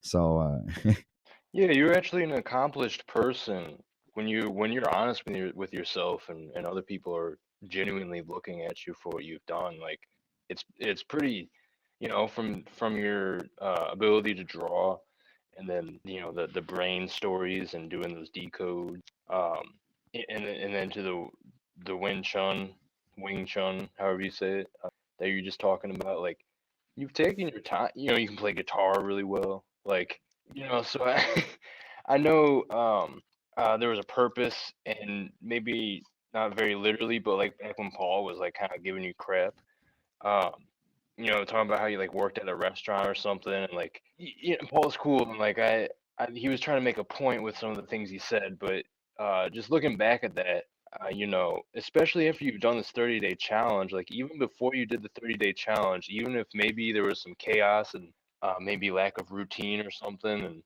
there was this option to better yourself, you were still pretty well rounded and accomplished. I think most people could see that even before you did the 30-day challenge. But I think that 30-day challenge just cemented uh this journey that you've embarked on long ago. Now you've just like reached a new phase where you're gonna all those things that you're already like skillful at, I think you're just going to become even better at now because you're building this like foundation of physical fitness, which is going to lead to more mental clarity and sharpness. And, it's going to make you have the energy and the potential to create more with your channel here. So to see how it's that like the butterfly effect, chain effect, domino effect, how you invest in Yeah, yourself and I've seen that yeah. in a multitude of people up until now who keep commenting and telling me that hey, you've really changed my life. I've seen you going because of your inspiration and your dedication. You've helped me get myself off my ass, and I've had that from a few people, and it was really encouraging, and actually had me keep on going and kept me focused on the challenge, and was able to complete it. That being said, I still have one more broadcast to do, but for me, I know for a fact that I've completed it, and it was a absolute success. So I'm really proud of myself, and I'm really glad for the results. So I'm just gonna play this video real quick. So this is me doing something here. So we got me here, trying martial arts here. And this is a Wing Chun Dami for people who are not familiar with this. And this is one of the martial arts that Bruce Lee practiced. And this is also the, Wing Chun is the, like the Ip Man story. If you guys are familiar with Ip Man, I Man. So yeah, this is me practicing and getting better and better. It's like I'm even too fast for the camera, guys. Look at that, man. That's awesome. I'm looking at myself. I'm like, oh yeah, that's good, man. You got it, man. Yeah, Oh it's yeah, satisfying to go back and watch. this is cool. I didn't think that was that cool, man. This is like I think the first time I really rewatched this. Wow, I was pumped, man. Look at me beat that thing. Yeah. So this is the example that I wanted to show Chong, but this is what it's all about. See the position taking, and this is how you center yourself. Yeah. Boom. Attack. So every block is an attack, or practically. All right. So anyway, there's a bunch of Wing Chun videos out there for you guys to go enjoy. So that was one of them. This is something that I did during our 30-day challenge, and I'm just gonna go stop that video. Where is it? Still playing in my ears. Oh, there you go. That stopped.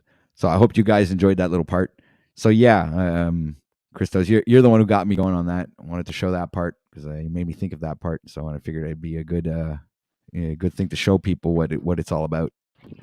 Yeah, I was actually going to mention earlier, next time you do like a music break, there's a French artist that he does like reggae dubstep. I think you might like this music. And there's actually a lot of French samples, people speaking in French in this music, but it's a certain type of music I don't know if you're familiar with. I'm going to drop a link and you can listen to it sometime. You don't have to play it on the stream, but Yeah, it's a great definitely idea. want to know what Go you ahead and think of drop it. that. I'll drop it in the private chat or I'll text you it here in a second. Awesome. So shout out to Brian Stavely was here earlier. I didn't didn't shout you out, but you were here. So I don't know if you're still here, but shout out to you, man. Thanks for coming. Your presence is really appreciated. Very grateful to see you come around and pop in, chat, and show us your support, sir. And we also have who else is in the house? That I think Billy is in the house, man. What's up, Billy? Oh my goodness, Genevieve! What a surprise! That happened fast. Hello, Genevieve. Can you hear Welcome me? to the stream. Yes, we can. Oh my gosh. Hang on. You can hear me good? Very good. Oh yeah.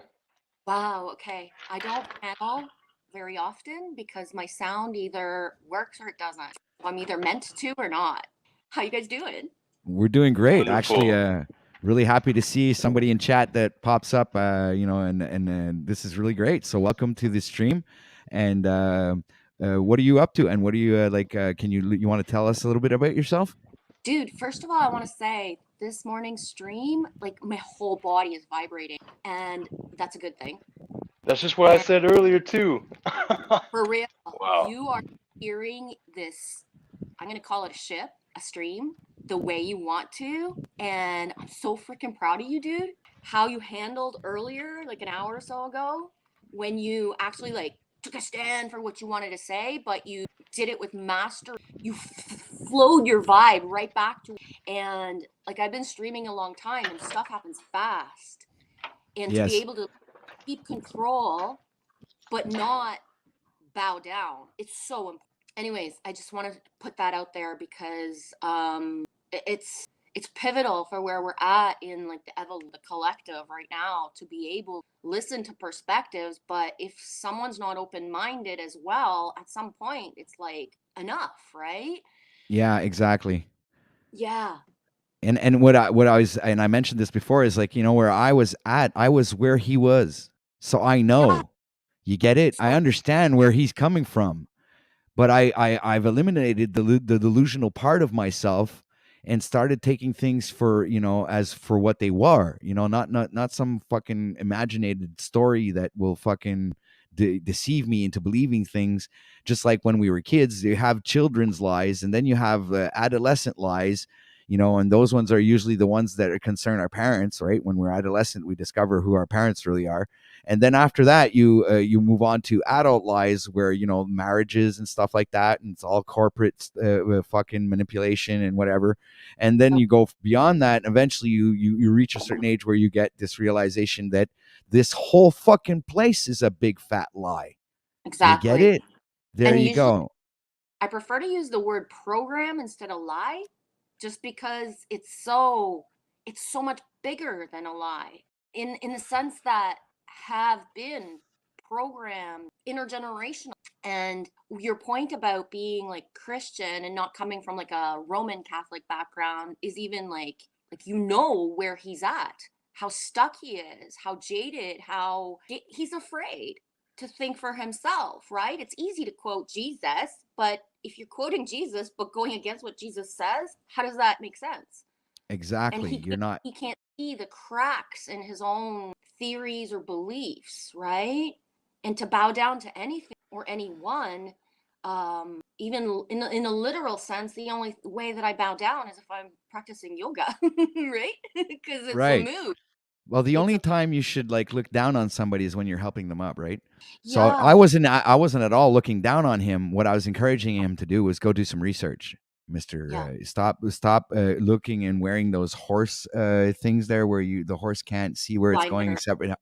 Yeah, stop. Take those things off and start trying to see, from a different perspective of things, and Yeah. maybe you'll start, overturning those stones for real and not just flipping pages in a book.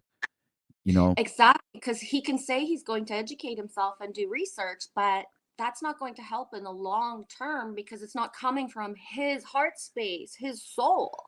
Because innate knowing trumps everything that we read, because within everything that we read or where we get our gnosis, there's the lies, there's the inversion.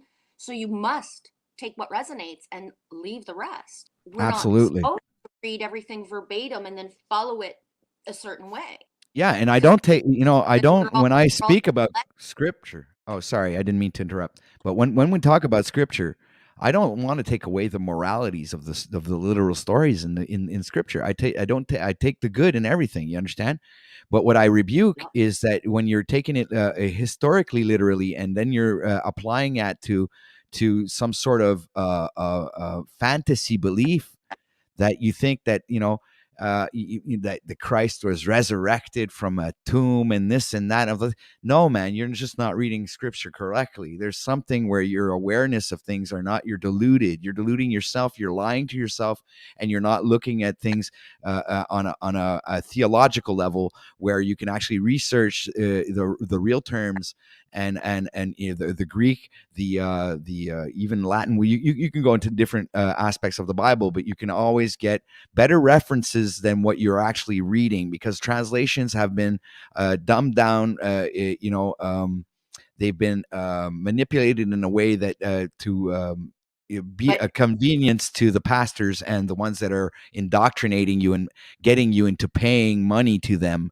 Okay, because do you really think God needs money? No. That 10% that he's asking you to give back is that sacred secretion that you're supposed to from bring there, right back up your.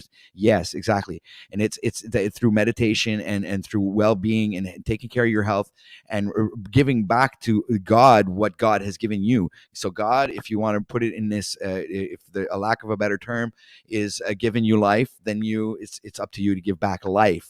It's that But here, 10% that he asks for. So it's the same principle in yourself. If you bring the sacred secretion back up into your brain and you nourish your brain with the right nutrients, you will do that. You will bring back to God what God gave to you.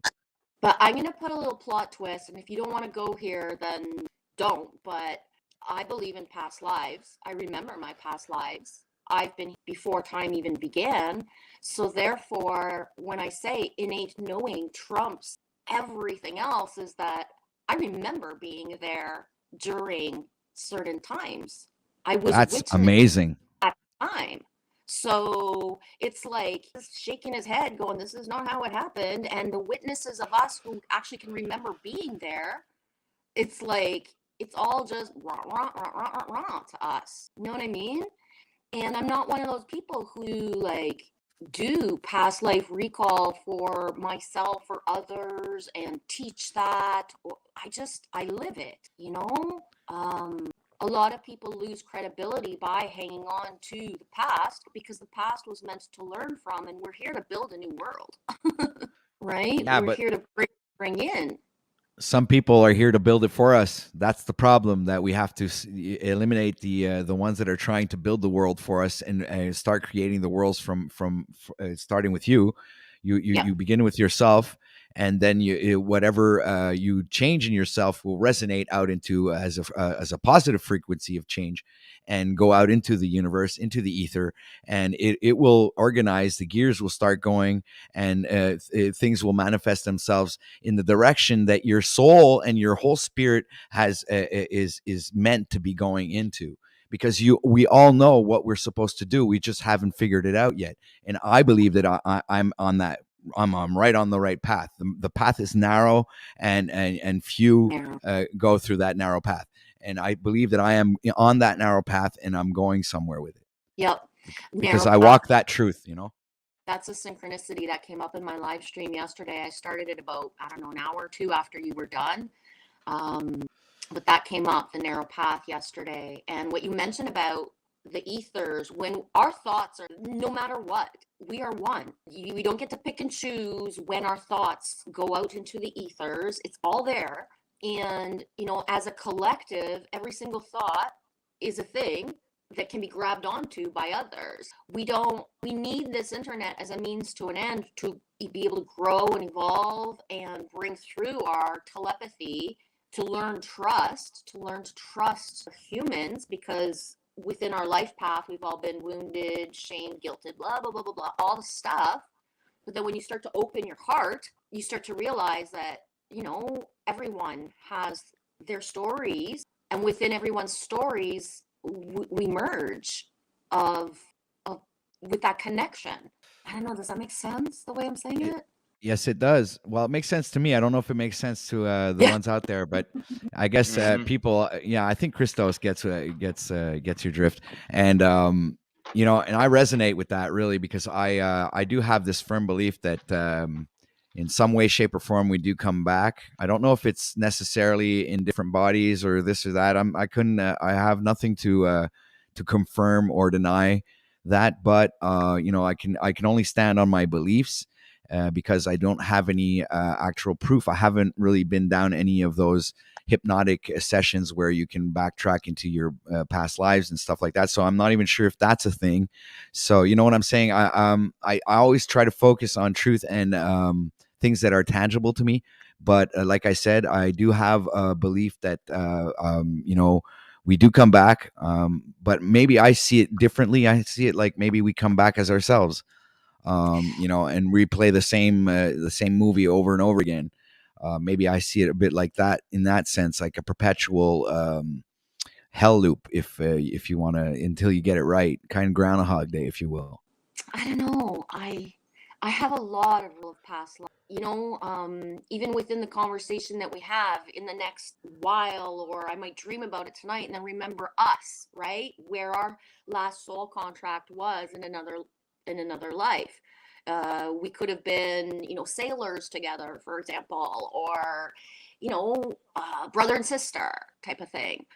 Because the affinity that we have when we find other people and we elevate, they teach us something without even trying things, right? Like the passerbys in my life who are like the 5-minute oracle that brought me a phrase or a line, but is the pivotal game changer within a certain timeline of my life, right?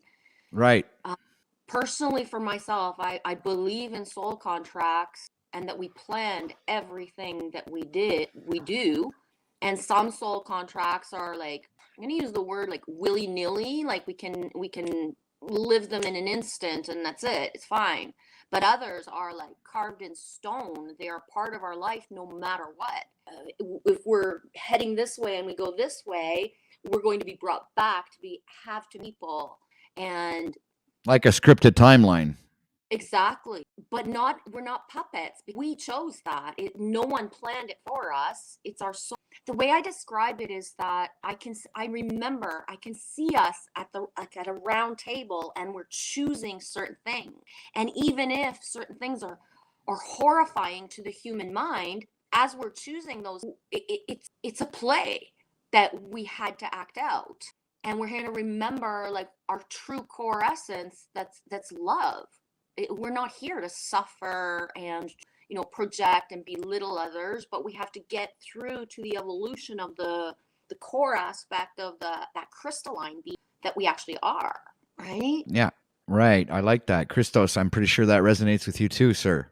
Would I agree? Am I wrong? Yeah, I like when we start talking about like crystalline states, or I guess I've heard people say like crystalline consciousness, or being a crystal being. People talk about Yeah. light beings, and then there's like, I don't know exactly all the different differentiations or stages, but I know there's something to that. I mean, we were talking about crystals earlier. You could even get into the very small type of like magnetic crystals like magnetite in our brain and stuff with the pineal gland. So there's something like that's very divine about crystals or crystalline structures.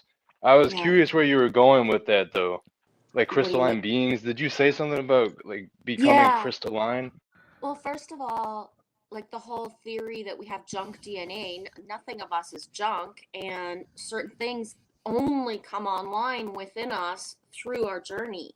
Like certain keys can't be turned within us until we've lived experiences to be able to, for our minds to actually sustain certain things. I don't know if that makes sense. Like how some people are really born and they're very gifted, they can hear everything, but then are labeled as schizophrenic or crazy or autistic, with all these labels, which are meant to instill fear and to believe that people have disabilities and to believe that people hearing voices when a baby is born and hears thoughts.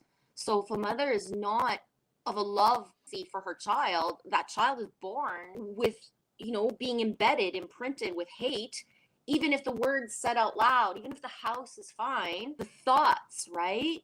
And Yeah. so that's why it's very easy to label people as schizophrenics or crazy intergenerationally, but they are the ones that are we are the ones that are born with, we remember more at birth, but instead of being like elevated, cherished, considered a shaman, considered a wise woman, an oracle, from the instant that we're here, it's the opposite, right? Our gift squashed, all of that. And we're the ones that are making the change. Those of us who are, have become parents, and those of us who will walk our own path, whether we think that doesn't matter. It's not fun. I wouldn't wish it on anybody, but damn, there's nothing that can make me bow down like the other king about, right? Not my Right. parents, not my children, not a church, and certainly not anything else, Yeah.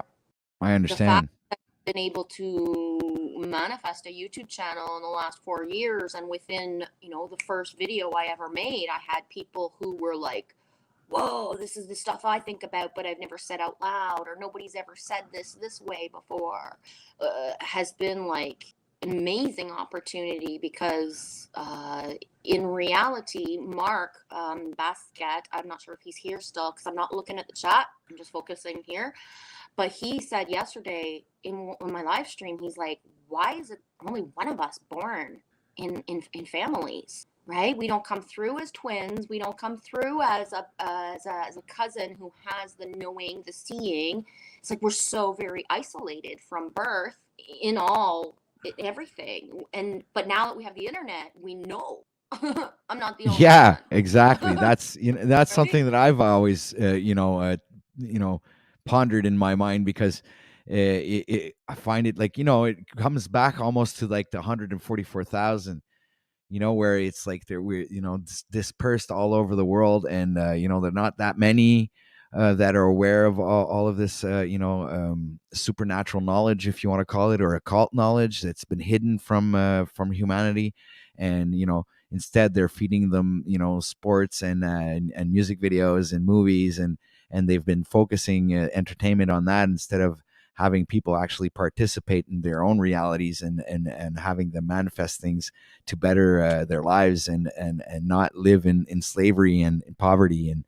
And because people don't realize that unwillingly they're choosing their own fates, right? Yeah, exactly. And yeah, so what happens is, what they need to do is get behind the steering wheel, and refocus their attention on what's really important.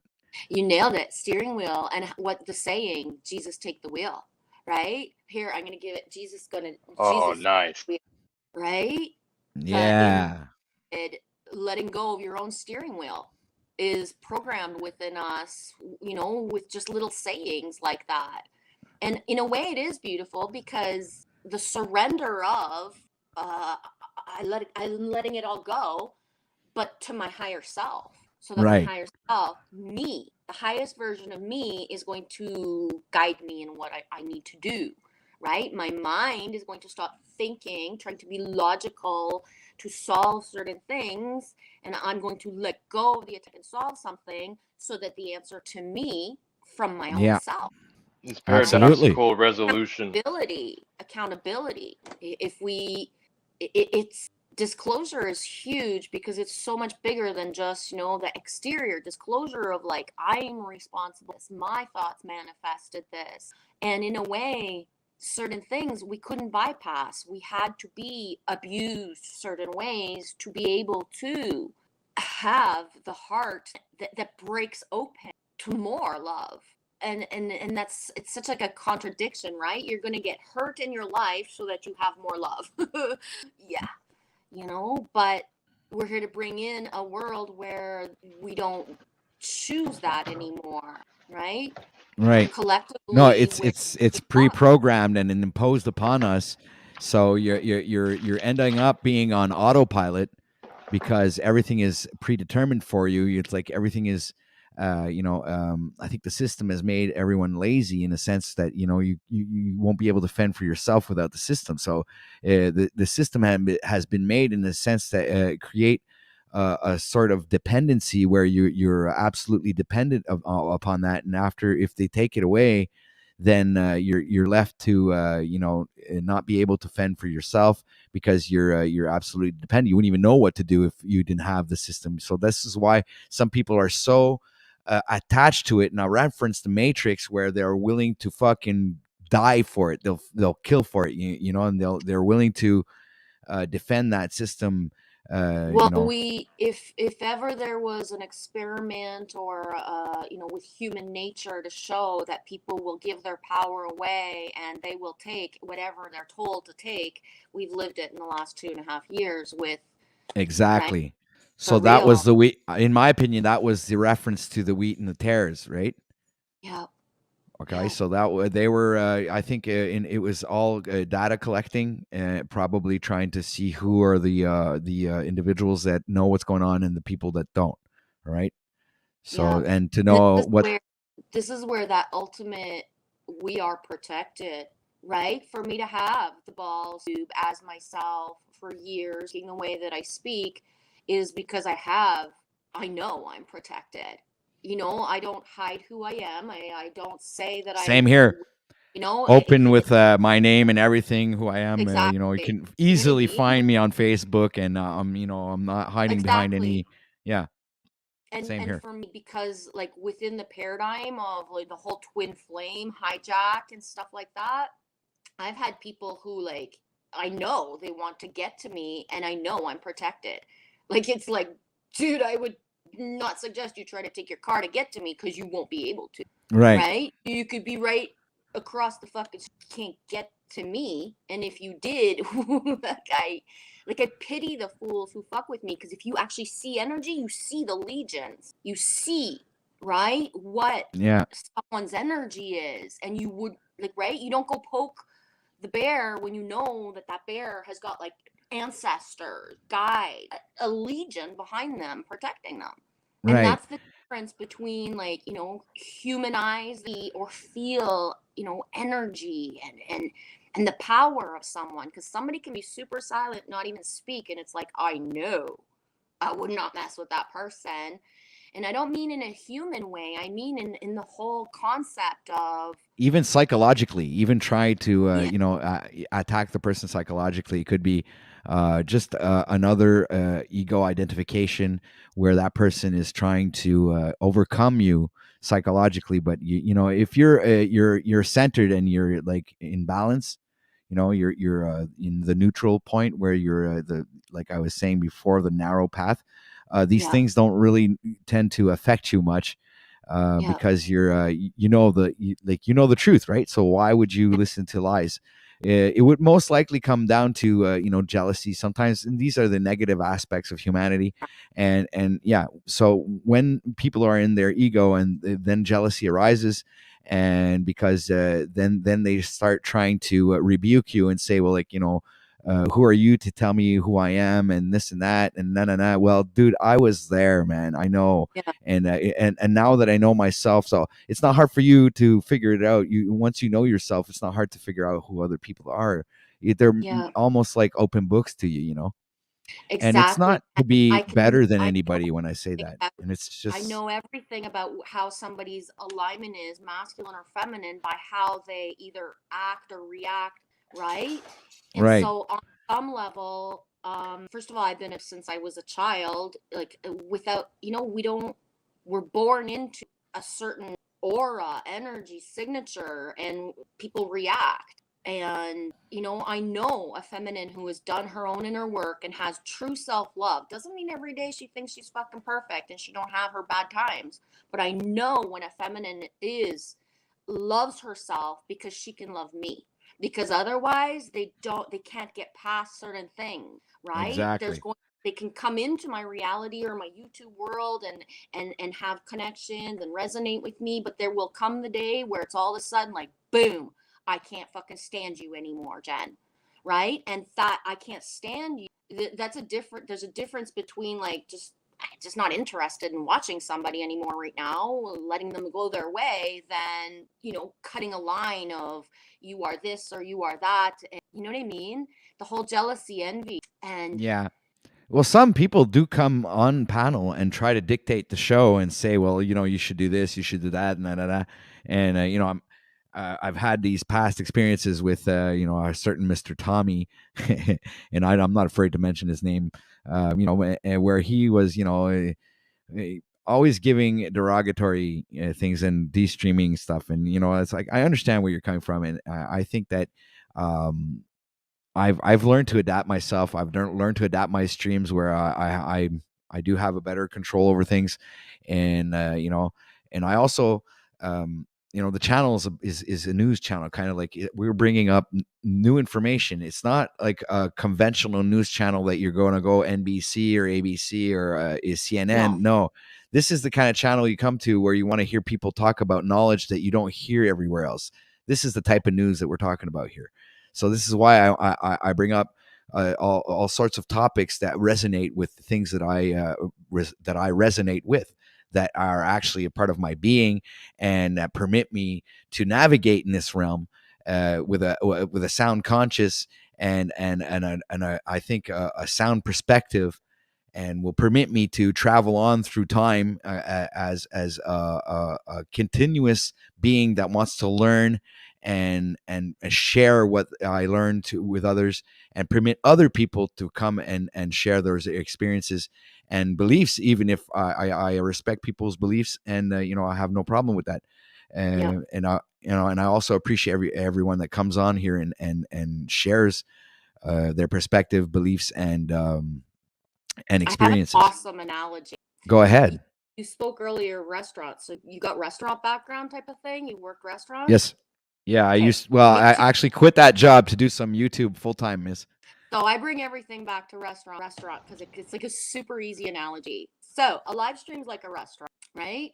When you choose to bring people up and have a panel, it's like you're the host. You're having guests come in. Awesome. It's awesome when somebody comes into your restaurant and says, hey, like you don't have Swiss for your burgers, blah, blah, blah, giving suggestions. But would you go into an Italian restaurant asking for poutine? No. So if you don't resonate with the style of the restaurant, why would you go on panel to divert the attention and change things around when you're walking into something? If you want the attention or to speak about something, you go to the restaurant or the live stream that you believe in, or you start your, right? Exactly. You start your own. That's it. Some people have a hard time understanding that. It's just, they can't wrap their head around that. It's pretty simple though. But it's like somebody would walk into my restaurant back in the day and says, you don't have sushi. No, I don't have fucking sushi. I have cheeseburgers and hot dogs, man. What the fuck? You're not in a health place.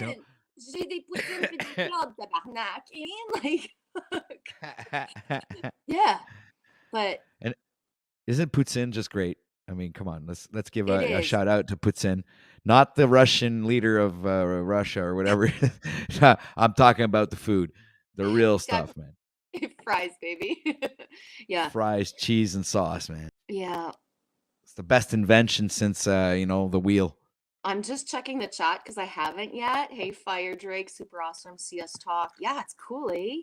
Jackie. Yeah, chat's on fire. We got 29 people watching right now. Make sure to hit that like button, smash it like it was going out of your mind, and go ahead and share this out. And if you want to support the channel, there's a link at top of chat. You can buy OTW News a coffee and support this great broadcast we're going to be bringing to you every morning. For the next while, I guess we're going to try and see how this goes and how people appreciate the content and the viewing experience. So that being said, you guys can go ahead and show your support. You can click that link and go ahead and buy OTW News a coffee. Thank you very much for being here. Much love to everybody, and much respect to you as well. Everybody in chat, you guys are awesome. You're on fire. I see you guys going there. Have a hard time keeping up.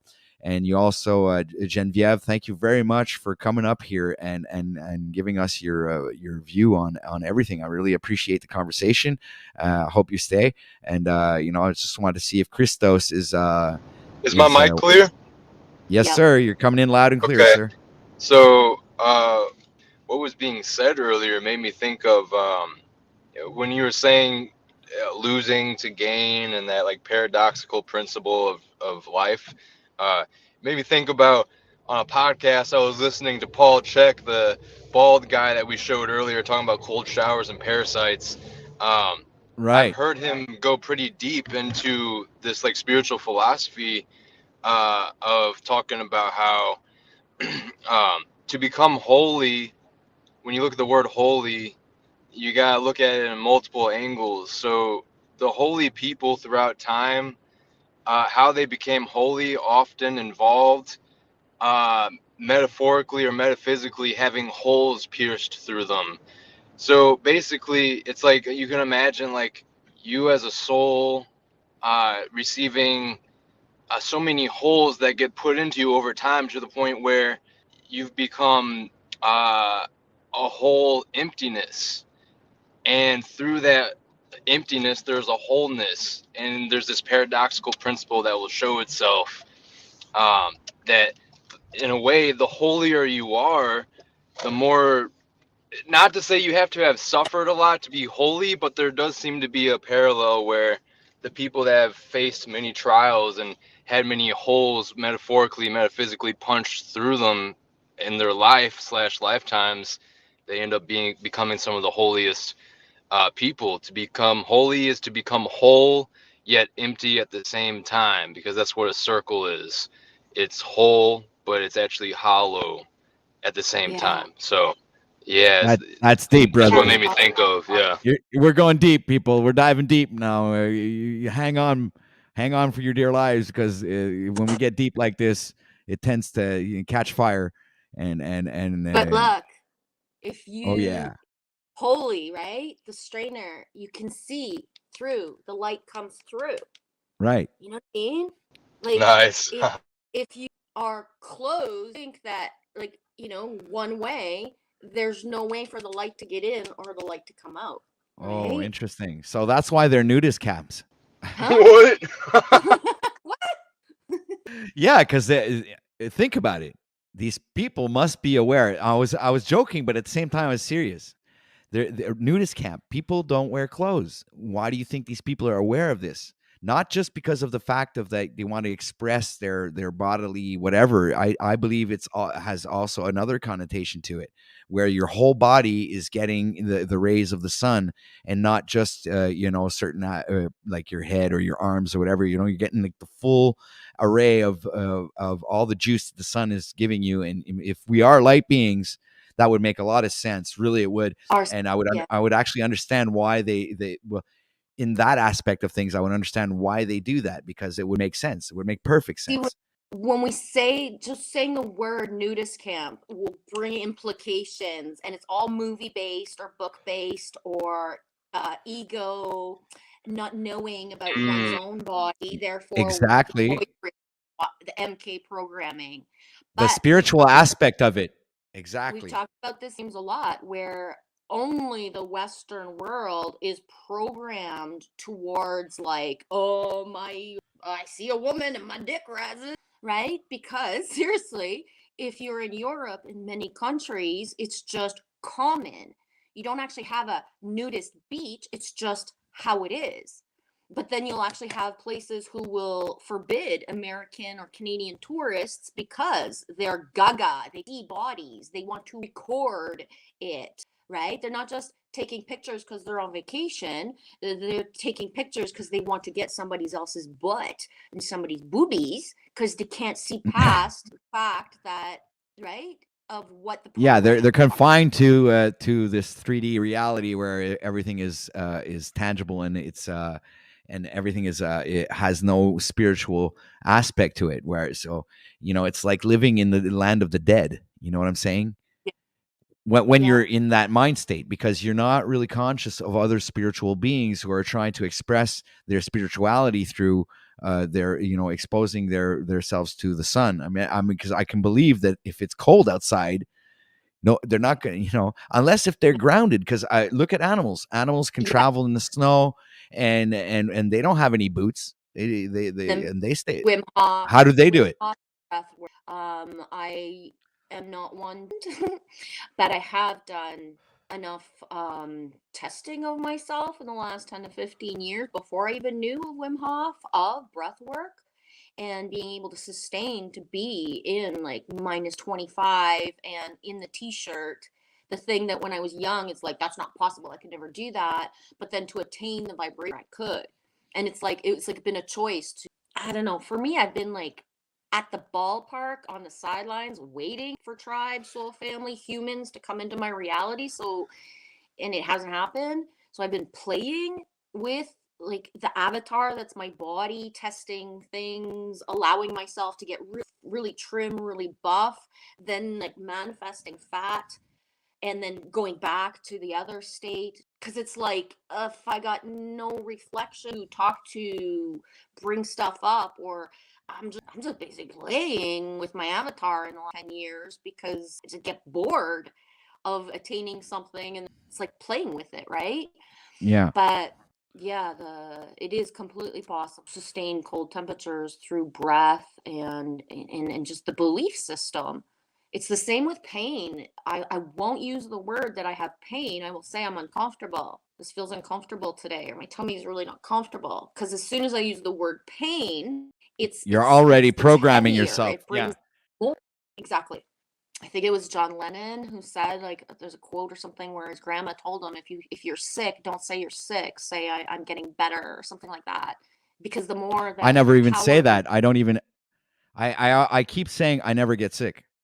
I don't get that. I don't know what that is. I don't even know what sickness is. I don't understand where you guys are sick. I just don't fall sick. and for me, when I But was a I young believe that I program myself to believe that I won't fall sick. So I think there's, kind of these occult secrets that we don't know about that can keep us going on that we don't even understand ourselves. It's like yeah, some people. I was watching this movie the other day where it was like I like a lot of kung fu movies and Japanese and Chinese kung fu movies, even if they're in another language. I watch them yeah, anyway, and what happens is in the last movie that I watched, the guy he literally killed the guy. The guy got back up. He says, "No, I won't die. I'm not gonna die." And he's saying it. I'm not gonna die. And the yeah, guy comes back and he slashes him again and freaking dices him up. He's on the ground. And he goes. The guy walks away, and he steps up again. The guy goes and he starts crawling. And goes, "No, I'm not gonna die. I'm not gonna die." And he keeps crawling and trying to get back up again, and the guy comes back, stabs him in the back, and it does look. It's incredible the willpower that that we have, and I think that's what they were trying to say is you have that willpower inside of you to be able to manifest youth and health and yeah. be in a positive mind state where all these negative aspects of life don't affect you. You become immune to these things, and this No, is one of the reasons why I didn't take the jabba wabba that I exactly. Yeah, there was okay, it was because that was I'm in perfect health. What would I need something outside of me to keep me healthy when I'm doing it? Have a consciousness on my own being. I can do it myself. I don't need as some exterior or other person dictate how I feel or what's happening to me, unless if it's fuck, I my arm got ripped off or something, which has actually happened before. I've been in a yeah, car accident. My shoulder, my arm got completely out of its socket. And in my opinion, the when you look at the doctors and when you go to hospitals and stuff, and when they operate on you, when it's at a physical level, I believe that's good science. I believe that's good, but not when it's going and pushing this agenda of these pills and pharmaceutical things and all this big pharma objective where these doctors get paid just to fucking push a bunch of candy. In my opinion, if you take care of yourself, you won't ever need to see a doctor. There's this expression, an apple a day keeps the doctor away, but no one ever really thought of the symbolism behind that. Remember what the apple represents. Apple is knowledge. Okay, so if you eat knowledge every day, if you're knowledgeable, okay, knowledge able, then you will be able to decipher these things for yourself, and you will be able to take care of yourself. You won't need a so-called doctor. Okay. And this is yeah. not medical information, but this is actual, experience on my behalf and what I've seen and the results that I've already gotten by taking care of myself. And I didn't I need any other exterior motivation or exterior influence to except for motivational things that I've seen people speak about being better versions of themselves. These are things that I let in, I consume, and I want to apply in my own life to be sure that I can live the longest and fruitful life that I can while I'm in this realm, and not have negative things take control of me, not let material things take control of me, but me really having an absolute control over my life, my inner being, my body, and every other aspect that comes with that. Yeah. And going back to the saying we're sick, was a young mom, late 20s, not that young, but still, when my children were in school and then they'd start school and then they'd get sick. And then my first thing was like, oh my God, I'm sick next. Like, oh, right. And so I Yes, already programmed programming myself. yourself. They got sick. It'd be my turn soon. My ex-husband would get sick, and it's like it's gonna be my turn soon.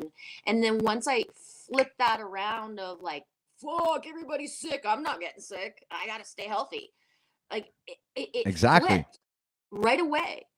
And I remember it started when I had my restaurant. So within around 2025, 2005, where I couldn't afford to be sick anymore the same way. And so I told myself, like, it doesn't matter who's sick. It doesn't matter what happens to other people. I'm okay. There And you go. it I never lived the same experience after that. And even within the whole like COVID timeline, me and my daughter both got the flu, COVID, whatever you want to call it, before it was a thing. And I was saying, I've never been in my fucking life. Like, I felt like I was dying. I was on my bathroom floor wondering, like, this is why people want to go to the hospital. There's nothing they can do for me, but I just want somebody to, like, be nice to me, right? And anyways, I flowed through. I didn't take anything for the fever, for anything, and never had anything since. And that was There you go. 2019. Then all of a sudden, 2 months, 3 months later, everybody's talking about this thing, and it was like, I told you I had something that was not normal, and here it is now. Now people get paid time off. Now it's a thing. But because we pushed through, right? We built that immunity, and I've never had anything. So I'm not one to do the whole washing my hands bullshit. I don't. It's use funny that you said fucking that crap. because before that whole thing started, same here. I got like this thing, but you know, but I'm not saying I've never been sick. I've been sick before. I mean, I'm just Yeah. saying that it had happened, in the winter, and Our bodies need purge, right? You were talking about yeah, exactly, right. So I was right? going through How something, we and usually I keep telling myself that it's only going to last 24 hours. So anytime I do get sick, it actually just does last 24 hours. But afterwards, I started saying to myself, "Nah, I'm just not going to get sick anymore. That's it." And so far, it's just that it's worked for me. So I mean, Here's this the is what I question could though. talk about manifestation. Within the confines of I say and I believe that I'm never going to get sick, as soon as my body tells me I need to rest, I listen though. I won't push myself to do shit or to force myself to go do something. If my body's saying today I need rest or today I need a nap, it's not an everyday thing, but when I need it and I take it. So I'm Exactly. listening to my body aligned with like, holy shit, I can be 2 weeks sleeping during the day 3 hours, but not sleep all night. And that's what my body needs. Or then sleep whatever cycles, allow for them, sleep like a wolf, call it, right? Eat, Right. sleep, and do what you need when you actually need it, not when we're told to. But because I listen to my body, it's actually not possible for me to bring in a true sickness that's going to put me on my ass for a day a week. Because if I choose to listen to my body when it says this week we're being really mellow, then I can't bring in worse because I'm already listening. Exactly. Because You're absolutely right. anybody who gets sick in any type of thing, they knew it was coming, but they had to go to work. They had to do their little activities with their kids. They had to do this.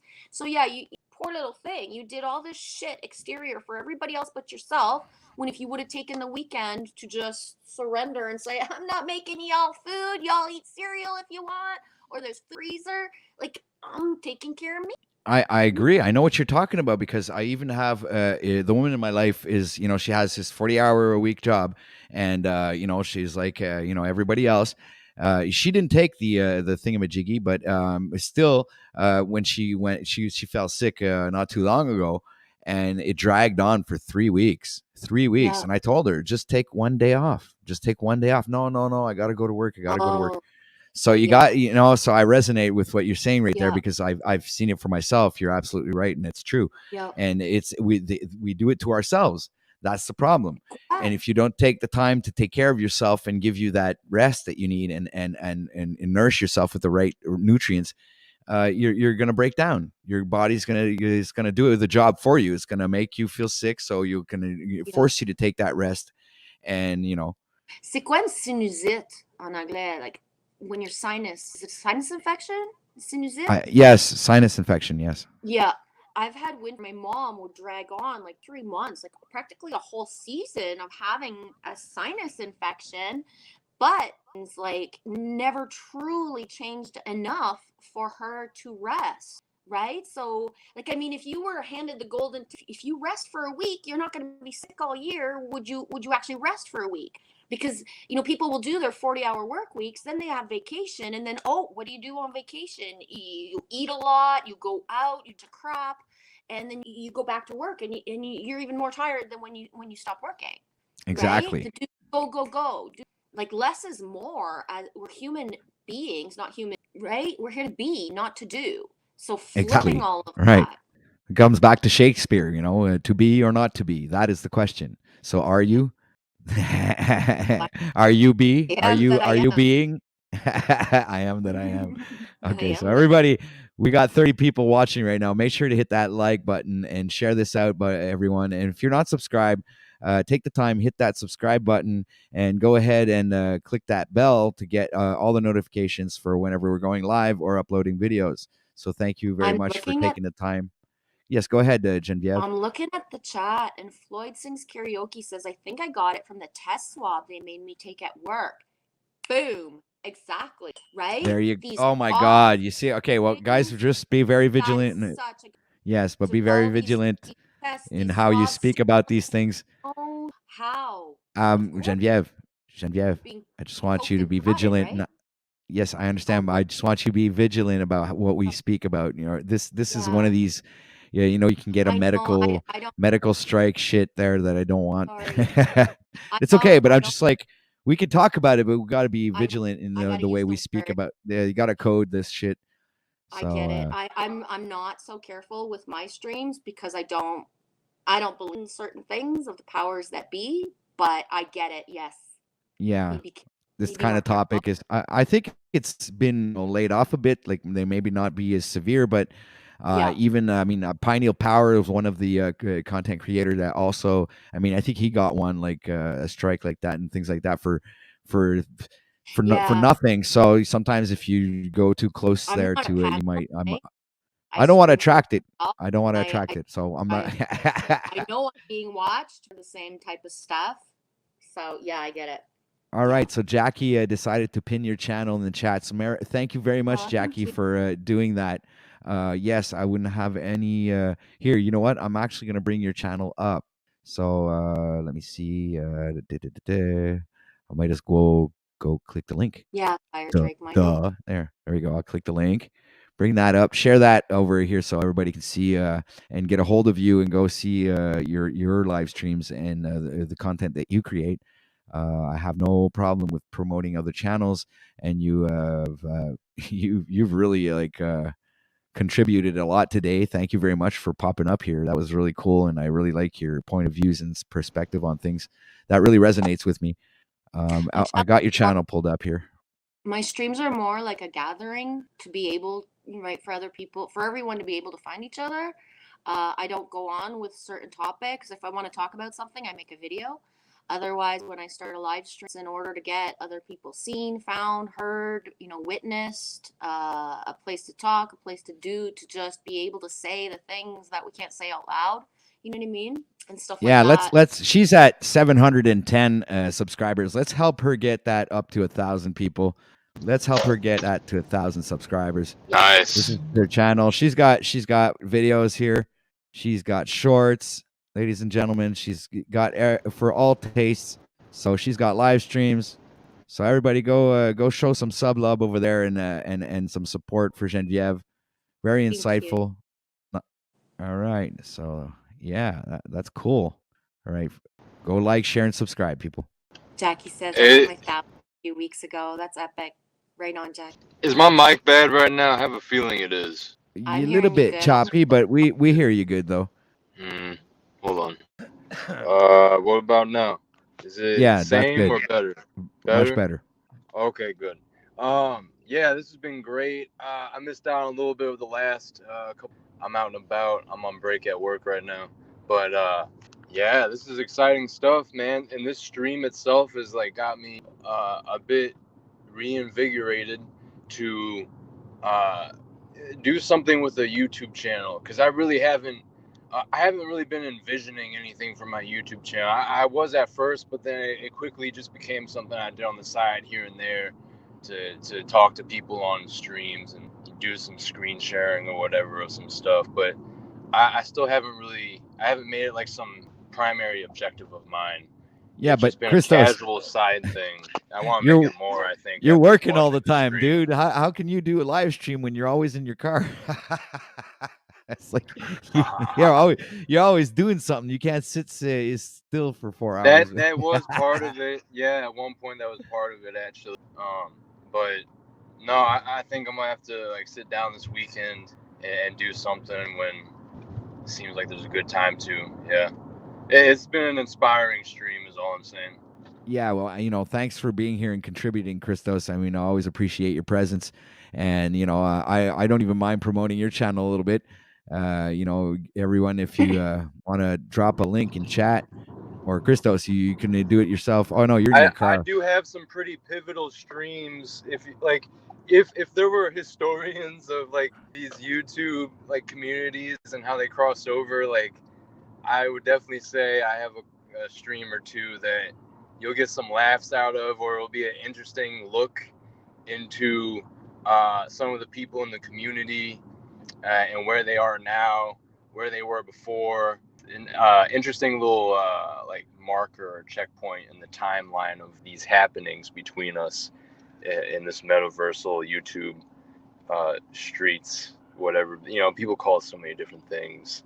But yeah, my first and like second stream were pretty fire. I did like some 12-hour plus ones, and people were going at it. There was some drama. When I did the first couple of streams, there's a lot of drama going on in the communities, and I kind of held it as a place, a gathering ground. People wanted to voice what they wanted to voice. So there's definitely some interesting moments. I'll say, if anyone follows, I guess, some of these communities and some of these people that cross over into all these different streams that we see. So here you go, people. Christos's channel we have here. He has 188 subscribers, so please go show him some sub love, everyone. And help his channel grow. He has a few videos like he was mentioning just before. I mean, he's got shorts as well.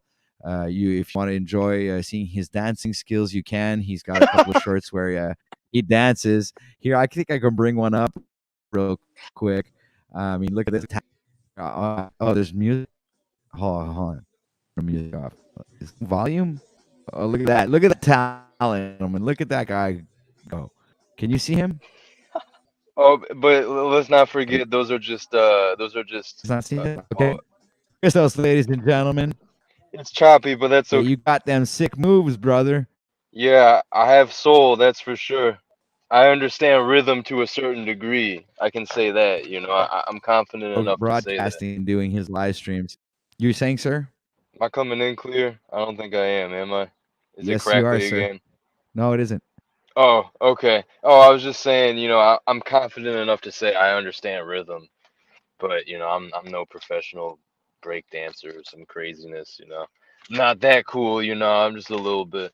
But yeah, you gotta have multiple things in your arsenal. And we were talking about that the other day, How many tools are in your tool belt? What's in your tool shed? I like that expression, actually. Right?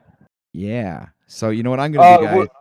Was Go ahead, Genevieve were you hopping off? I thought it sounded like OTW was like giving you an outro, or are you still here for time being? No, just promoting her channel. If she wants to leave, she can leave, though. I want me mean, to go? nothing's holding her here. I'm good. No. Are you trying to drive her out of here? Did I stay? It's cool that you hopped on, because I only ever saw you as someone in live chats, and I didn't even know you had like a channel and you did streams. Yeah, I found y'all through, and I found Moose. It would have been just before Christmas. What a tangled web do we weave? Yeah, I'll be really honest. There's a lot of channels I don't follow. It's just like raw to me. They just doesn't resonate. A lot of names that get mentioned over and over every day. It's like, oh my gosh, I'm not into it. Does one of those names sound something? Does it rhyme with pack? Yeah. It's like I didn't want to mention any names. As soon as someone gets too much of I just first of all, I don't gravitate towards big channels, or where everybody else is not usually where I am. I'm here to gather the little of us, or I don't know. There's certain energies I stay away from, no matter what. Even if everybody else is there, yeah, exactly, Fire Drake. I just stay away. I'm very careful about how much content and what I ingest. My eyes and my ears are precious, right? So if I'm not learning, growing, or expanding, or laughing, then why am I there? You know, it's important. I don't just fill my time without there being some sort of reason. So believe me, I can be on like some shits and giggles. There's nothing, that's going to change the world being said that day or that night. But there's a calm energy. There's the brotherhood, the sisterhood, the feeling of safety is really important to me. I really believe we're here to rewrite the scripts and manifest a better world. So if other people if it doesn't flow Yeah, I towards agree with you. that, then I don't want to be there and I don't want to gift my energy because I that's not what I want to support. I understand that we're all, at different levels of what we need to grow. So some people have never in their life spoken up for things, right? So if you're 20, 30, 40, 50 years old, you never took a stand. So then your channel is going to be based on taking a stand for stuff, but you'll see over time that persona is going to become like a larger embodiment, and then you'll look back on what you did like 1 year ago, 2 years ago, and you'll be like, oh my god, I can't believe I was talking like that before. Like I've grown, right? I can stay calm when I'm triggered, or I can tell somebody openly what if something triggers me and why, and try to have a conscious conversation about it instead of just backing away. Or any name calling just gets me out, right? Because I mean, at this point, I've lived a lifetime of being able to manifest, to have calm and serenity, even if other people didn't feel calm before they came in my presence. So I try to walk that same thing within, the paradigm of going online, not to go towards the chaos, but that sometimes chaos has to play itself out. Because again, if you've lived a lifetime, you didn't stand up for what you believed in and you never said out loud certain things, it's huge and it's beautiful, but it's not where I'm meant to be sometimes, right? You know what I mean? So sometimes, there's chaos within certain things, or everybody's like rah, but like I think it's so beautiful to see, because like it's like watching flowers, even if it doesn't feel like good sometimes, but the greater good is there, right? Right. So I want to learn, I want to grow, I want to laugh, sometimes be streams like that. Yeah, it's not about knowledge. Sometimes I don't want to hear about fucking flat earth anymore, because it's like the fucking the way the world is shaped is not what I need right now. I more need, like, how do we want to be in this world, right? So yeah, just but being careful. At the end of the day, if people actually evaluated the content that they looked at, are you proud that you put your time in at something or not? Or would you realize that, wow, I spent another 4 hours today in something I'm not proud of myself, right? Exactly. I'm absolutely resonating with that because, Yeah. I think this is why I upped my game a bit when, as broadcaster. I feel that I needed to adapt a little bit of structure to the live, and keep it in a certain dynamic where we're attracting, a certain amount of audience, but something that resonates a little bit with everyone. So that's why I figured that by bringing these different topics to the show, that it would help to direct the show in a certain direction where we're having these profound conversations and we're able to build and learn from each other while Yeah. we do have these conversations, and permit other people to participate in these conversations. And what happens is it might resonate with them in their own lives and help them travel and navigate through this life with this shared knowledge, right? And one thing too to remember is, a lot of people in reality right now are going through really hard stuff, like tower moments, the realization that jobs, families, partners, friends, it doesn't work anymore. So a lot of people, they need is a safe haven energy of starting to feel seen, witnessed, or start hearing people speak in ways that makes them feel that there's hope, right? Because Right. the outside world, depending on what community you live in, it's not pretty, right? I live in one of the areas of Ontario that hasn't bounced back. Eye contact can be very few and far between. Manifesting just simple, light flow conversations in public is not a common thing the way that it just was natural before, right? So I can run around sharing my light and being happy, safe, and wanting other people to connect to other people, but the closeness of people, hasn't reopened.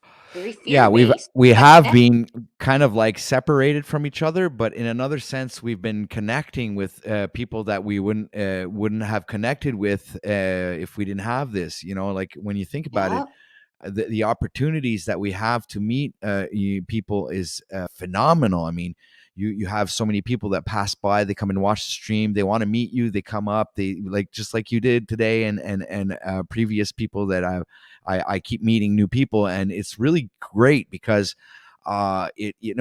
it's not something that it's easily done when you want to go out in a place or you go to a bar. You're always intimidated by the people that you see there. You never know it's like. It's not always easy to make friends, right? So it's like, and you don't always know where to go to make friends.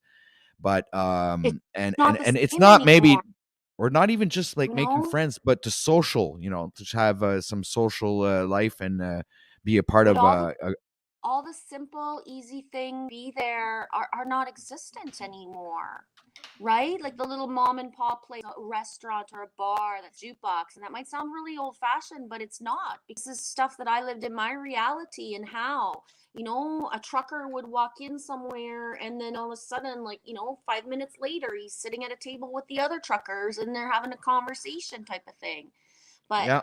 paradigm of like Quebec, Ontario, certain things, they're not even open anymore. There's no access to certain things. Yeah, a And lot of mom and pop shops shut down because of this, and this is where you see they're trying to create that dynamic where you have just rich and poor people, and they're trying to eliminate like the middle class, and it's pretty blatant. I guess I can see it from my it own is. eyes, and And only those of hierarchy, like you just said, the rich and the poor, like people who had a certain amount of abundance and already had, the house and the cottage and the RV, and had their, you know what I mean?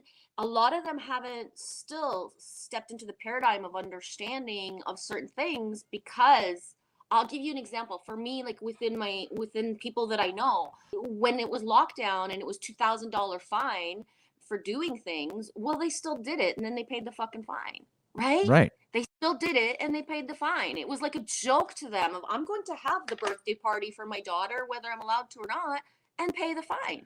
But That's it. for the normal average, right, it wasn't the same. And the fear, people 6 feet apart, Yeah. of being scared that if you go into a coffee shop, you're going to get infected. It's still lingering. It hasn't been surpassed. Hi, Cage. What's up, Hey, welcome. OTW, Genevieve? What's up, everybody? Hey, what's up, dude? Hey, 3 Canadians on the panel. What a No way. great, yeah. Are you Yeah, I'm Canadian. Yeah, Where are you? born, raised in Toronto. Oh, neato. You're not so far as the crow flies. We're like this, Yeah. maybe. Like a triangle, Yep. almost. Yeah. Oh, Yep. really? Why? Where Yeah, are you?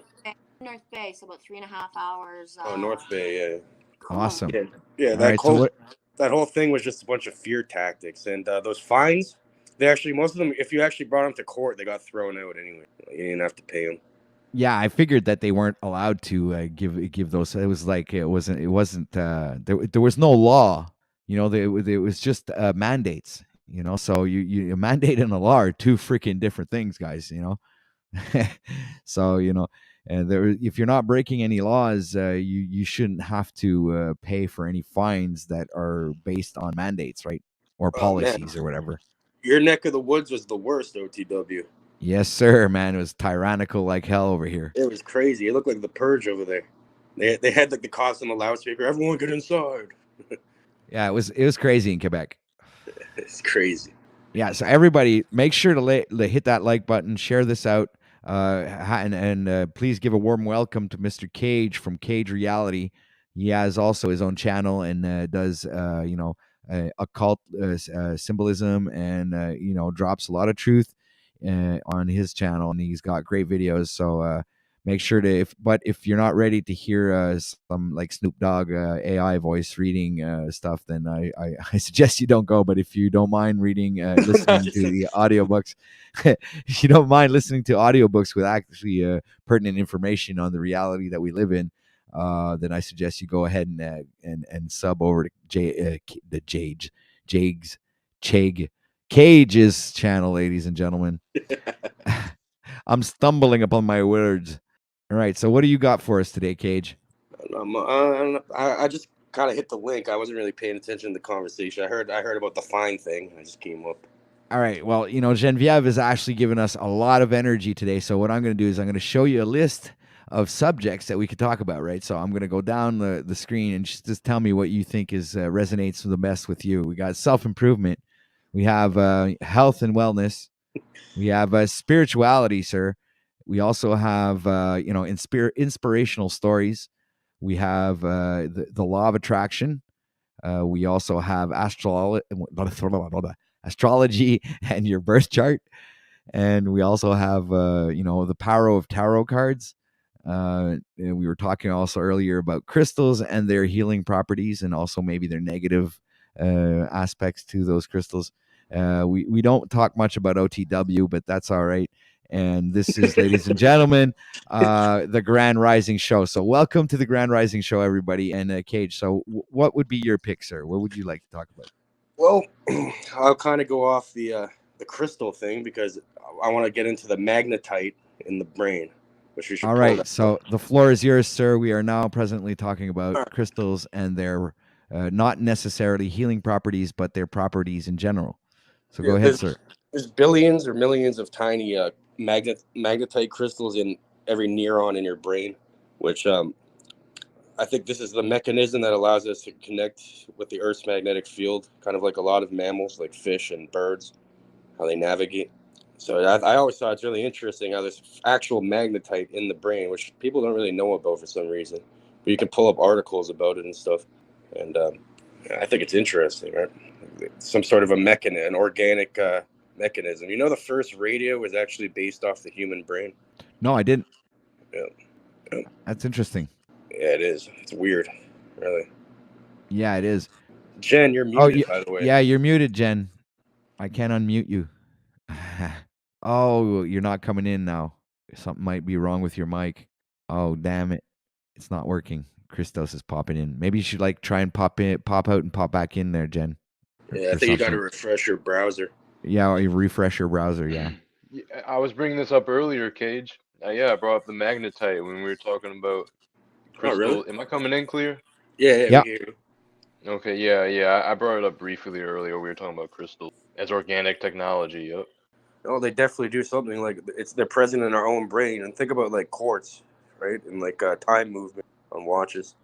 There's definitely special properties when it comes to these. Yeah, well, we got to elaborate on the properties and the different types of crystals, Cage. We can't just leave people hanging here, man. We got to, do you have anything you'd like to share with me? Do you have a share screen, a video, something, man? Give me some juice here, people. We're Hold on, broadcasting here. I just fixed my laptop. You have the computer, OTW. I just got a computer, so I can. Oh, okay. Yeah, let's spark hop on and screen share. I'll pull up some articles about it. All right, that sounds good, man. That's good, man. I like that. Some initiative is really awesome. Yeah, let me just. Not that I can't do it myself. I mean, I guess I could bring up something about I don't know which magnetite. I could look it up. Yeah, I'm not being lazy. I'm just saying, it would be awesome if you present something at the same time, not just Oh yeah, if you want OTW, I could play videos for you. My internet's super fast. Oh yeah, that's cool. It won't chop or anything. I hope Jen comes back because I really liked her. Yeah, I want to see what she's gonna say about that. So she was probably having some kind of technical issue with her phone, or I guess because she did come on. When she came on, she says, "Well, usually this doesn't work. I always have problems." So maybe this is in relation to that. But much love to you, Genevieve, and thank you for coming on. I hope you come back. Oh, she needs to charge her battery. All right, so that's awesome. Thank you for being here, and I can't wait for you to come back. It was really great. The conversation was really flowing. We were in a flow state. It was pretty good. Yeah, Cage, is your computer up yet? Yeah, I'm just 'Cause you- turning it on. Just turning it on. I'm gonna grab. Right. So what I'm going to do, people, is pass on over to a musical transition. It is presently 12:22 p.m. Tuesday afternoon here in Montreal, Canada. It's 9 degrees outside, slightly cloudy. So make sure to go get some of that good prana. Yeah. And I'm just going to pass over to a musical break while you get yourself set up, sir. And we'll be right back after these messages. Yeah. OTW News in the house. So back to the Grand Rising Show number 10 on OTW News. Welcome back, ladies and gentlemen. We have Mr. Christos de Leopoulos with us and Mr. Cage from Cage Reality. And Mr. Cage has something he would like to present to us. So he has popped in with his computer. So, ladies and gentlemen, we will present something to you concerning the topics that we have been discussing today. Up until now, we have covered a multitude of topics, and we've bounced from one to another. So I've decided to, I guess, manage the stream in a different type of way today. I'll be experimenting along the week and see how things will turn out. But actually, up until now, really satisfied with how the stream has gone. We've had a really great audience. The chat was on fire. We had a really good number of viewers watching. So, for everybody who's out there right now, please make sure to hit that like button, share this out, and subscribe if you're not subscribed. And please click that bell if you want all the notifications. And for when we go live or when we upload videos. And so I say we, but I am by myself, obviously. But it's still OTW News. Maybe I'll have a team someday, and it'll be a big thing. We'll have I don't know, like a television studio set up and everything, and different. I'll have a traffic person for every single state in America. Isn't that funny? I thought that was funny. Hey, was there supposed to be no music? I'm sorry, OTW. I just wanted to say there was no music during that intermission part. I didn't know what was going on. There was no music. That's why I cut in randomly at one point and said there's no sound, and then all I heard was kind of like rustling around, like I either could you hear or it. Really? I I didn't hear any. Huh, Okay, I didn't know. that's weird. What? Okay. Wow. Okay. I guess that's on my end. Never mind. It's all good, man. So here we got Cage here with Chat GPT. I don't know why you brought that up for. Oh, let's ask it about magnetite. Let's see what it says. Oh, magnetite. Okay. Well, that's wrong. What the fuck? Yeah, I heard that it's not accurate, man. That you can't get an accurate definition. No.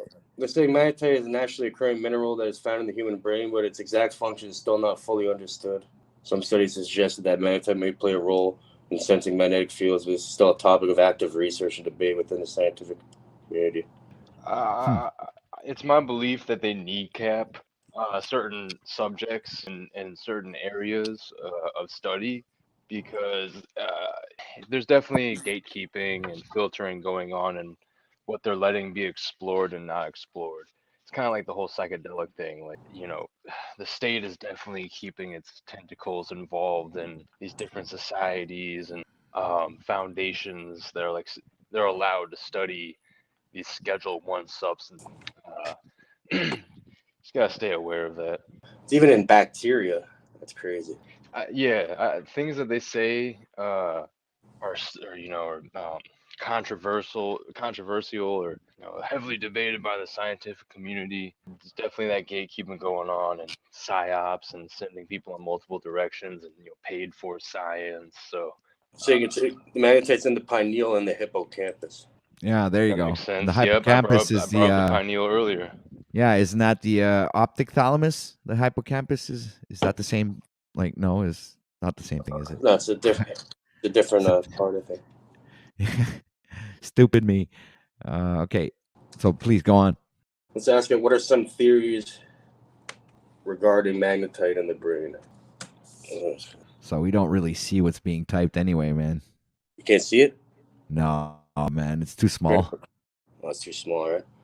You can take our boxes away. You I can can take our zoom in boxes on it. away. Yeah, I could take our boxes away. That's true. I can do that. Bring it up, but it's not going to really make it that bigger.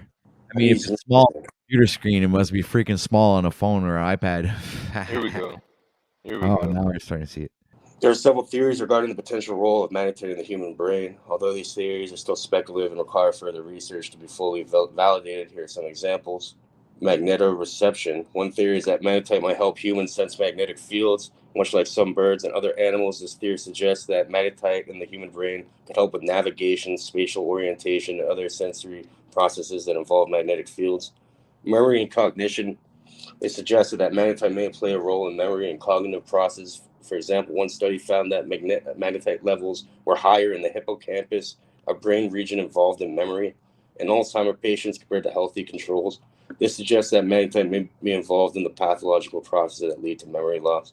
Neural signaling. Magnetite is known to be able to conduct electricity, and some researchers have proposed that it may act as a magnetic antenna that enhances the neural signaling to the brain. This theory suggests that magnetite could help neurons communicate with each other more effectively, potentially leading to improved cognitive function. Interesting. It's not bad at all. You see things that we don't know, people, and we got this chat GPT here that's going to save us and tell us everything we need to know. Well, it's like a Oh, shortcut, right? You could do independent research after and verify. Yeah, you could do it. It's almost the same thing as Google, but I mean, it's just like concentrated in one little place, like one little application or software. So we got Agnostic Chef is in the house, man. Oh yeah, That's interesting. Number 7, sensory processing. Magnetite has been found in various sensory organs in animals, including the nose, ears, and eyes. Some researchers have suggested that magnetite in the human brain could also play a role in sensory processing, such as perception of sound or light. All right, so everybody give a warm welcome to Mr. Agnostic Chef. Hello, sir. How you doing? Good. I just saw you live and then talking about some things that interest my my mental oscillations. Awesome. So I'm glad you decided to come and participate on the panel with us, sir. Yeah. You guys You're heard welcome. of piezoelectricity? No, I haven't. Piezoelectricity is like when you smash a crystal, it creates a little electrical current. Like you could get a flash of light off of smashing a crystal. Okay. And in your brain, where your pineal sits, it sits in what they call a brain sand because of how dense these crystals are forming inside of this CSF fluid. Right.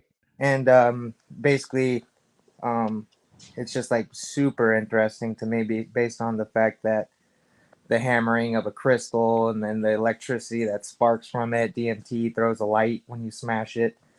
And that's where that synapse is happening inside your brain, is within that pineal. And it just, this is definitely an interesting topic for me. All right. So I'm glad you decided to join us. So I'm sorry, Christos, didn't want to interrupt you on your flow, but if you want to continue, you're welcome, sir, to do so. I don't think I was even talking. I mean, Cage. I'm sorry, dude. My bad. I got you guys mixed up. Cage, please continue, Cage. Oh, we're just looking at the magnetite thing. So apparently it has an effect on sleep and circadian rhythm. The pineal gland located in the brain produces the hormone melatonin, which plays a role in regulating sleep and rhythm. Some studies have suggested that magnetite may be involved in this process. Neural repair and regeneration. Yeah, keep reading that, dude. It's really interesting. I like this, where it's going. Yeah. Neurodegenerative diseases, as mentioned earlier, magnetite has been found to accumulate in the brains of Alzheimer's patients. Some researchers have proposed that this could be due to an imbalance of iron metabolism, which can lead to the accumulation of magnetite and contribute to the development of neurodegenerative diseases, neural repair and regeneration. In some animals, magnetite has been found to play a role in the regeneration of nerve cells. It's possible that magnetite in the human brain could also help neural repair and regeneration after injury or disease. And we already read number 7. It's found in like the eyes, the nose, the ears, and some researchers have suggested that magnetite in the human brain could also play a role in sensory processing. Yeah, there are melanone sites where the melanin or melatonin is being secreted, and they call that the midnight oil. Like whenever you're burning the midnight oil, you're in dream state. And they also could use that as a reference as like blocking out the light, right? If you think of the light as the truth, some people can't handle truth, so the melanin might be higher in those people and blocking out what they don't want to hear or what they don't want to see. As you said, it's coming from the ears and the eyes and multiple different melanocytes. So yeah, continue. I found something good. I've never seen this before, but I'll try pulling it up. That's what I was gonna say. Don't leave the, The guy human hanging, brain man. is He one of got the some most good. He's complicated dropping objects. some James. How electromagnetic frequencies and neuromagnetomes interact and the effects. Because this could even be through cell phone radiation and stuff. Like, Yeah, I That's was known to mentioning that before, that we have these crystals in our phones. Hey, yeah, they run completely on it. Without the crystal, it wouldn't work. And this other guy that came up before telling me that these crystals don't have any they're just there to be pretty. What's his name? I can't remember his name. I think it's MC. Oh no. MC, what the fuck is his name? And I'm sure he's never heard of something like MC Nemesis, piezoelectricity. man. Oh, the Nemesis, that guy. Yeah, those people just never stumbled across things like piezoelectricity and, you know, the crystals having power. They are a power supply. They hold and source power. I was actually conjecturing that they also store information. Oh yeah, for sure. Gnostic shift. The light is information. What's up, Cage? Do you know that's me? Oh, Crystal. You're good. So, do you know? Crap. I think I forgot it now. Hold up. Yeah, it just got away from me. No. My bad. Okay, Kalindi E. Yeah, that's what I was gonna ask you. Do you know about Kalindi E? Did I bring that Not up familiar. with you yet? Really, the 30+ dried grams of mushrooms guy? He has some interviews and some lectures on YouTube. I highly recommend you look him up. He talks a lot about psilocybin, but he's also like a African martial arts, or he was like a martial arts master in African martial arts. Really interesting guy. Definitely like a warrior psychonaut type, like a warrior shaman type. Martial arts are always good to get into. I was showing videos earlier about me doing some Wing Chun. Want to see that again? Oh, our friend left us. You guys want to play some of this, or? Yeah, sure. Yeah, let's listen. I've never seen it, so I haven't. Let's see how it is. How the brain works in a unified way has puzzled scientists and physicians for thousands of years. One recent discovery is that inside the human brain are hundreds of millions of sensory organelles called magnetosomes. Magnetosomes are cellular structures containing magnetite Fe3O4 crystals. These small 10 to 600 nanometer wide ferromagnetic crystals are created in the brain and arranged into chains 15 to 20 long.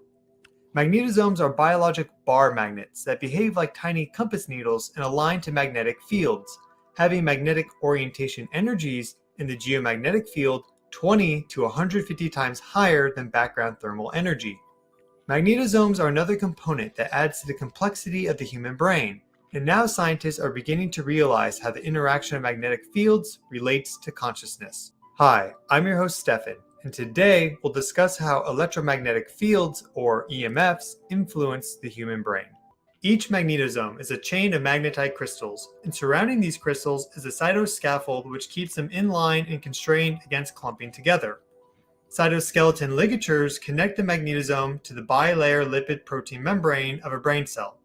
Being connected to the membrane of brain cells, when electromagnetic fields vibrate the magnetite chains housed inside magnetosomes, the brain cell is also vibrated at the same frequency as the electromagnetic field. These vibrations, if strong enough, stimulate brain cells to send a message of stress to the hypothalamus. The brain adapts by releasing hormones to induce apoptosis, heal the tissues, and reestablish balance. See, that's interesting. How they're saying the magnetite reacts to the magnetic field it's being induced by. Yeah, man. They've done studies at Laurentian University in Sudbury in Ontario and like neuroscience lectures, and they've discovered that it's around a 7 hertz pattern, and you can actually like influence. You can induce people with a specific magnetic field, and if they're sharing the magnetic field, like essentially 2 minds become one, like a flash of light. Put 2 people in a dark room, flash light in one room. The other one's in the complete dark. They're measuring their brain activity. Once they share the magnetic field, both their neurons light up as if they just saw the light, even though the other guy's in the dark. Yeah, that's really interesting, and I do believe that you're getting somewhere with this. Yeah, I really like this. I like where it's going. That's when you were playing the guy talking about the photo multiplier that you bring up, right? Yeah. I think I was listening. Yeah, that was like the other week when you were doing the stream and playing that. I was there for almost the whole thing actually because it was very interesting. Yeah. See, I couldn't share the video last time. It would have been better with the video, but now I can. I got my fan yesterday, so let's go. Awesome, man. So this is great stuff, man. Let it play. Let's see what. Well, hold on. Brain cells release Wait. Would like to welcome Mr. Pineal Power to the show and Gnostic Chef who just popped back in. Thank you, sir. What's good, Gnostic? Yeah, Gnostic Yeah, Chef. I've got on my, I just tried my laptop because my phone's acting up. I don't know if this will be better. Christos, sorry, it dropped out. But the 30-gram guy, is it the same guy that was like unintentionally took that 30 grams? No, or it was an intentional thing. No, this is very much intentional. Oh, okay, yeah. No, I haven't heard of him. I'll have to look it up. For sure, dude. Yeah, his last name is EE. It's IY. Yo, guys, me and Kid, I gotta do a stream. Me and Kid's gonna do that magnetite stream. We've been holding it off for months, so I get my. You're on the Pineal, man, so I had to get in on this. Audio is messed up, Pineal. Yeah, a little bit, man. Barely hear you. Sound like you're underwater. Yeah, good reference there. That's true. That's exactly what it sounded like. You sound like you're drowning, Pineal. Drowning, man. All right, is that any better or still shitty? Or yeah, you're good. Yeah, that's a little bit better. Yeah, we can hear what you're saying at least. I'll try to get some headphones, but yeah, I had to get in on this. Shout out to Gnostic. He came on the show this past weekend and chopped it up, spit some bars and some songs that he had written and whatnot. But yeah, me and Cage have been holding off on this magnetite stream for a minute, so I had to fast forward. I was still listening to Genevieve's part. I've been kind of skimming through the stream for an hour or two, about an hour or more. But yeah, peace and love to everybody. Peace and blessings. Blessings, Sean. Yeah, thanks for being here, dude. Thanks for supporting the channel, and yeah, you're always welcome. So let's move on with the show. Should I play it? Yeah. Play it. Signal to the hypothalamus Let's because go! just as a building can collapse with the right resonant frequency, so too can cells and cellular structures. If the vibratory adaptation stress induced by electromagnetic fields is too large, then for best survival, an intolerance to electromagnetic fields develops. If the intolerance is ignored and environmental conditions remain unchanged, then stress overload leads to disease and finally death. Magnetite crystals are very resistant and relatively inert, and it is a complex metabolic process which requires a lot of energy to either create or destroy Fe3O4. With every breath, fresh oxygen-rich blood is transported in ferritin proteins by blood cells to the brain and spinal envelope known as the pia mater. The pia mater along with the dura mater have the greatest concentration of magnetosomes in the body at a density of 100 million magnetite crystals per gram of tissue. Wow. The dense blood vessels of the pia mater follow the folds and extend deep into the surface of the brain. Outside the pia mater, cerebrospinal fluid flows, which contains choline and electrolytes, protecting the brain and clearing waste to the lymphatic system. Underneath the cerebrospinal fluid and pia mater is the brain itself, the cells of which also contain magnetosomes at a lower density of 5 million magnetite crystals per gram of tissue. Wow. In an average adult human brain weighing 1.3 kilograms, there are 6.5 billion magnetite crystals or more in you. That's that brain sand I was talking about. That's fucking interesting. And it's crazy how the first radio is based off the because it does have a negative positive pole. But that's flowing through your body, and imagine how many billions of magnetite crystals we have at a full-grown male or female. That's just in the brain, right? They're saying most, like the ears, the eyes, most sensory organs or whatever sensory parts of the body have magnetite, high concentrations of magnetite in them for some reason. Right, so like then, the tip of our fingers, our lips, our assholes. The fluid, that CSF fluid they're talking about as well, you have your spinal column, which ends before your coccyx or your sacral. And that fluid actually travels all the way down to the tip of the coccyx as it makes its way back up. That's the CSF fluid's the only thing that does that. Your spinal cord doesn't even reach that far, but that fluid, for whatever reason, goes from the top to the bottom and back up again. So it comes back to the cerebrospinal fluid. For anyone that doesn't know the sacred secretion, ladies and gentlemen. Yeah, CSF is cerebral. The Christos. They call it the This is what it crystal. comes down to, man. Maybe this is it. Maybe that magnetite is actually an integral part of that fluid. Yeah, and It like certainly is. Persinger and neuroscience, like say pretty much because we're immersed in the Earth's magnetic field and everyone has a similar magnetic, like, we're all induced by it. He's saying it's pretty much like a hologram or a holographic universe. So maybe this is like one of the mechanisms that creates the hologram we see. Right, because we're all just going through that Z pinch, and where the only place where matter can exist, or like all the information, like the seed inside the apple. You see the round, and then in the middle is where you find everything. Goatfoot saying we must grow these crystals. Yeah, they showed the structure of them. There's 6.5 billion in the average human mind. And I forget, I think you burn like 16 ounces of it a day and produce it. I mean, Yeah, that's freaking insane, man. You imagine, there's something to this, guys. Maybe we. 100%. This is. I think I overlooked this, man. I think there's much more to this than the meets the eye, guys. 100%, because it lines up with neuroscience too. Yeah, and I just wanted to say I'm still listening back. I'm like 5 minutes behind on on double speed, listening back to what I didn't catch. But anybody who's watching on my stream should go back on OTW stream and rewind and catch this part because this is fucking fascinating, dude. So I'll be caught up in about 5-10 minutes. Bro. Yeah, see, when I heard crystals, I'm like, I'm going to bring up fucking putting an amethyst in your fucking pocket for good luck or something. Like this is real crystals that grow in your mind that actually have an effect on reality. It's the most important crystal, I think, the magnetite. and that melanin or that secretion that you see or inside the brain. Also, you can look at like the ink from a squid, like a squid ink. It's used to block out the danger.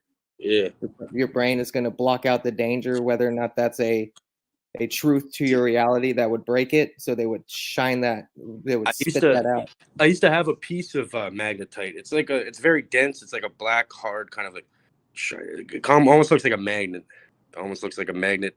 I used to have a piece of it. It grows naturally. You can find it in the nature and shit, But it also grows in the cells of your brain. Some crazy stuff. Used for cognition and for sensitivity to magnetic fields. Being relatively stable, the Earth's geomagnetic field doesn't generate much magnetosome torque on brain cells.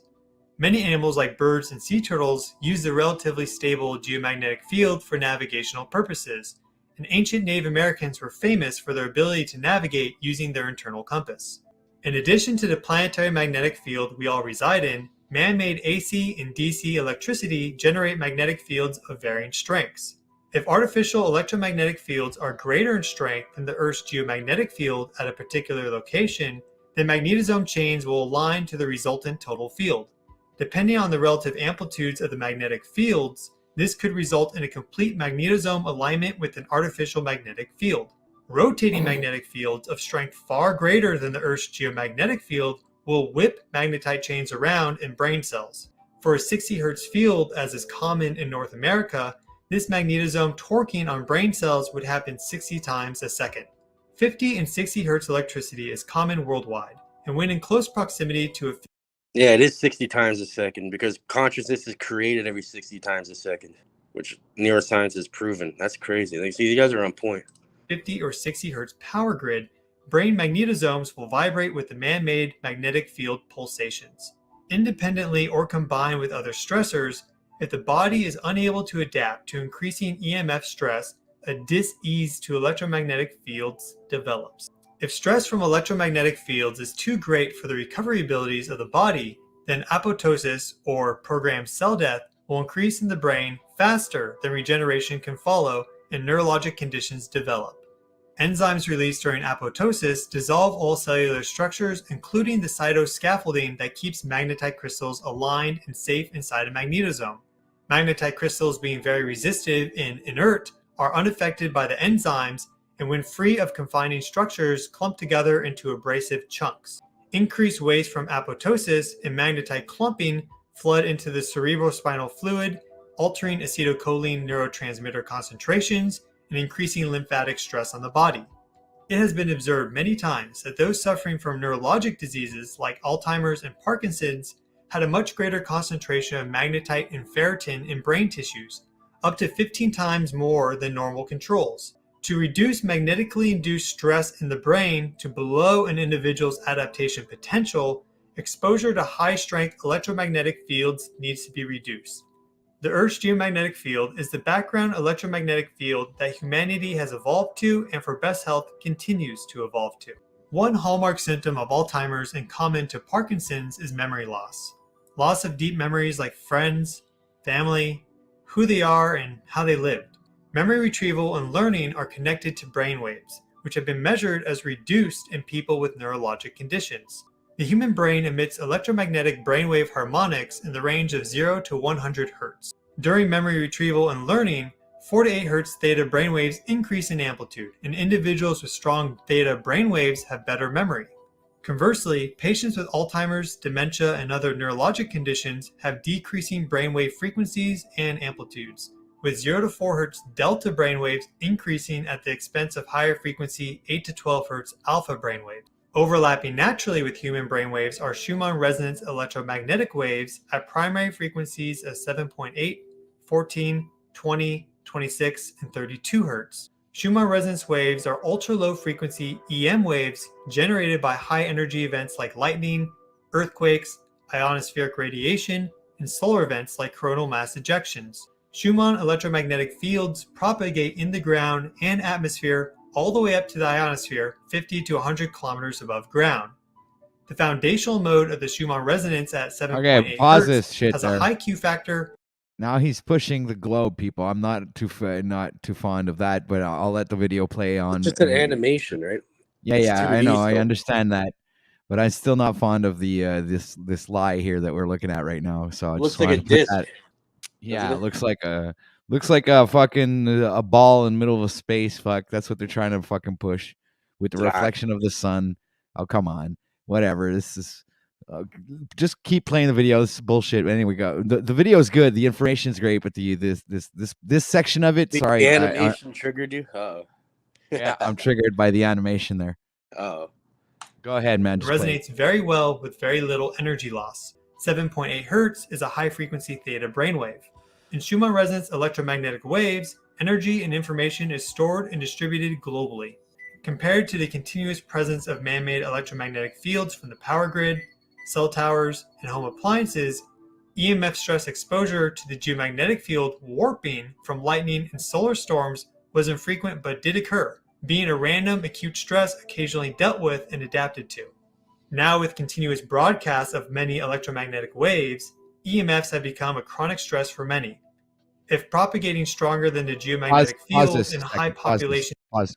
All right, so that's why you need to go grounding. Okay, this is the reason why a lot of people push the grounding thing, because this is what grounding does. If you go put your feet in the ground, it'll eliminate all of this static or whatever it's called, electromagnetic static that's flowing in the air all the time around us, omnipresent at every given moment.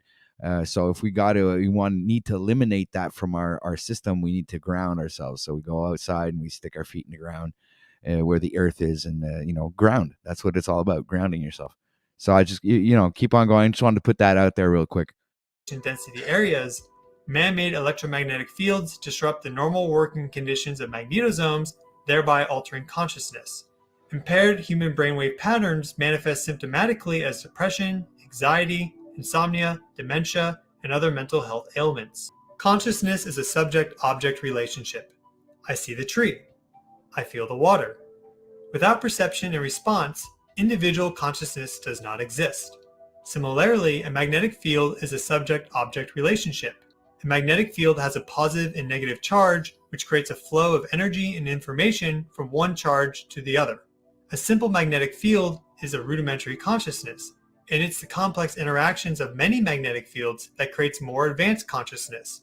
The interaction between the uncountable numbers of overlapping magnetic fields, from all the electrons and magnetosomes in the body to the Earth's geomagnetic field, gives rise to all consciousness. Anything that changes magnetic fields fundamentally changes consciousness. Scientists have been learning how to manipulate brain cells, memories, and other aspects of consciousness for many decades now, and neuroscientists from Harvard have developed a technique that can manipulate neural activity with a single injection. And in 2016, Magneto was developed, a genetically engineered. They just say manipulate. So they're saying manipulate consciousness with a single injection because it manipulates it. What the fuck?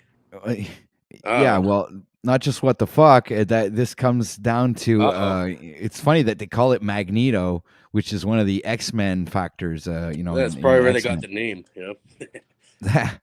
All right, so just keep playing this. It's actually interesting.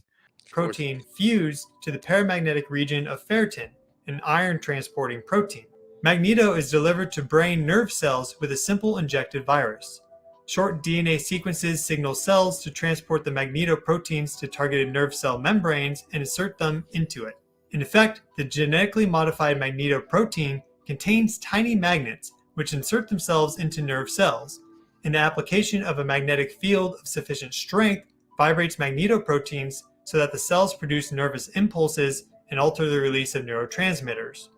Magnetoproteins inserted into brain cell membranes aren't as strong as magnetosomes, but can still resonate to a magnetic field of sufficient strength.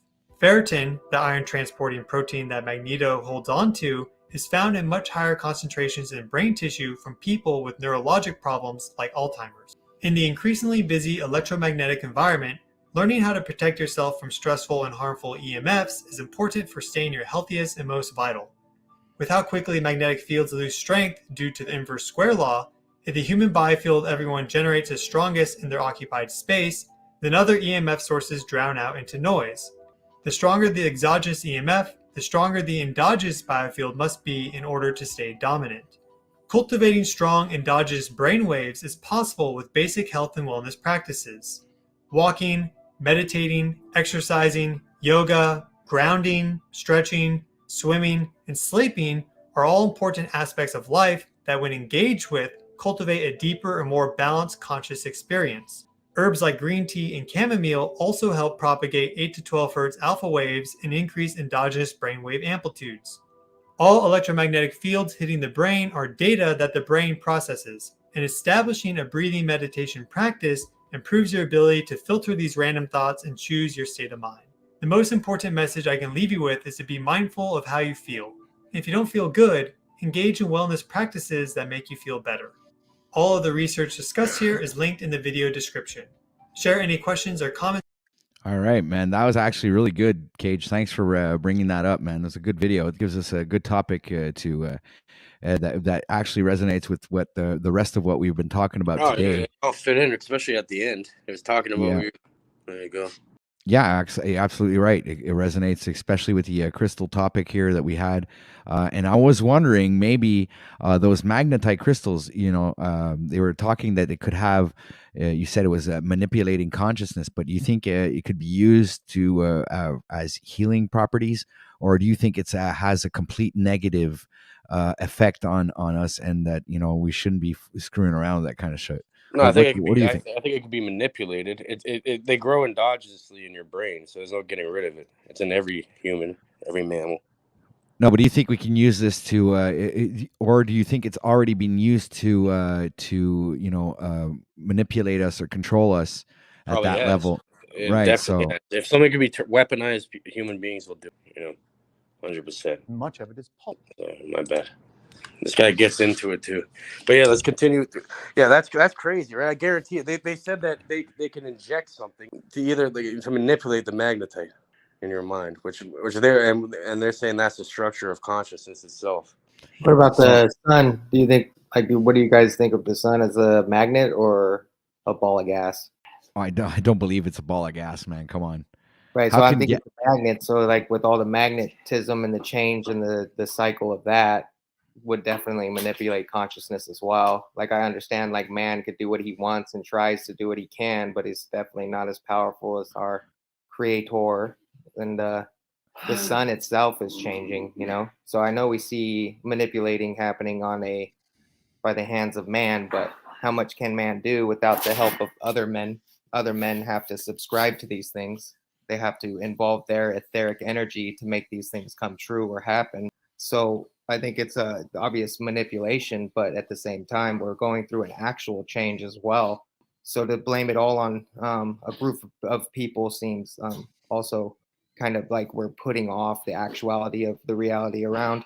Yeah, exact. We're not putting the blame on ourselves, because we would be the ones that actually have the power to make the change and we're blaming others, but we're actually letting it happen. So Oh yeah, yeah. It's yeah, I like agree with that. Based on coping. consent. It's like if you blame it on someone else, then you just it's easier for you to Yeah. cope with. It's called scapegoat technology. Yeah, scapegoat. It's this technology that we've used for a millennia, ever since that we've been around. I assume we find a scapegoat and we use that as a reasoning for why we can't do what we say we want to. Right. And I absolutely agree with that, Yeah, because none of the technology can fucking affect you if you're aware of it. Either way, if you're aware of it, you can easily beat it. Yeah. Right. well, yeah, I guess you're right, but in a sense, how can you be consciously aware of it when it follows you everywhere you go? You have it in your hand.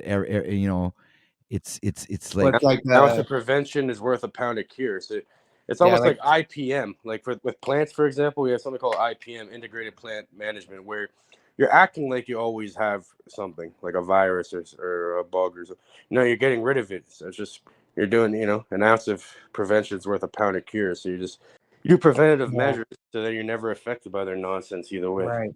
Yeah. Yeah, it's got to have that centered, balanced mind to not be affected by the nonsense, right? exactly, yeah.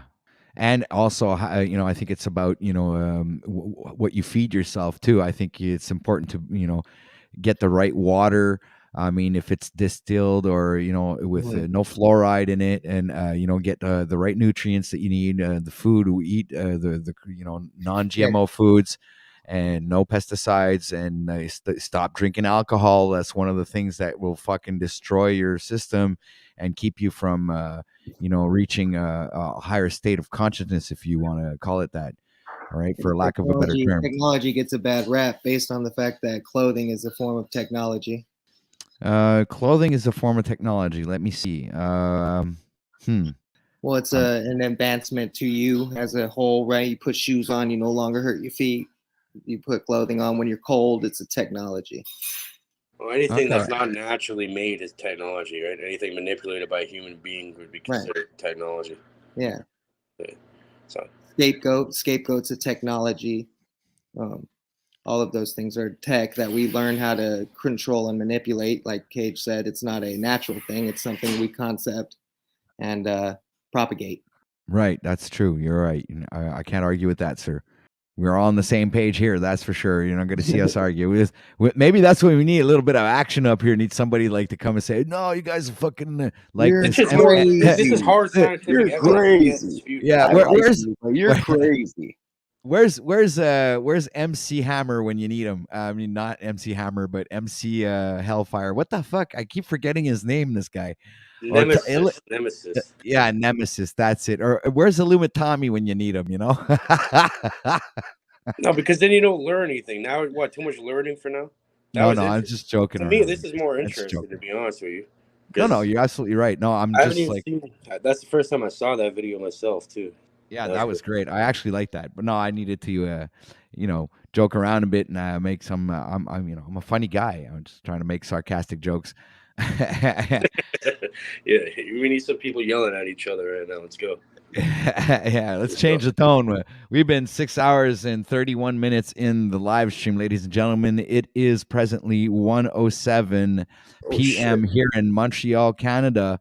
It is 9 degrees Celsius, still cloudy. Unfortunately, it's not that sunny out today, but hopefully that'll change. And this stream is an epic stream again. Once again, today is an absolute success for the Grand Rising show. And we will continue on with this awesome conversation that we are having. And I just wanted to put that out there and make sure people to hit that like button, share this out, click the bell, get all the notifications, subscribe if you're not subscribed. And thank you for being here. Much appreciated, and much love, much respect to everyone. The chat's on fire. Everybody is having a great time over there. Sorry if I'm not able to participate too much in chat, people, but the conversation is heated up here, and we got to get these things out in the open. So much love to everyone, and I'm going to thank the panelists for being here and sharing their information and also participating with us in this awesome and epic Grand Rising show number 10. All right. So that being said, let's keep on going with our wrap, guys. Let's wrap this up. Well, not really wrapping it up, but I mean, like, chop it up then or whatever. I'm rambling. Do you want to? I was gonna say maybe in a bit, if you guys want to look deeper into this stuff, because there's a neuroscience lecture, and it describes what the magnetite does with consciousness and how we're all. It breaks it down a lot better than I could ever do. I'm not good at explaining things really, but Yeah, but the video was pretty good though. I really appreciated that, and it was very informative. As actually things I didn't know, but I know now that we can actually correlate that to the spinal fluid and what we were talking about earlier about the Christ consciousness or the sacred secretion. Call it what you want, the Kundalini. I think it has a direct reference to it now, and I do believe that if those magnetites are directly correlated to those brain fluids, then I do believe that it has some kind of correlation to the optic thalamus and also the pineal gland, right? And it said the highest concentrations were in the pineal gland and the hippocampus, and the hippocampus is responsible for memory. Wow. Yeah, well, that's the claim. I still think that memory could be elsewhere based on like organ transplants and memory being transferred. Like what theory is? It's like pretty much like the Earth's magnetic field. Like even Persinger, he does like a whole equation for it. Like all data, every thought that's ever existed that you've ever made or ever, it's all stored in the Earth's magnetic field, and there's a way to access that technology they've developed. And so like there's like a two-way thing, right? Like your mind is like connected to the picture like. What is it, like 7-8 billion wires all connected, into the Earth's magnetic field. It's like the motherboard. Yeah. Then the so it's like it exists locally outside of you too. Mm-hmm. So you're right about that, bro. Yeah, I don't think it's specifically local to the brain for sure. Yeah, because there's like all these stories of heart transplants and people coming out with character traits from that person that they got the heart from, or memory, or whatever have you. Yeah, that's crazy. Yeah, I've heard of those stories. Yeah, that's crazy. I've heard of those stories. Like, isn't there a movie where the guy? Hold on a sec. Isn't there a movie where the guy had the arm of another guy, and then he remembered because of that arm, he remembered his other life or the guy's life or something. I think I recall seeing a movie about that where the guy lost his arm and was replaced with some other person's arm, and then he started recalling a bunch of like how that person was murdered or something like that, and it was like it was a murder mystery or something. I'm not too sure. It's pretty vague. Sounds like the same premise of idea though. Yeah, I think it's based upon that type of scenario there. Yeah. And they call them organs. It's interesting how they call it an organ, and with cymatics and music and whatnot. The sound waves and things like that. If your organs aren't in tune, then your body's not going to run correctly. Bam. They love exactly. That was a bomb right there, man. They love doing those word plays, except even like your soul, like the soles of your feet. Right. What OTW mentioned, like getting into nature, grounding, or whatever. At the end of the video, they mentioned that too. So like soul. They love doing weird word plays. Like even think about like praying, right? Like pray and pray. Just change the vowels, the A and the E, and then you go from praying to something to being preyed upon by something. It's probably why it's called praying. It's because they're doing I heard someone say something about blessings in that way, and I thought it was interesting. But yeah, bless you, be less you. Yeah, be less you. It's a bunch of word magic because they love whoever created this fucking alphabet was deeply like, how did that even form, right? Like they say it just slightly changed over time, and but I think there's a group of individuals who specifically created these spellings, right? It's called spelling. It certainly is. Always that argument's pretty easily well done with the fact that it's got an ABC order, and there would be no need for an order unless there was some kind of structure and numeric values. And then there's a reason why C is 3, and they put all kinds of fucking symbolism out there with the C on it. Like Super C, like one of these grocery stores and stuff like that, where you have the C representing things like, also, even if you go to Canadian Tire or whatever, one of these stores where they're selling CCM products, where like, hockey equipment or whatever, you're always seeing that C everywhere. And also, like, you have the M that if you turn it sideways is a 3. So they're always putting that 3 in your face, and it comes back to that the universal laws of numbers, which there's no number. Yeah, there's no number beyond 9, right? Philosophy. Well, yeah. Yeah, because it all repeats after that. 10 Yeah, is 1, exactly. 11 is 2, 12 is Yeah, 3. it's just reduction, right? You just add the numbers Yeah. together. But pretty It's much a magnitude. It's just a magnitude. there's a reason why But they. that's actually vortex math there, Cage. Oh yeah, It's not vortex just mathematics. numerology, man. This is vortex Yeah. math, man. Yeah, 3, 6, and 9. But pretty much, there's a reason why there's 26 letters in the English alphabet. And it's the most spoken language in the world, besides the Mandarin, I think. After the 26, if you look into it, it's crazy how many things sum to 26 that are, for example, the Tetragrammaton. You know, the name of God or whatever in Hebrew. That sums to 26. Hey, dude, you mentioned that. I actually think I have a picture of that right now. I could show you guys. Let me look that up in my backup files here. Tetragrammaton sums to 26. God sums to 26. Bones, temple, mind. There's a bunch of things that sum to 26 that are all related to. Some of the brightest minds are trying to hide some secrets, eh? There's also the number 47 that's very significant. When you look at it, it's in the periodic table, which is equal to silver, and is also has a direct correlation to I think the chakras, because of the colors. 47 was correlated to the 4th chakra and the 7th chakra, which would be green and purple. So I mean, you have even like a rap artist that his album is I think it's called Green and Purple or something like that. And he's wearing like this sports shirt written 47 on it. It's all this occult symbolism is all hidden, but in our faces. I think you're talking about Travis Scott, maybe. Holy shit, man! Where the fuck? What did you get? An amplifier for your mic, man? You nearly blew my eardrums out. Fuck. Yikes, my bad. All right, I'll keep it low. Yeah, bring the volume down, man. You're gonna fucking tear down the house. The fucking windows are shaking. Tribe said, so this is how they train people to become powerless. I think maybe in a facetious tone. I'm not sure. Correct me if I'm wrong, Tribe.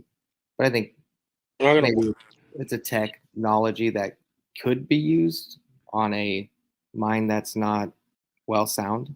I'm not sure if it was being a dumbed down mind, that like fluorided mind, or dumbed down by all kinds of heavy metals and sugar and alcohol, and it's like the list goes on and on and on and on. It doesn't stop. So I mean, you have to make sacrifices. You have to eliminate even the things that you love, because these things sometimes that you love, like alcohol and sugar and shit like that, are literally there to fucking kill you. Oh yeah, but like also it's like this, like worrying about the things. Okay, like let's say that's like it's like nocebo, right? Like if somebody tells you you're gonna get fucked up by doing something, then you most likely will. But let's say you had no idea about these harmful effects, it probably would affect you less. If you know what I mean. Oh yeah, it's like telling you have like saying that, let's say you have cancer, and then boom, you have cancer all of a sudden. Yeah. I guess it's like the placebo effect. I do understand what you're saying, but at the same time, think about it. The comment also says Tribe doesn't believe in reality. And are we talking subjective or objective reality? It's like shit in moderation, right? Because let's say you barely have sugar or something, right? But I don't know, one time like you have like, I don't know, a drink that has fucking sugar in it. Like if you do it occasionally, it's probably gonna be better for you, because that's gonna release a certain endorphins and shit, make you feel a certain. I don't know. It could actually be anything, and if you overdo anything, it's bad for you. So That's true. Water. Too much of a good thing water is bad for you. I've heard that more than once. Yeah, like even water. Hello. Drank like a gallon of water in like a half an hour. Yeah. That'll kill you. Christos, you trying to say something, sir? Okay, so 47 being silver on the periodic table. Check it out. You guys know the movie 47 Ronin Yep. about the samurai? Yeah, so at times they were okay, I'm not saying this is like intended consciously at all by the people that made the movie, but I don't know, maybe. So because You got check a it slight out. The crackle, samurai Christopher. were fighting. I'm crackling. Yeah, you are. Samurai are fighting supernatural type like paranormal monsters and like spirits at certain points throughout the movie. So it never says explicitly that they're using like silver blades, but it would make a lot of sense that that's like a subtle synchronicity or a consciously intended thing where there's multiple reasons why the number 47 is used for that book/movie of 47 Ronin, but Well, there's I think other correlations to silver that there, associates Christos. with fighting monsters, you know? What about Hitman, the Agent 47? You Oh know that yeah, I remember we brought that up. Yep. Yeah, the Hitman, the game, PlayStation game or whatever Xbox game. There, it's that guy Hitman. They made movies about that character, and they call him Agent 47. So it's pretty peculiar that number comes up pretty often. On the periodic table is AG too, if that has more relation to for silver. It's AG. Right. Thanks for mentioning that. So you're saying, Christos? No, I was just saying that I remember the samurais fought like beasts and like supernatural monsters, and like silver is known in mythology and like lore to, you know, fight vampires and werewolves and the undead, you know, put down with silver bullets or silver blades, you know. In fantasy genres, movies and books and games, that's like a common theme, and I think I see that happening with that movie Ronin 47 once you brought up the silver aspect with the periodic table. I wonder why that is. You know. Well, obviously they're trying to send a message. That's my opinion. They're trying to put some truth out there, and the ones that have the eyes to see and the ears to hear get to perceive it, not necessarily understand what the message is, but at least see the underlining symbolism that they're using to fucking. I don't know if it's subconscious programming or if they're trying to send out a message throughout all the lies and try to get us to fucking like follow the breadcrumbs. And I imagine, go down the rabbit hole. I don't know what necessarily all of this means, but I do know that or have this feeling that it's a kind of a message or a deeper understanding of our reality and trying to decipher what we're supposed to do and what is actually the mission, if there is one. All right. Because obviously we don't just see these things for nothing. I mean, they put it out there. People just watch the movie and actually think it's fiction, but they're actually dropping bombs and truths in these movies, symbolism that we are, that we should be aware of and consciously understand what they mean. Silver has some crazy properties in alchemy. Like for example, sorry to interrupt you, OTW, but there's something called silver thiosulfite. It's a mixture of silver and sulfite, sulfur and silver, pretty much like base stuff. And what it does is if you spray it on plants, it'll actually reverse the gender and create feminized seed. So it has like transformative properties, even like in that manner, you know. It also has like purifying and cleansing properties. I asked the fucking bot. It says it has magical properties. In many mythologies and folklore, silver is believed to possess magical properties of powers. It's often associated with moon magic, feminine energy, and protection against evil or supernatural creatures. Historically, it's been used in charms, talismans, and amulets. Purification and cleansing. It's often associated with purity and is believed to have cleansing properties. In some traditions, silver is used in rituals or ceremonies to purify objects, spaces, or people. Dude, don't leave us hanging like that, man. That was really good. I know. No, when I leave the screen, I have to, because I'm on my phone right now. It says cultural significance. Silver has played a significant role in various cultural practices and beliefs. For example, in some Native American cultures, silver is used in jewelry, ornaments, and ceremonial objects for its spiritual and symbolic significance. In Chinese culture, silver is associated with the lunar yin energy and is used in traditional medicine, traditional medicines for its purported healing properties. So it probably has to do with some ancient Chinese alchemy shit, you know, it like purifies and heals and shit, gets rid of them. Very interesting. Your thoughts, panel, Pineal, Christos, Mr. Gnostic Chef. Well, there's the Netflix series called The Witcher, and it's also a video game. And in that book, video game, TV series, there's things called moon wraiths. And so, yeah, so the whole I watched that monster- show. Mm-hmm. The whole monster and silver thing. You know, if silver is associated with the moon, and monsters are also associated with the moon, whereas werewolves come out during the full moon, and certain spirits come out at night during a certain type of moon, then it seems that in some strange way, like silver blades and silver bullets is almost like stepping onto the level of those spirits and monsters, because the saying is to beat a monster, you have to be one. Or something like that. So thinking about alchemy and silver and the moon and how that relates to the different mythologies and monsters and beings that are associated with the moon as well, I find it interesting that the so-called hunters, or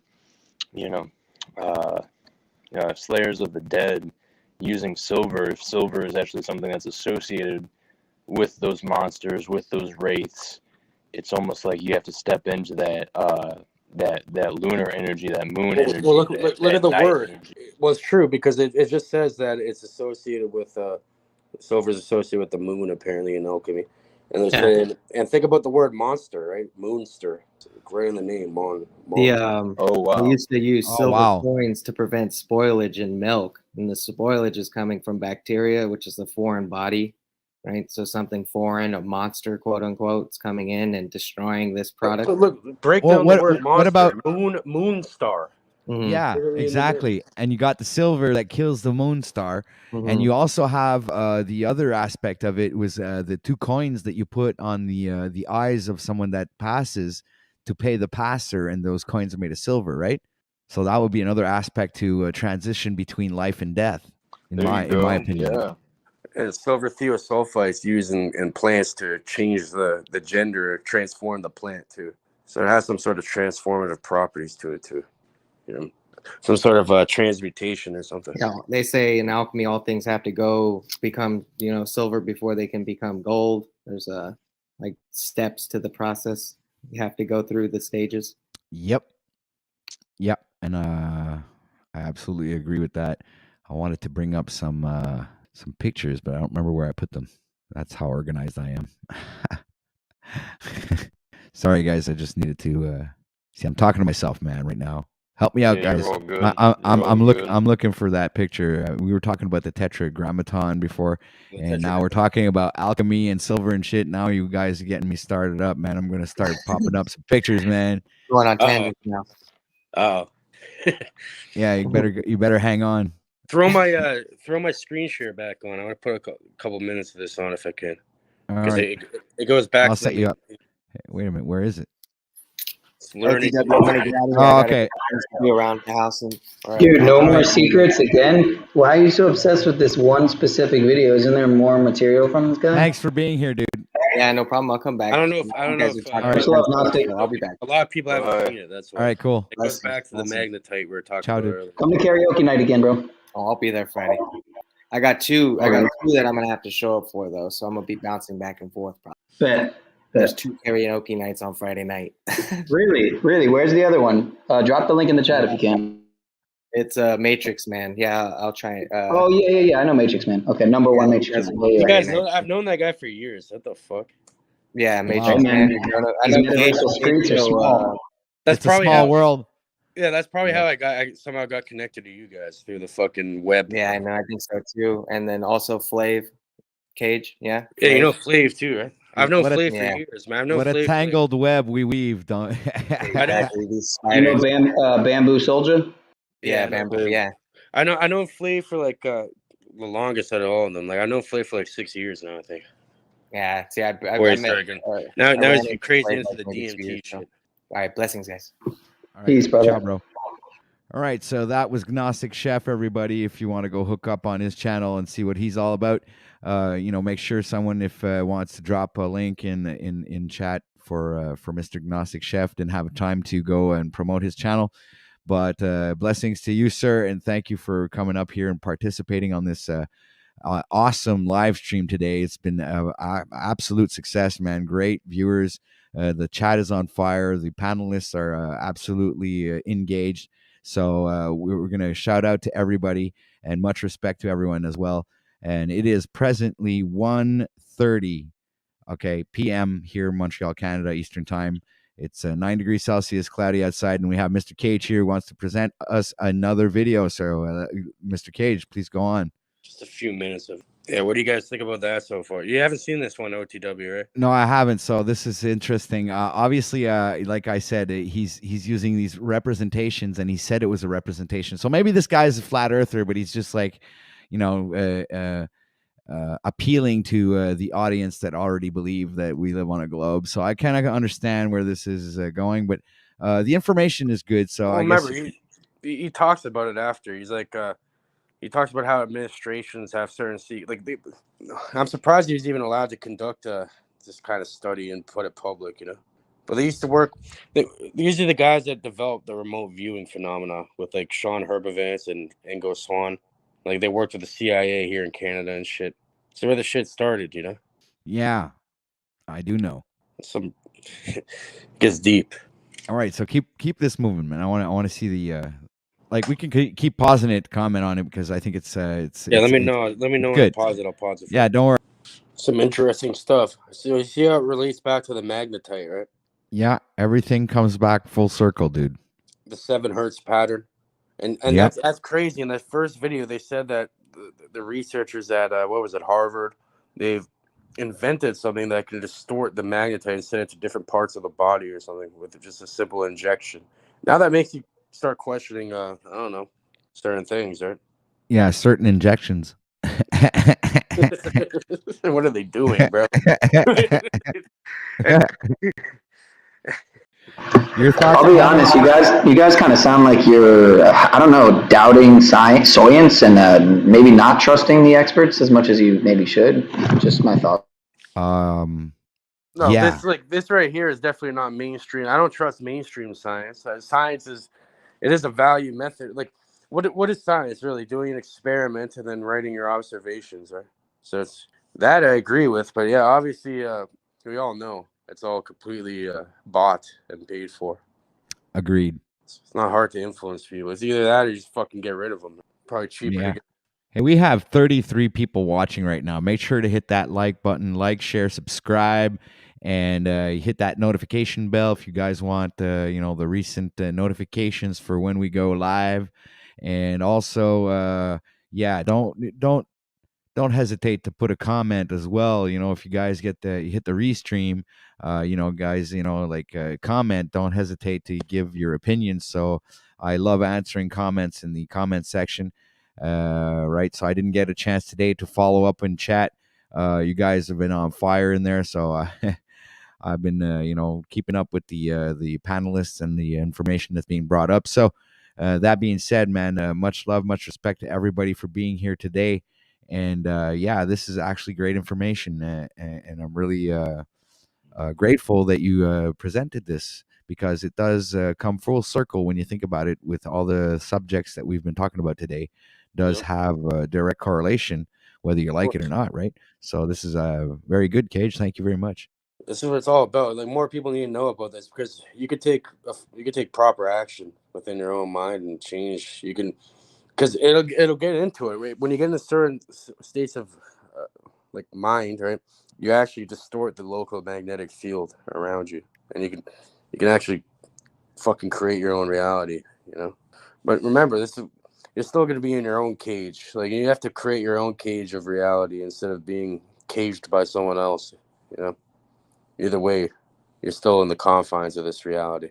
Hey, this great comment here from L. Rich. Lieberman says, I like OTW. He's all right. It was good. Everybody hit that like button and share it out. You know the drill. Yeah, but did you guys notice I liked his avatar there. Check. I'll just show it up again. Look, 333. But this is actually valuable information. At least since I've been on, I didn't see earlier. This is probably good information I missed. But the end of this has been this is good. You know, more people need to fucking look into this shit. Neuroscience, like learning how the structures of the brain work. And that's how you like reverse engineer reality, looking into the mind. You know. Yeah, you're absolutely right. Is my mic coming in clear or no? Yeah. 5x5. Okay. Yeah, this is. I must have missed some parts last time or not been listening all the way through because I feel like or I guess it's just like the phenomenon. It's something that you gotta again. watch. I'm getting It's something you gotta watch times, just like multiple. reading a book multiple times. Yep, you can get more out of it the more you go Yeah. back and A lot of the build shit on goes it. over your head the first time. You know, you gotta rewatch it. It's pretty good. You know, Got- I could be Pioneer- on here for fucking days trying to show you guys shit, bro. Like it doesn't end. Pineal has Wes Watcott in his chat there. It's like a parody funny, of Wes I saw Watson. It's good. All right, so what's going on here, guys? Let's keep playing the video. Is it over? Is there more to it? How long is this thing? It's gonna get really good pretty soon. Okay, well, how long is it? I don't know if Wes Watcott knows or not, but I know Wes Watcott's secret identity is the same. Okay. Your mic's going crazy. Yeah, you shouldn't talk so close to your mic, man. Stay far away from your mic when you like. You know what I think it is? You have the two devices. Are you on your phone and your laptop at the same time? No, I know what I did. Is that better?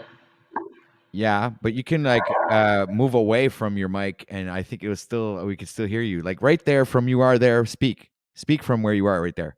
Say something. Test 1. Come on. Say something. I'm watching this video. Okay, that's much better, Pineal. Thank you very much, sir, for correcting that. So what were you saying so we could understand you clearly?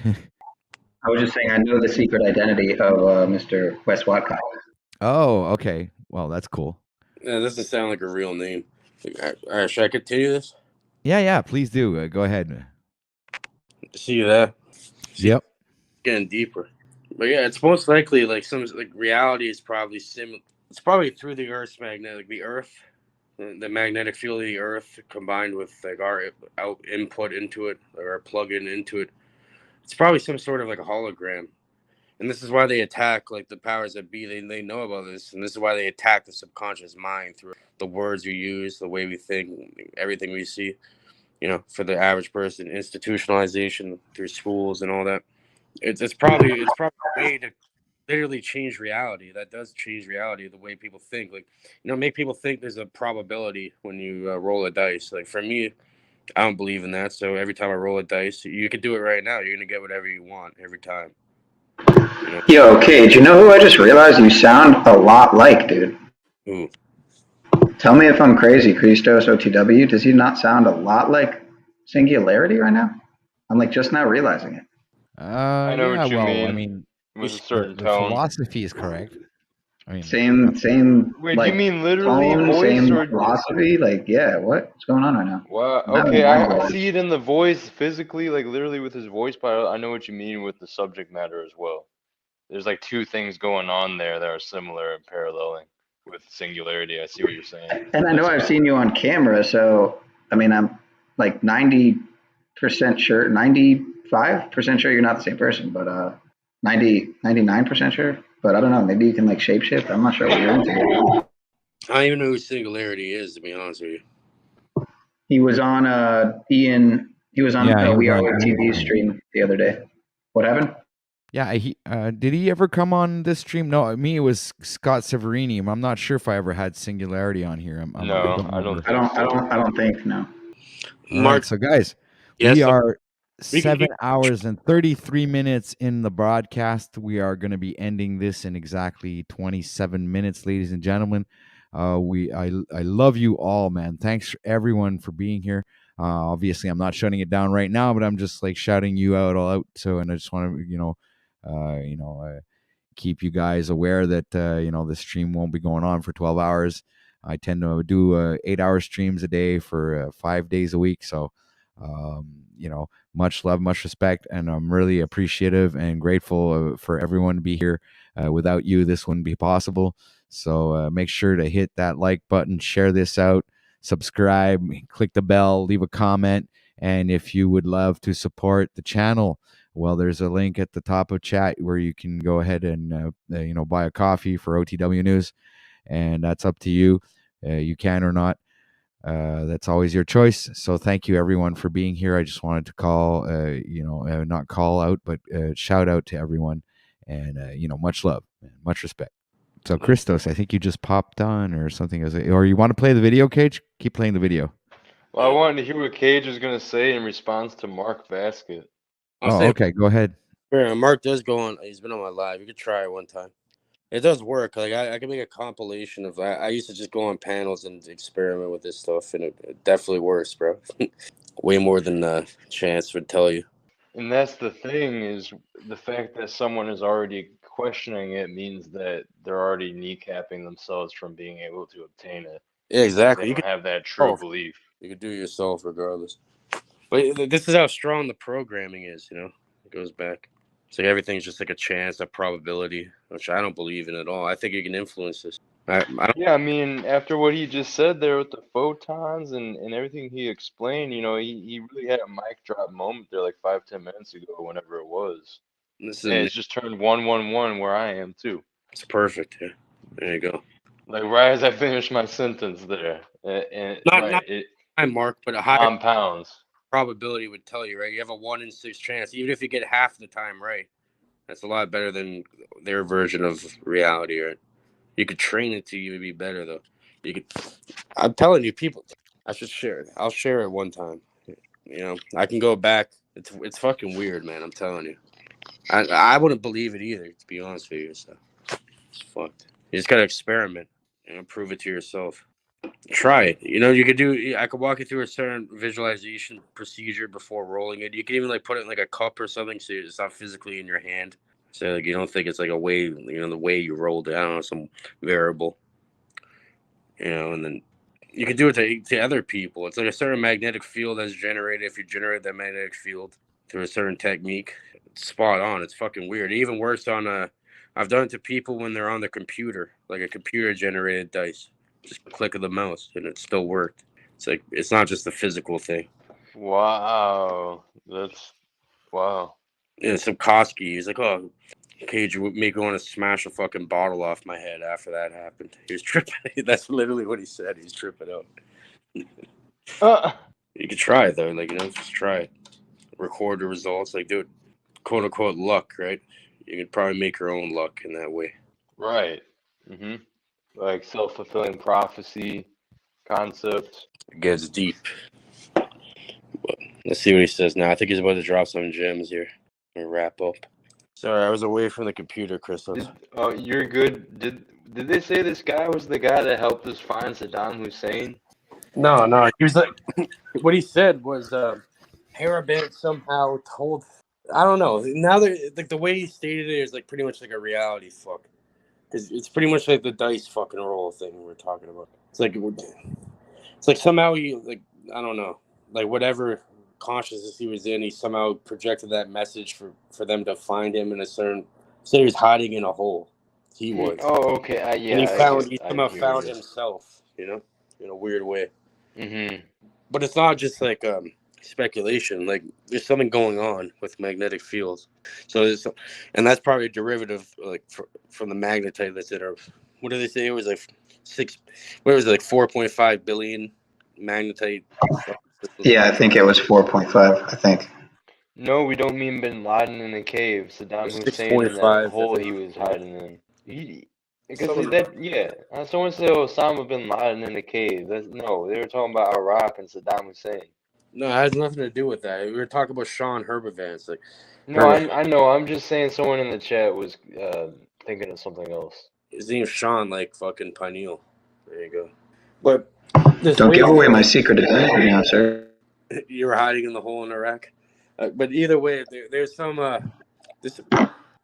tangible evidence going on here that there's ways to actually, there's ways to get yourself to do the same things if you wanted to.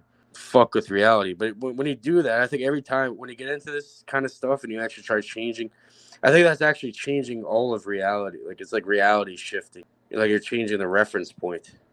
So it's, like you're actually kind of manipulating reality. And that's why I like starting off of small things like a simple flip of a coin or a dice, like to extrapolate, thing like a dice roll. It's supposed to be one is, and then from there you can extrapolate that to matter is matter either way.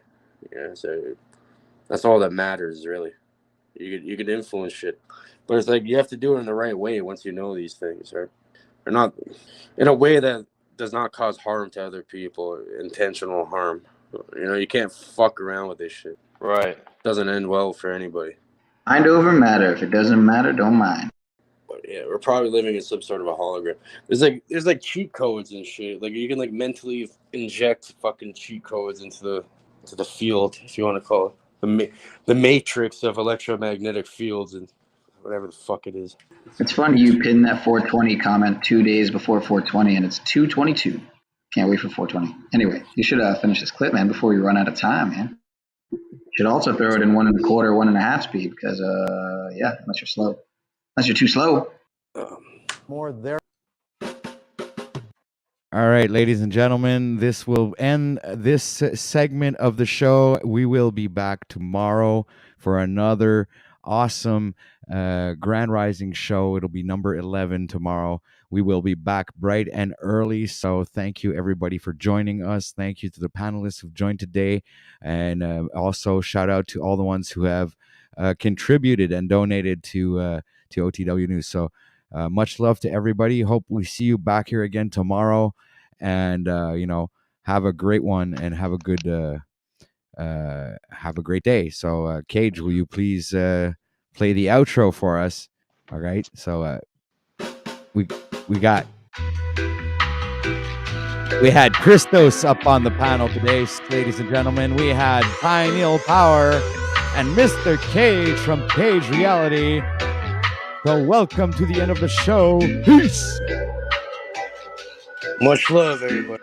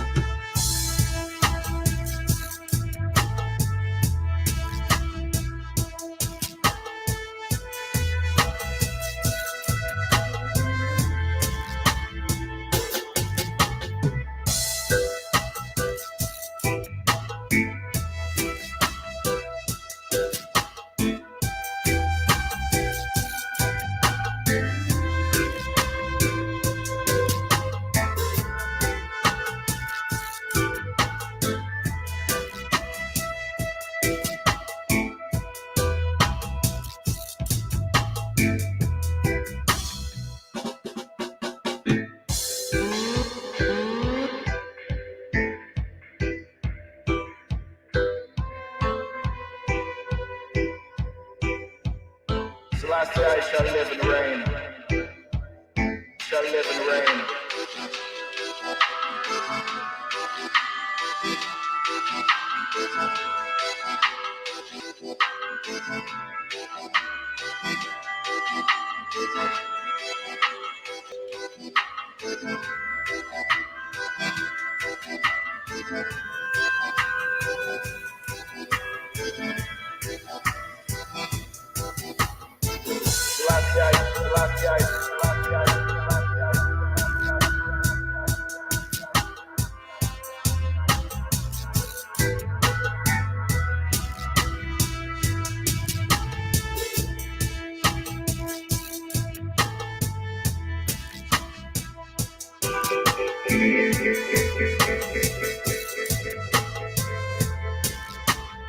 Selassie.